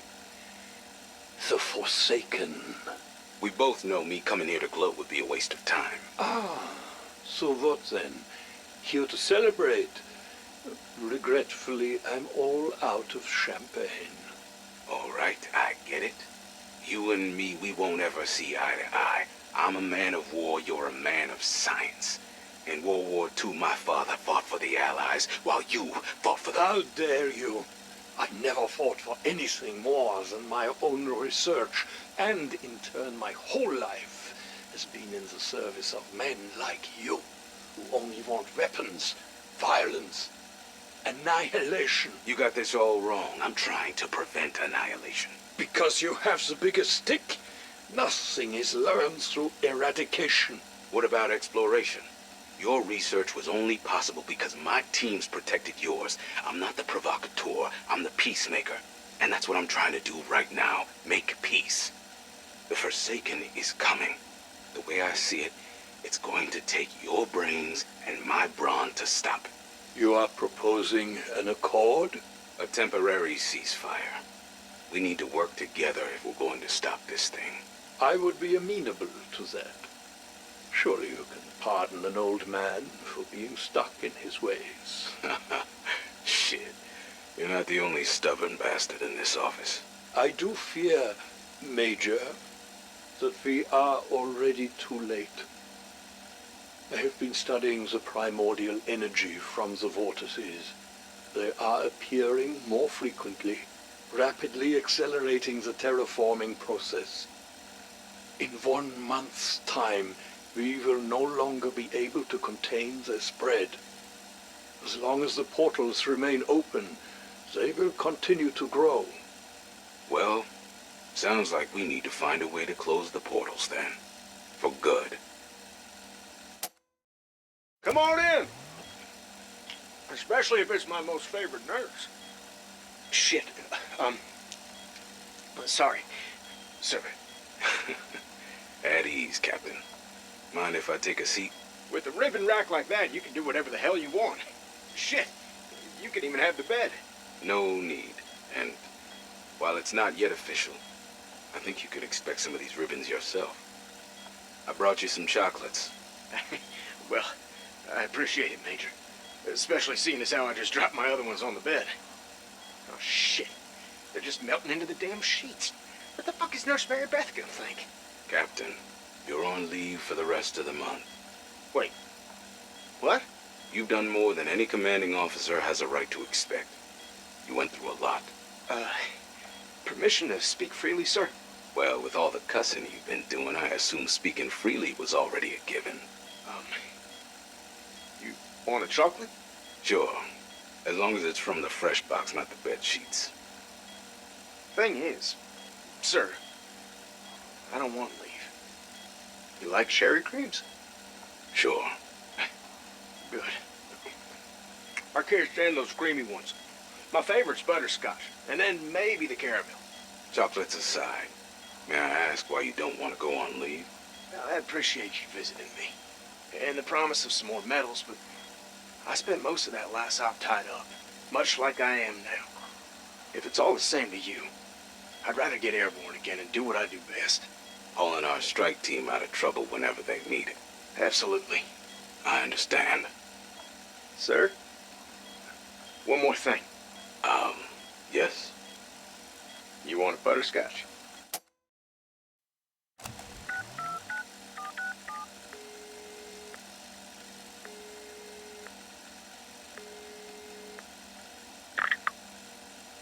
Hello? Still all out of fucks to give, Weaver? Ravenoff. You shouldn't be calling. This line is monitored and recorded. Just talking to you could land my ass in a 6x4 at Dreamland. You will want to hear what I have to say, Weaver. As will your director, who, if I am not mistaken, is also listening in. I have done some thinking, some soul-searching. I took what you said to heart. The one made of ice. Get to the point. What do you want? Omega. Operacja Izbavitel. I know what it is. More importantly, I know where. There is a test site, used in the early days of Operacja Inversia. It has been repurposed. That is all I can say for now. I'm gonna need more than that if you want to get back into my good graces. Even after all this time, you are still not listening. That is not why I have ever done any of this. It has always been about doing the right thing. A courier will be delivering a parcel to Requiem's dead drop in Madrid. It contains everything I know. Why don't you come in? We can talk this out. And end up in that 6x4 room in Dreamland? I don't think so. Review the documents. Then we talk. And in return, what do you get out of all this? Your name cleared? Safe passage to the west? Yet. I want you to release Agent Maxis. I have come to understand you are still holding her in captivity. You know I can't make that call. But, as we both know, there is someone listening in who can. You know who you are. I'll see what I can do. Oscar Strauss, personal log, May 12th, 1985. It is late. My insomnia has returned for the first time in years. I try counting sheep, but I end up counting sins instead. Viva says our conflict with Omega is coming to a head. The tipping point approaches. One final battle. Once more unto the breach, dear friends, once more. Two sides in the mix. Requiem, Omega, each desiring to destroy the other. One wild card in the deck, the Dark Aether desiring to destroy us all. I cannot say what outcome East and West will bring, but with the Forsaken, there's no doubt. Extinction. There is only one way to stop it. Close the gateways, sever our connection to the Dark Aether forever. That would mean the end of my research. The end of Ethereum. But if we do not act, it could mean the end of the world. I recently found myself reviewing old records in Requiem's archive from the war. I found documentation about a man who faced a similar conundrum. Professor Kraft, a demonologist, studier of the occult, a man forced to work for a great evil. Kraft's choice was not unlike my own.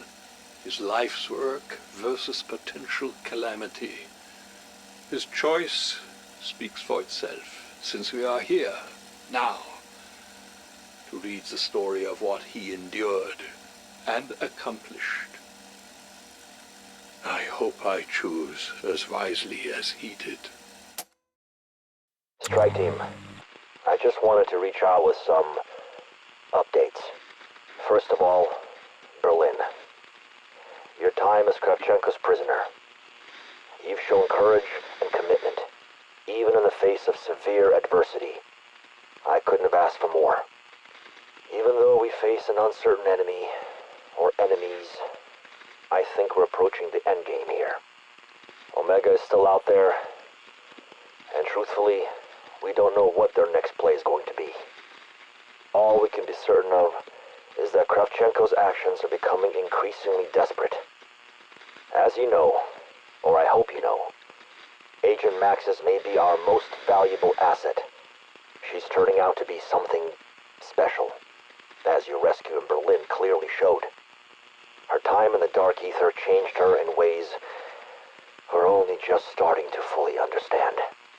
She's been undertaking some tests with the director. All I ask is that if I do let her return to the field, that you'll support her in whatever the situation we may find ourselves in. Weaver out. Requiem strike team, Strauss here. My oh my, it certainly has been a minute since we last spoke. You have been a busy bee. Operatia Inversia, Operation Excision, not to mention your little detour with Omega. Quite the global pedestrian. Well, while you were off on holiday in Berlin, I've been hard at work on replicating Dr. Zarkova's Ethereum neutralizer. Admittedly, I haven't had much to go on, as we only recovered half the blueprint. However, as the Dark Aether's terraforming is ongoing and the phase continues to expand, such a device will prove invaluable for your continued field work. Hopefully it will be available for field testing before too long. Considering the looming threat we now face, we will need everything available in our arsenal to stop it. Hey, Strike Team. How you all doing? Sorry, just realised you can't really tell me. This communication is one way only. Hey, girl. What are you getting your nose into now? You probably knew from the start that I wasn't real military. Never did any PT, never held a gun. Don't think I'm cut out for it, to be honest. Hey! It's just a squirrel. Sorry, I'm walking not so. That's Sam's dog, in case you didn't know. You might have thought walking not so meant I was walking in some weird, funny way. Speaking of Sam, Maxis, I've not seen her in a little while, but Weaver said she's doing well.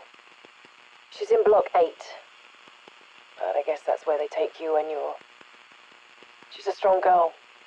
Woman. Not just strong. She's powerful. Ever since she came back from the Dark Aether, she's had these powers. She can move things.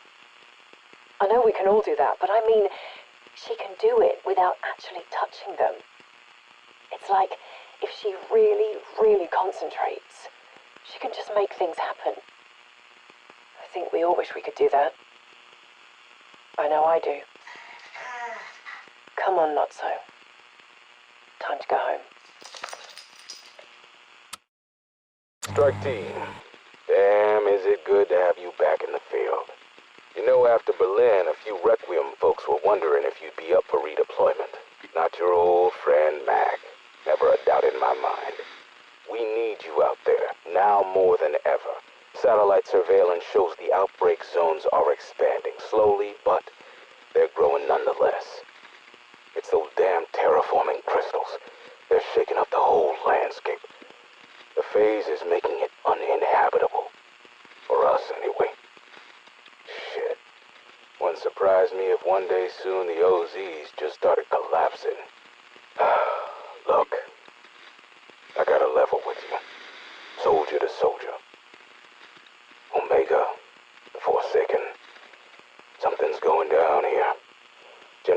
around the office is that we're headed towards some sort of conclusion. Act 3 time. If all goes well, the next operation will be the beginning of the end. So let me ask you, what about us? The shit we're in right now, this interdimensional warfare, we're well beyond classified here. You don't just get to walk away from this. So once this is over, once the good guys win, where are we going from here? Wake up. Wake up! Where am I? Where's Natso? You will answer our questions. Do you understand? Who the hell are you? That's not important. What's important is who you are. What is your name? Fuck you! Where were you born? Kiss my ass.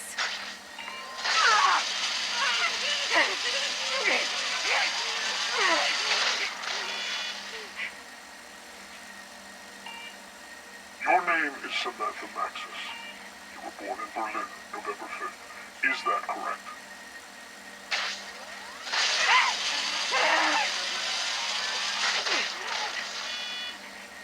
Is that correct? I don't know.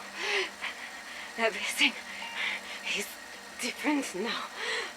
Oh, I know that better than you. Where am I? You're in Block 8. A facility specifically designed to take care of people like you.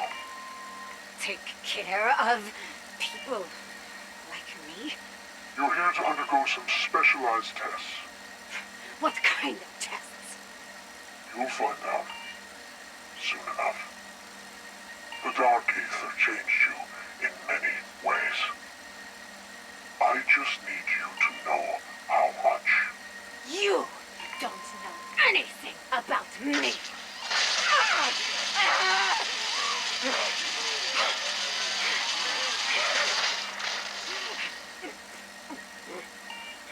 Really? I think you're going to be very surprised. Hello, Sam. Leave me alone. No. We've got work to do. Oh, you're going to electrocute me again? I really hope it doesn't come to that. What do you want? I want you to show me some of your powers. Weaver and Gray both saw you do it. Why should I miss out? What are you talking about? I want you to move something, using only the power of your mind. If you'd come down from behind that glass, I'd move something, all right. I was worried you'd be like this. Why can't we just get along? I promise you, what I'm doing is for your own good. You're insane. Maybe. But I know what you're capable of. I just want to see it for myself. What if I don't want to? That would force me into the regrettable position of having to use more severe methods. Is that a threat? No, not a threat. Just an incentive.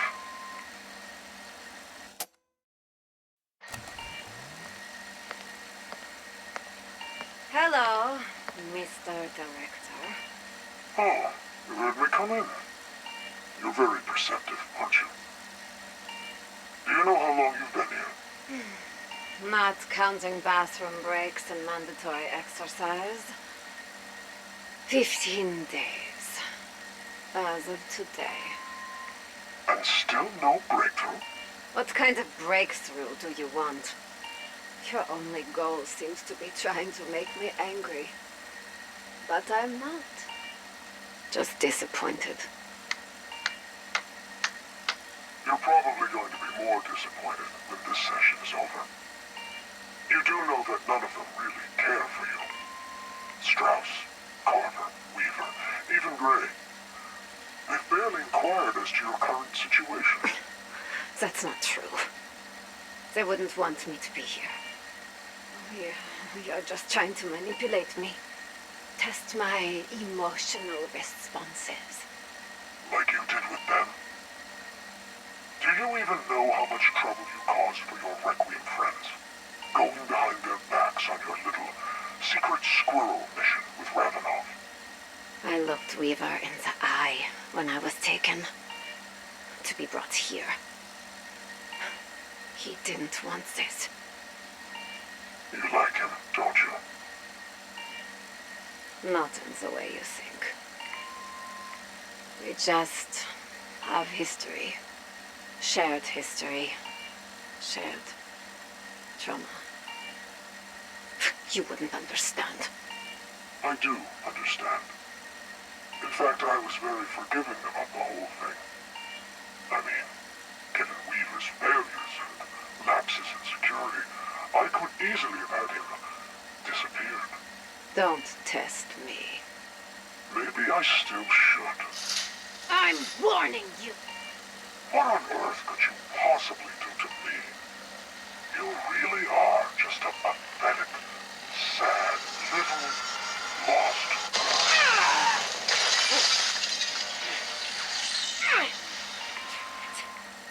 Oh dear. I suppose we'll have to replace that glass now. But at least we're making progress.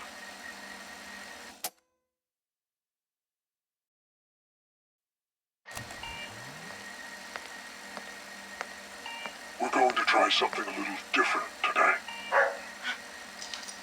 What's going on? What are you doing? Oh. It's your fluffy friend. She's not fluffy. Her name's not so fluffy. Cute. I suppose. I just thought you'd be pleased to see each other. We are. But I don't suppose you would know how it feels to be loved. Playtime's over. Guard, you have your orders. Please take aim. What? In exactly 30 seconds, by my watch, the guard will pull the trigger. How dare you? What the fuck is wrong with you? 25. She's done nothing wrong! 18. What kind of monster are you? 10. What do you want from me? You know what I want. 5. 3. 2. 1.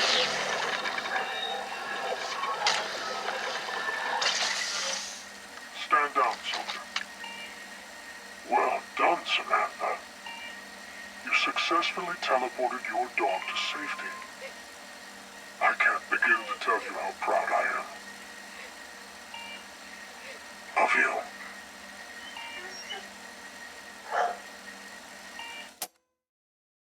Hello, Strike Team. Remember me? It's Maxis. First of all, I want to apologize for my recent actions, for leading you astray during your operations in the Ural Mountains.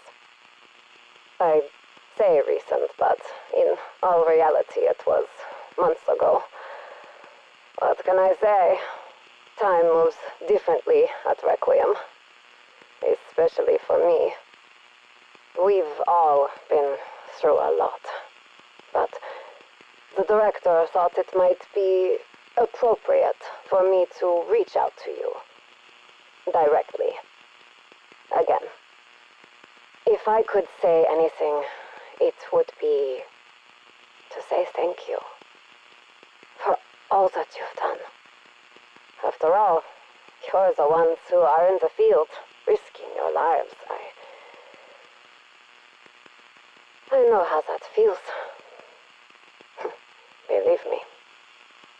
But I think I'm pretty much done here.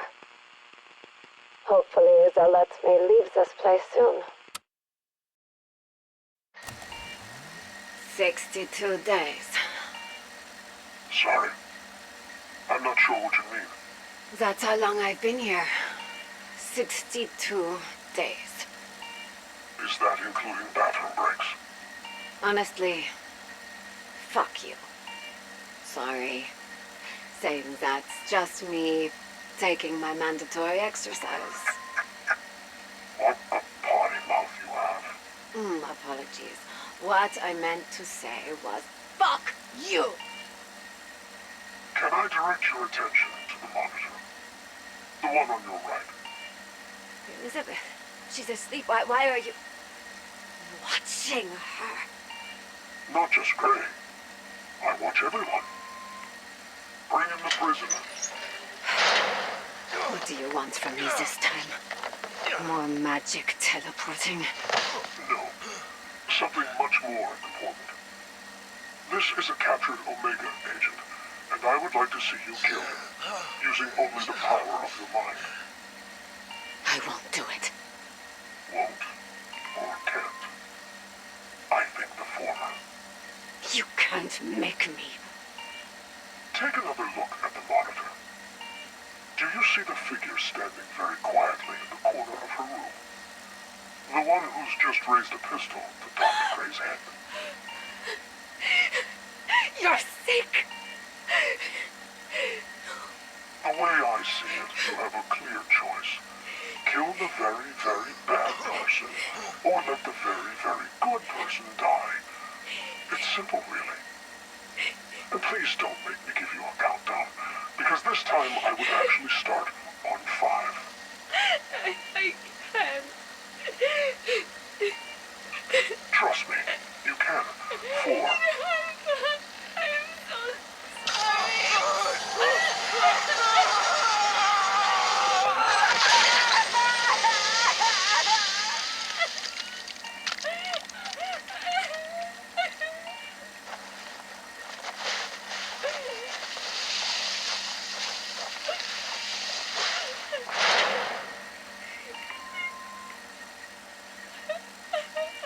You may not realize it yet, but trust me, Samantha, today was a very good day.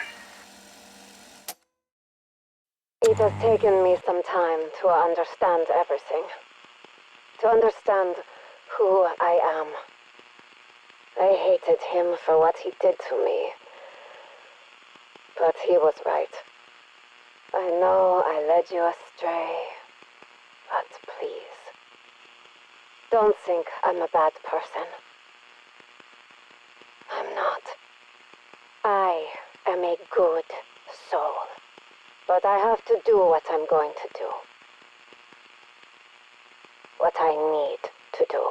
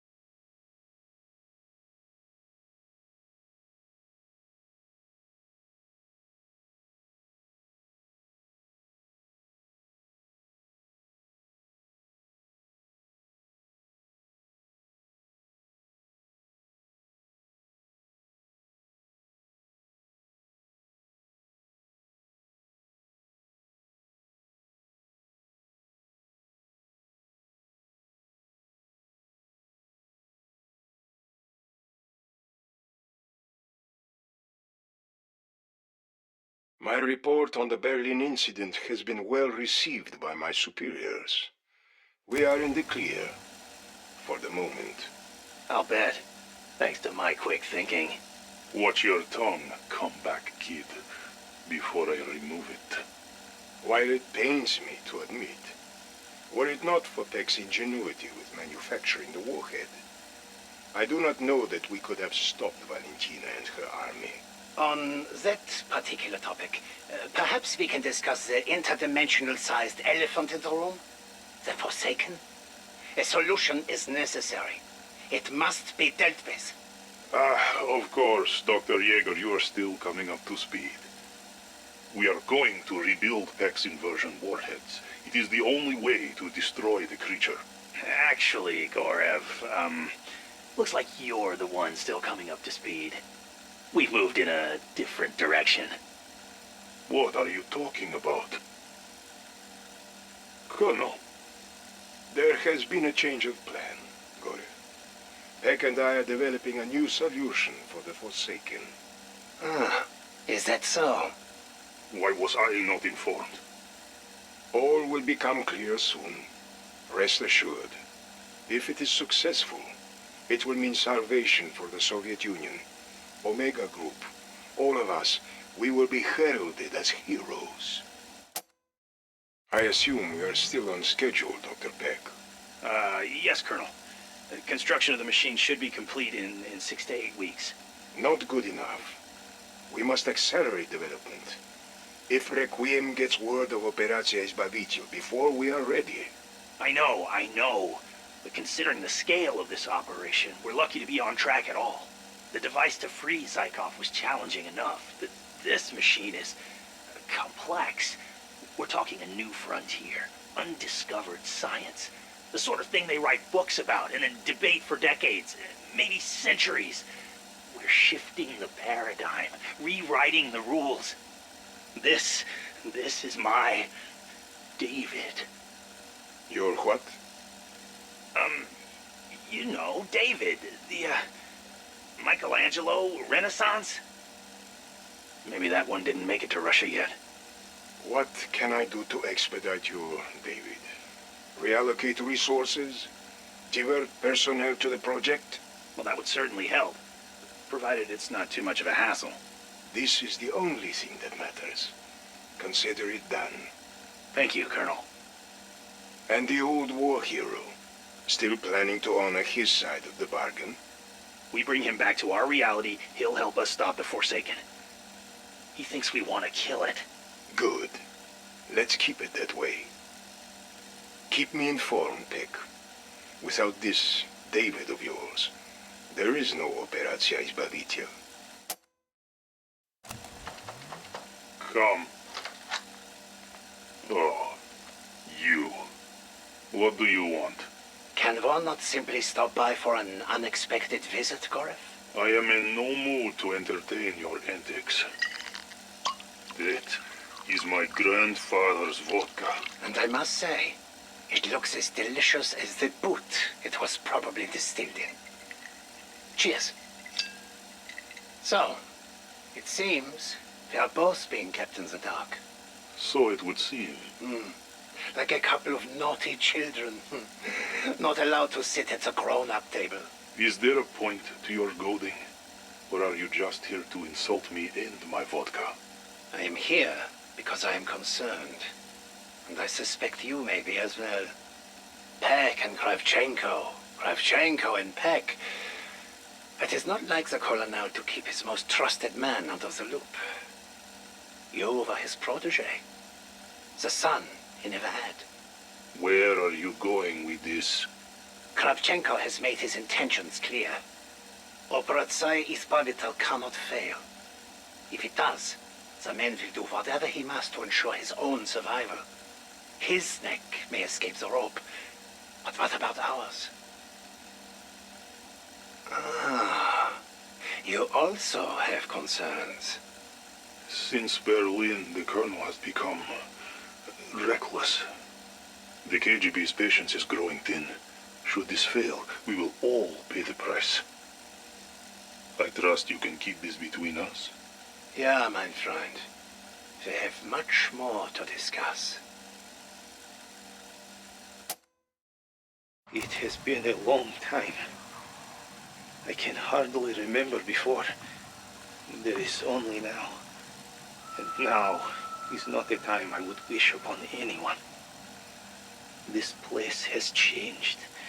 It is unsustainable. Many bow before one. Those who do not are consumed. The rest of us, we cower in shadow. Some manage to escape, but the crossing between worlds is dangerous. They arrive home disfigured, changed into fiery demons, horrors, devoid of humanity. I hear they are killed almost instantly, when all they wanted was to escape. But they were no longer human. So the good soldiers bring their suffering to an end. I have found a way through. A way that does not end in death. There are strange mechanical boxes. They move between worlds. I climbed inside one. When I crossed over, I still changed, but not into a fire demon. Something more. I found people, soldiers, like I had been. They do not know that I am like them yet. Still, they help me. You do not see such kindness here. I forgot what it felt like to be helped. I am grateful. I try to repay them, provide aid in their battles. It is the least I can do. But then, the Forsaken finds me. He does not let me escape for long. He pulls me back. So I escape again, doomed to repeat this endless cycle. Still, it is nice to see home. I hope you understand now what is at stake, my friend. The Forsaken. It wields a dangerous power. Yeah, no kidding. Valentina nearly cost us all our jobs. That and almost destroying the world. Next time we will not be so lucky. He has seen a demonstration of your capabilities. He will not make the same mistakes again. Hey, with any luck, we'll have him making all new ones, thanks to you. So, your commander has signed off on our proposal? Not just yet, but I'm making progress. We'll have you home before you know it, as agreed. And in turn, I will honor my part of the deal and help you kill the Forsaken. You have my schematics for the machine? That and the piece you built yourself. Listen, Zykov, I need to level with you. This is going to take some time to construct. Your design, it's a technical feat. I've never seen anything like it. It's overwhelming. This will take some time to wrap my head around. Your transparency is why I know you are the perfect man for the job. You respect the science and difficulty of the task. Fools rush in where angels fear to tread. You are wise not to treat this lightly.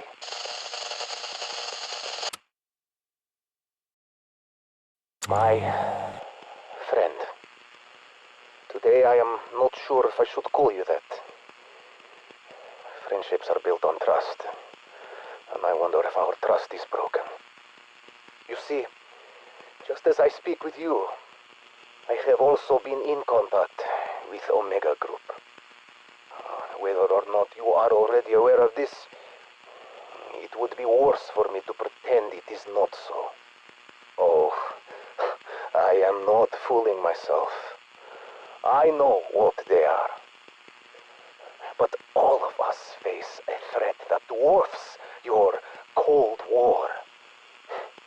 The Forsaken is bigger than East and West. Unchecked, he will end you both. Now, Omega has a plan to free me from this place. And I am inclined to accept, not simply to escape, but to stop the Forsaken. And I can only do that if I return home. So, if you no longer wish to be my friend, I understand. Or, if you can bring me home before Omega, so much the better. But whichever side frees me matters less than saving our world from the monster that devoured this one. You are still listening. Good. I hope this means our partnership continues, despite my contact with Omega Group. And I certainly trust you more than anyone on their side. I know who the good guys are, but we are running out of time. Moral purity is not a luxury I can afford. Nevertheless, I will make you a deal. If Requiem can bring me home before Omega, I will join your strike team. We will fight shoulder to shoulder against the ultimate evil. We can make this right, my friend. We can stop the Forsaken together. But first, by all that is holy, you have to get me out of here. 16, 23, 9, 8, 14,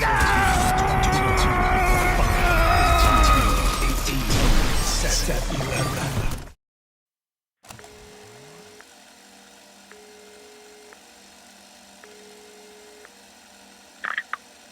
Ravenoff. Ah, good. I was getting worried you actually did end up in that Dreamland cell. I trust our mutual friend is listening in. Nothing gets past you. You can never be too sure these days. Trust is in short supply, especially amongst allies. You have reviewed the Madrid drop? We're still combing through it, but so far we've been able to corroborate everything in there. There's just one thing missing. Операция Избавитель. Where will it happen? Quite the undertaking, isn't it? A massive particle accelerator and a specialized machine built with a single purpose: to find and extract a needle from a haystack. Zykov. The lost Russian. A man out of time. Buried so deep within the Dark Aether, special equipment is needed to free him. But where to house such a massive operation? You need space, power, privacy. Enough, Sergei. Where is it? And what of my end of the bargain? Agent Maxis. Once we have Zykov, she'll be released. I have the director's word. I could care less about his. Do I have yours? You have it. There is an old Spetsnaz training facility at the Zakarpatska Oblast in the Ukraine. It was given to Omega for early Operatia Inversia testing in '84. We called it Test Site Anna. You know it? I have friends who did. I didn't know it was repurposed. With good reason. It was shuttered after an incident in '81. I trust this is all you need? I'll keep you informed when we make our move, Ravenoff. I'll do you one better. I'll be there. Throughout my studies of Dark Aether crystalline structures, few have intrigued me as much as the symbiotic relationship shared by three particularly unique and rare crystals. On a molecular level, these three are codependent. While each can survive on its own, they are exponentially more powerful when unified. There is the polymorphic crystal core, which has developed the most fascinating survival technique. It can reconfigure its form at will. There is the energetic geode, a highly volatile crystal that can evolve when impacted with high concentrations of Ethereum. And there is the tempered crystal heart. The name is no misnomer. It is quite literally the crystalline heart from a Dark Aether species, extracted only when exposed to extreme heat. When all three are submerged in an Ethereum pool, they coalesce, forging an ancient ethereal weapon. The tempered crystal and geode are both naturally occurring, but considering its function-driven final form, I believe the polymorphic crystal is manufactured by something in the Dark Aether, enabling the symbiotic relationship among the three. As to who created it, we may never know. But their creation speaks for itself. How the hell? How did Gray turn this thing on? There you go. Hello? Who is this? You don't know me. At least I don't think so. You are Requiem or Omega? From your point of view, I bet it's hard to tell the difference these days. Ah, so. Requiem. Omega would not possess such self-awareness. But you are Russian. And your side was the Americans. I think you know it's never that simple. My name's Grigory Weaver, Special Operations Officer at Requiem. For the last 17 months, you've been in contact with my team. You've helped them survive. You've tested them. All with a singular purpose. Coming home. Yet, we're not the only ones you're talking to. You've been playing both sides. You both want the same thing. To stop the Forsaken. I just want to come home. How I accomplish that means little to me. Pretty selfish. Needs of one over the needs of millions? You do not know the Dark Aether the way I do. You could not possibly understand what I have done. What I have sacrificed to survive this wretched hell. If you were in my shoes, you would not be so quick to judge. Maybe. Here's what I know. Omega is planning on bringing you home. I know where, and I know when. I just need to know one last thing. If we recover you from Omega, will you side with us? Will you help us? Yes. You will help us stop the Forsaken. I want your word. Russian to Russian. You have it. It is funny. When I speak to Russia, I talk to American.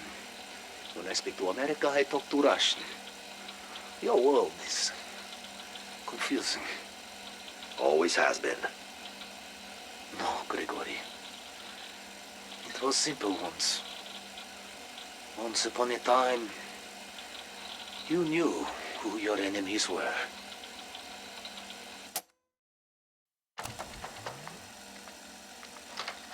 Major Carver. To what do I owe the pleasure? Well, considering we're on the verge of victory, I think I'll take that drink now. About time. Grab a chair. What's got you in such a good mood? I could ask you the same thing. At 1500 hours tomorrow, Operacja First Domino will be underway. Our team touches down at the Zakharapska Oblast. Within an hour, Kazimir Zykov will be in Requiem custody. And Omega begins to crumble.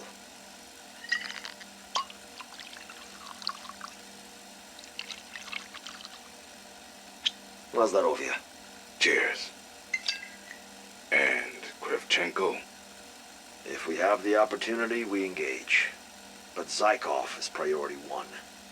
You know this. That's not what I'm asking. If our operation is a success, Kravchenko will have no moves left to make. Omega will be finished. Chebrikov will decide his fate. When you work under the Soviet hammer, it always ends the same way. You get nailed. Exactly. So, we finish this. Omega is defeated. Zykov helps us stop the Forsaken. Then what? What do you mean? I don't know.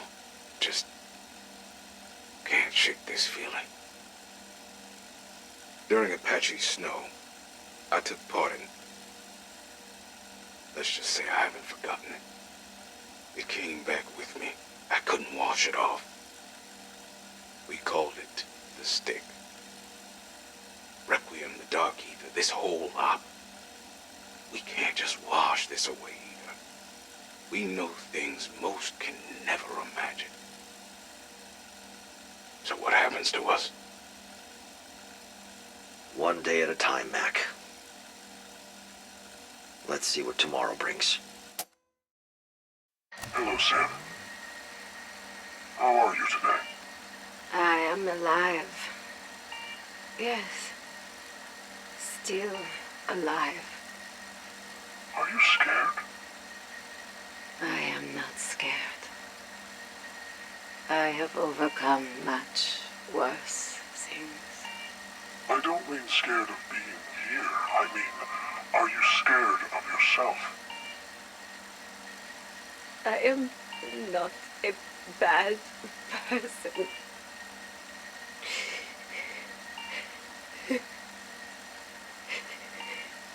You are a good soul. I want to believe that. I have to believe that. You don't need to prove it to me. I know. Why can't you just let me go?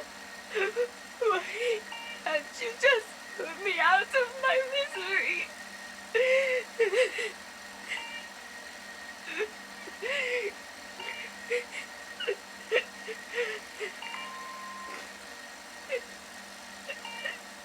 Sam, I would never give up on you. You don't know how much power you really possess, what your gift truly is. And you want to take it from me? No. I want to help you learn how to use those gifts. For the good of us all. I don't understand. The Forsaken is almost upon us.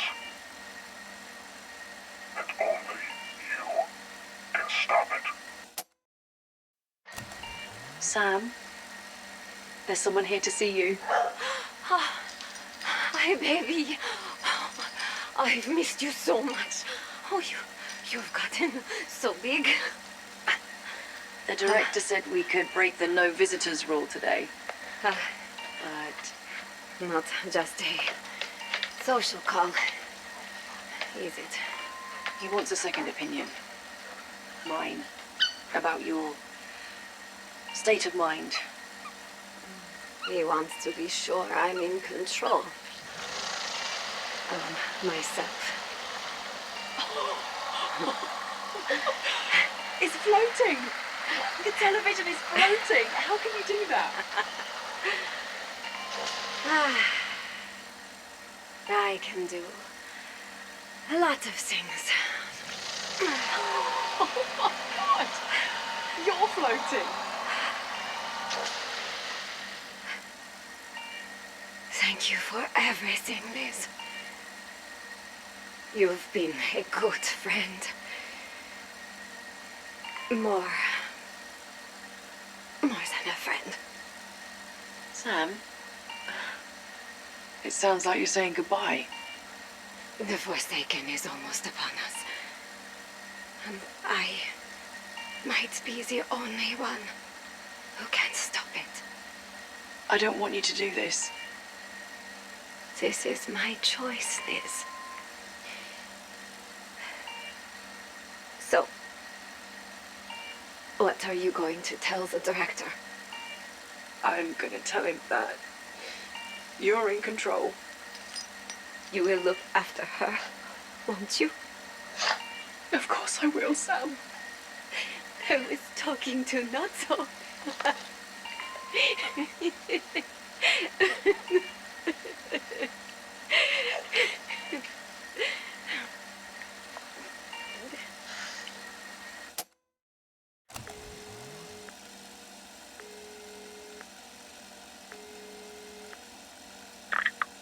Hello? Hello, Sam. I'm not allowed to visit in person, but I just wanted to check in. Before the operation tomorrow? Be there or be square. I know I can't tell you what to do. You wouldn't listen anyway. But seriously. I know my orders, Weaver. I assist with the infill, but then...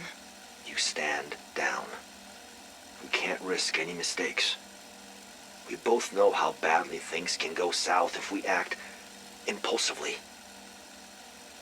You're talking about Savoy, aren't you? And the mother. It wasn't your fault. It wasn't yours either, Sam. Thanks for calling, Weaver. I'll see you in the morning. Goodbye, Sam. I'll see you soon. Real soon. Weaver wants me to sit this one out, but he's not really calling the shots anymore. Maybe he never was. The director is the one who knows what needs to happen. Maybe he always has.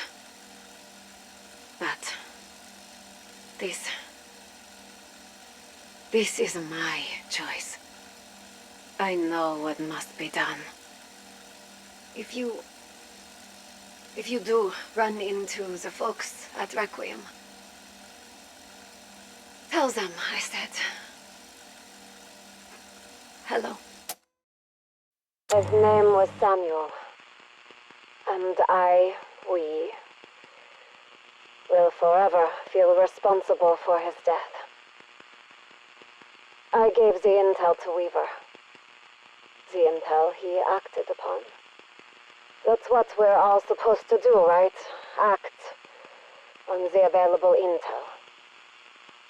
That's just what Weaver did. Act.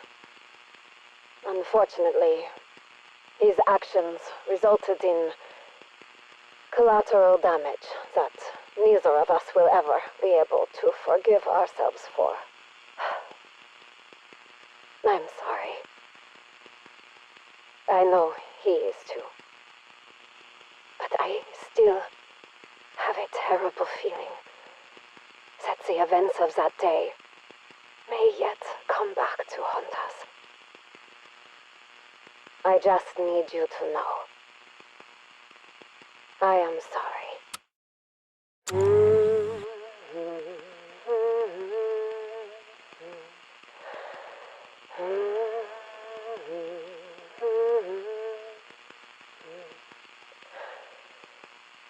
I've seen darkness. I've lived through it. Even when I saw no hope for a new dawn. Even in my dreams I saw darkness. It is coming. The Forsaken. I will not, cannot, allow it to consume us all.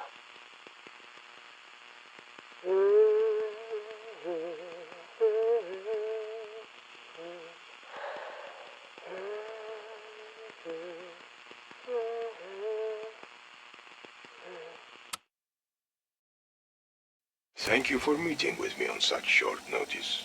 It is my pleasure. Why the late night call? Trouble sleeping? There is a delicate topic I wish to discuss. In 72 hours, Zykov will be in our custody. Soon after, we will face the enemy, the Forsaken. I had hoped you could offer some insight about what to expect, considering your family lineage. Forgive me, Colonel. I am not sure what you mean. Come now. I have read your file. You are related to Oberführer Wolfram von Liszt, the fabled leader of the SS unit Die Wahrheit. He faced similar entities, yes? What was its name? Ah, yes. Kotif. Tread carefully, Colonel. There are certain names best left not said aloud. While it is true my great-uncle pursued certain obsessions, I am afraid I was privy to little that would be helpful for our situation. Is that so? Unfortunately, sometimes the myth is larger than the man. They were just stories, Colonel. Stories to scare children. How disappointing. That will be all, Doctor. Have a good night. I can see myself out. Some doors are closed for a reason, Colonel. Do not open this one.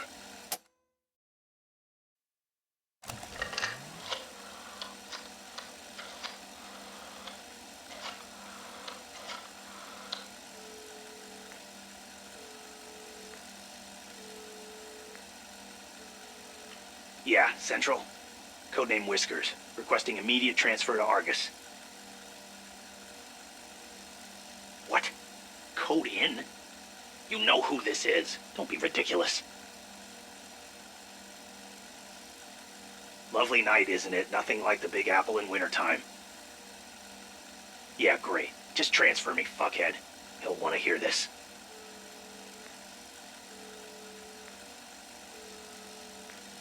Argus, it's Whiskers.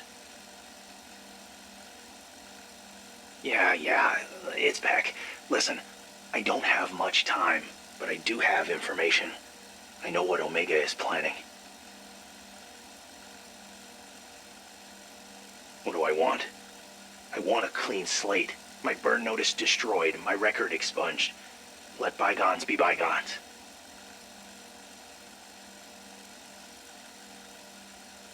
No. Well, what if I told you I can deliver you Zykov on a silver platter? Yeah, that got your attention. Tuesday, 10 a.m., our old dead drop. I'll give you everything I have on Operatia Izbavitel. To the left. The left! No, your other left! Jesus Christ! This is why we use the Imperial system. Dr. Peck, hard at work, I see. Colonel, I wasn't expecting you for another week. Relax, Doctor. How is your David progressing? My what? Oh. We're proceeding on schedule, Colonel. As anticipated, your reallocation of resources has accelerated our timeline. We're looking to be fully operational by the end of June. That was what we agreed upon. We set Zykov's extraction for July 4th. Plans have changed. Zykov's extraction is now June 4th. A month? You've got to be shitting me. You can't reasonably expect us to move up the schedule by a whole month. We won't have adequate time for testing. I'm not even sure the particle accelerator will be ready by that date. I don't want to hear excuses. I want to see results. As does the Cherry Committee. Pardon my French. This could fuck us. We're trying to extract a person buried inside a dimension filled with billions of creatures. A single miscalculation could turn this place into its own fucking outbreak zone. We can't just throw a dart at a calendar and declare a deadline. Science takes time. This is not a discussion. Operatia Izbavitio is the crowning achievement of everything Omega has done until now. Once we have captured the Forsaken, he will be a weapon of unparalleled power to do our bidding. He will destroy the West in one fell swoop. We will be heroes. You will get it done, and it will work. Shit. What are you looking at, Mr. Metric System? I said to the left! This is Dr. William Peck. It is the 4th of June, 1985, 9:32 a.m. This is test number 8 for dimensional extraction. Must you start with that every single record? Oh, deja vu all over again. All teams are in position, ready to proceed. Colonel?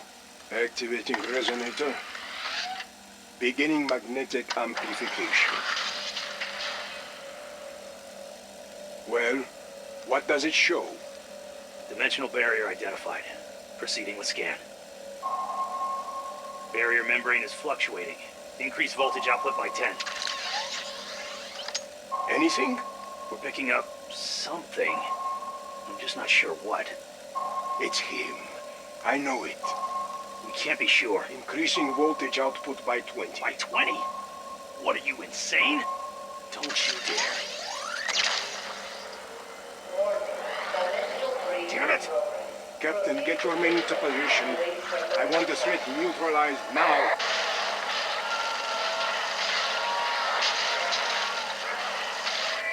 Captain? Shit. Redirecting alignment. Proceeding with second scan. Wait, what are you doing? We need to close that gateway immediately. We will do no such thing. Ethereum levels are spiking across the facility.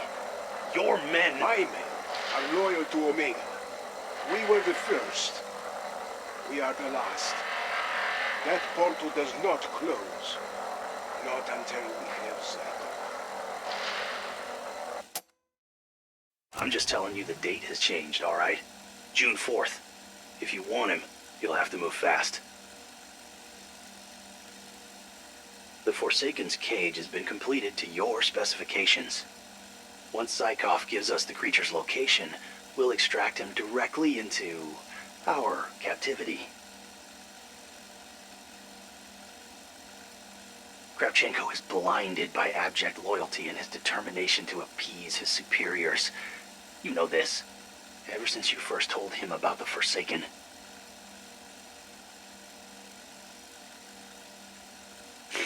Don't bullshit a bullshitter. I'm not stupid, I know it was you. I'll admit, at first I thought it was Strauss, maybe Weaver. But it's been you this whole time. You're the Requiem mole. I just want to figure out why.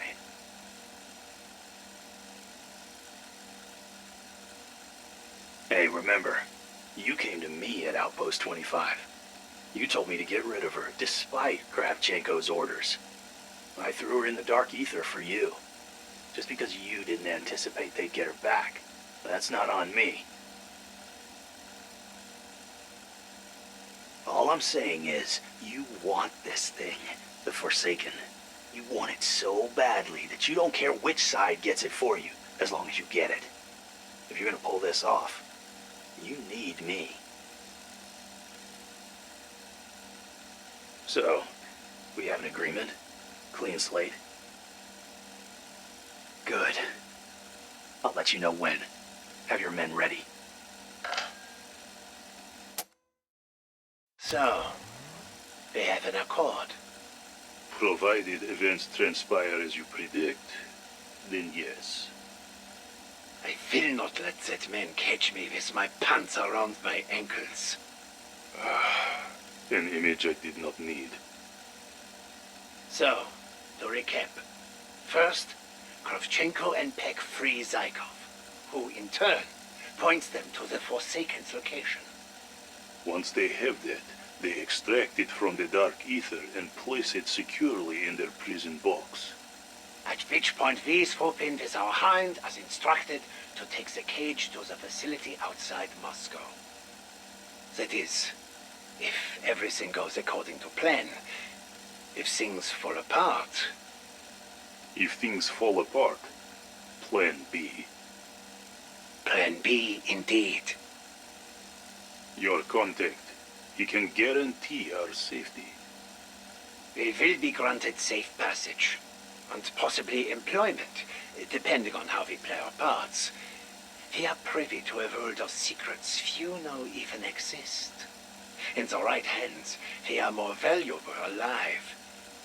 But in Kravchenko's... I understand. Cheer up, Goran. We're the heroes in this, like your spaghetti westerns, yeah? I'm Stephen McQueen, and you're the other guy. Yul Brenner. Exactly. The magnificent two. There is a machine I have seen in my crossings. A fiery mechanical dragon.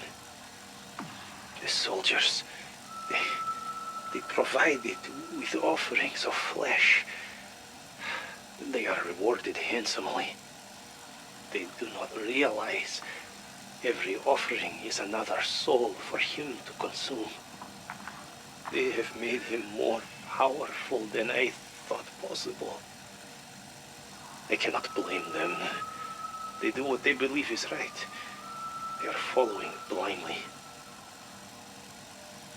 I was once very much like them. I have seen many things in my travels. For all its horror, there is beauty in this deep, dark ether. The crystals, they take our memories. They make us forget who we were. But our memories do not fade. They are taken from us and form something new, something magical. Orbs. I have seen many in my time here. So many memories. So many stories to tell. Memories of a Russian scientist, of an American spy. There is one orb. It is different. Special. It is like me. It can cross between worlds. It is filled with the laughter of a child. I may never learn who the child is or what happened to them, but their memories are powerful.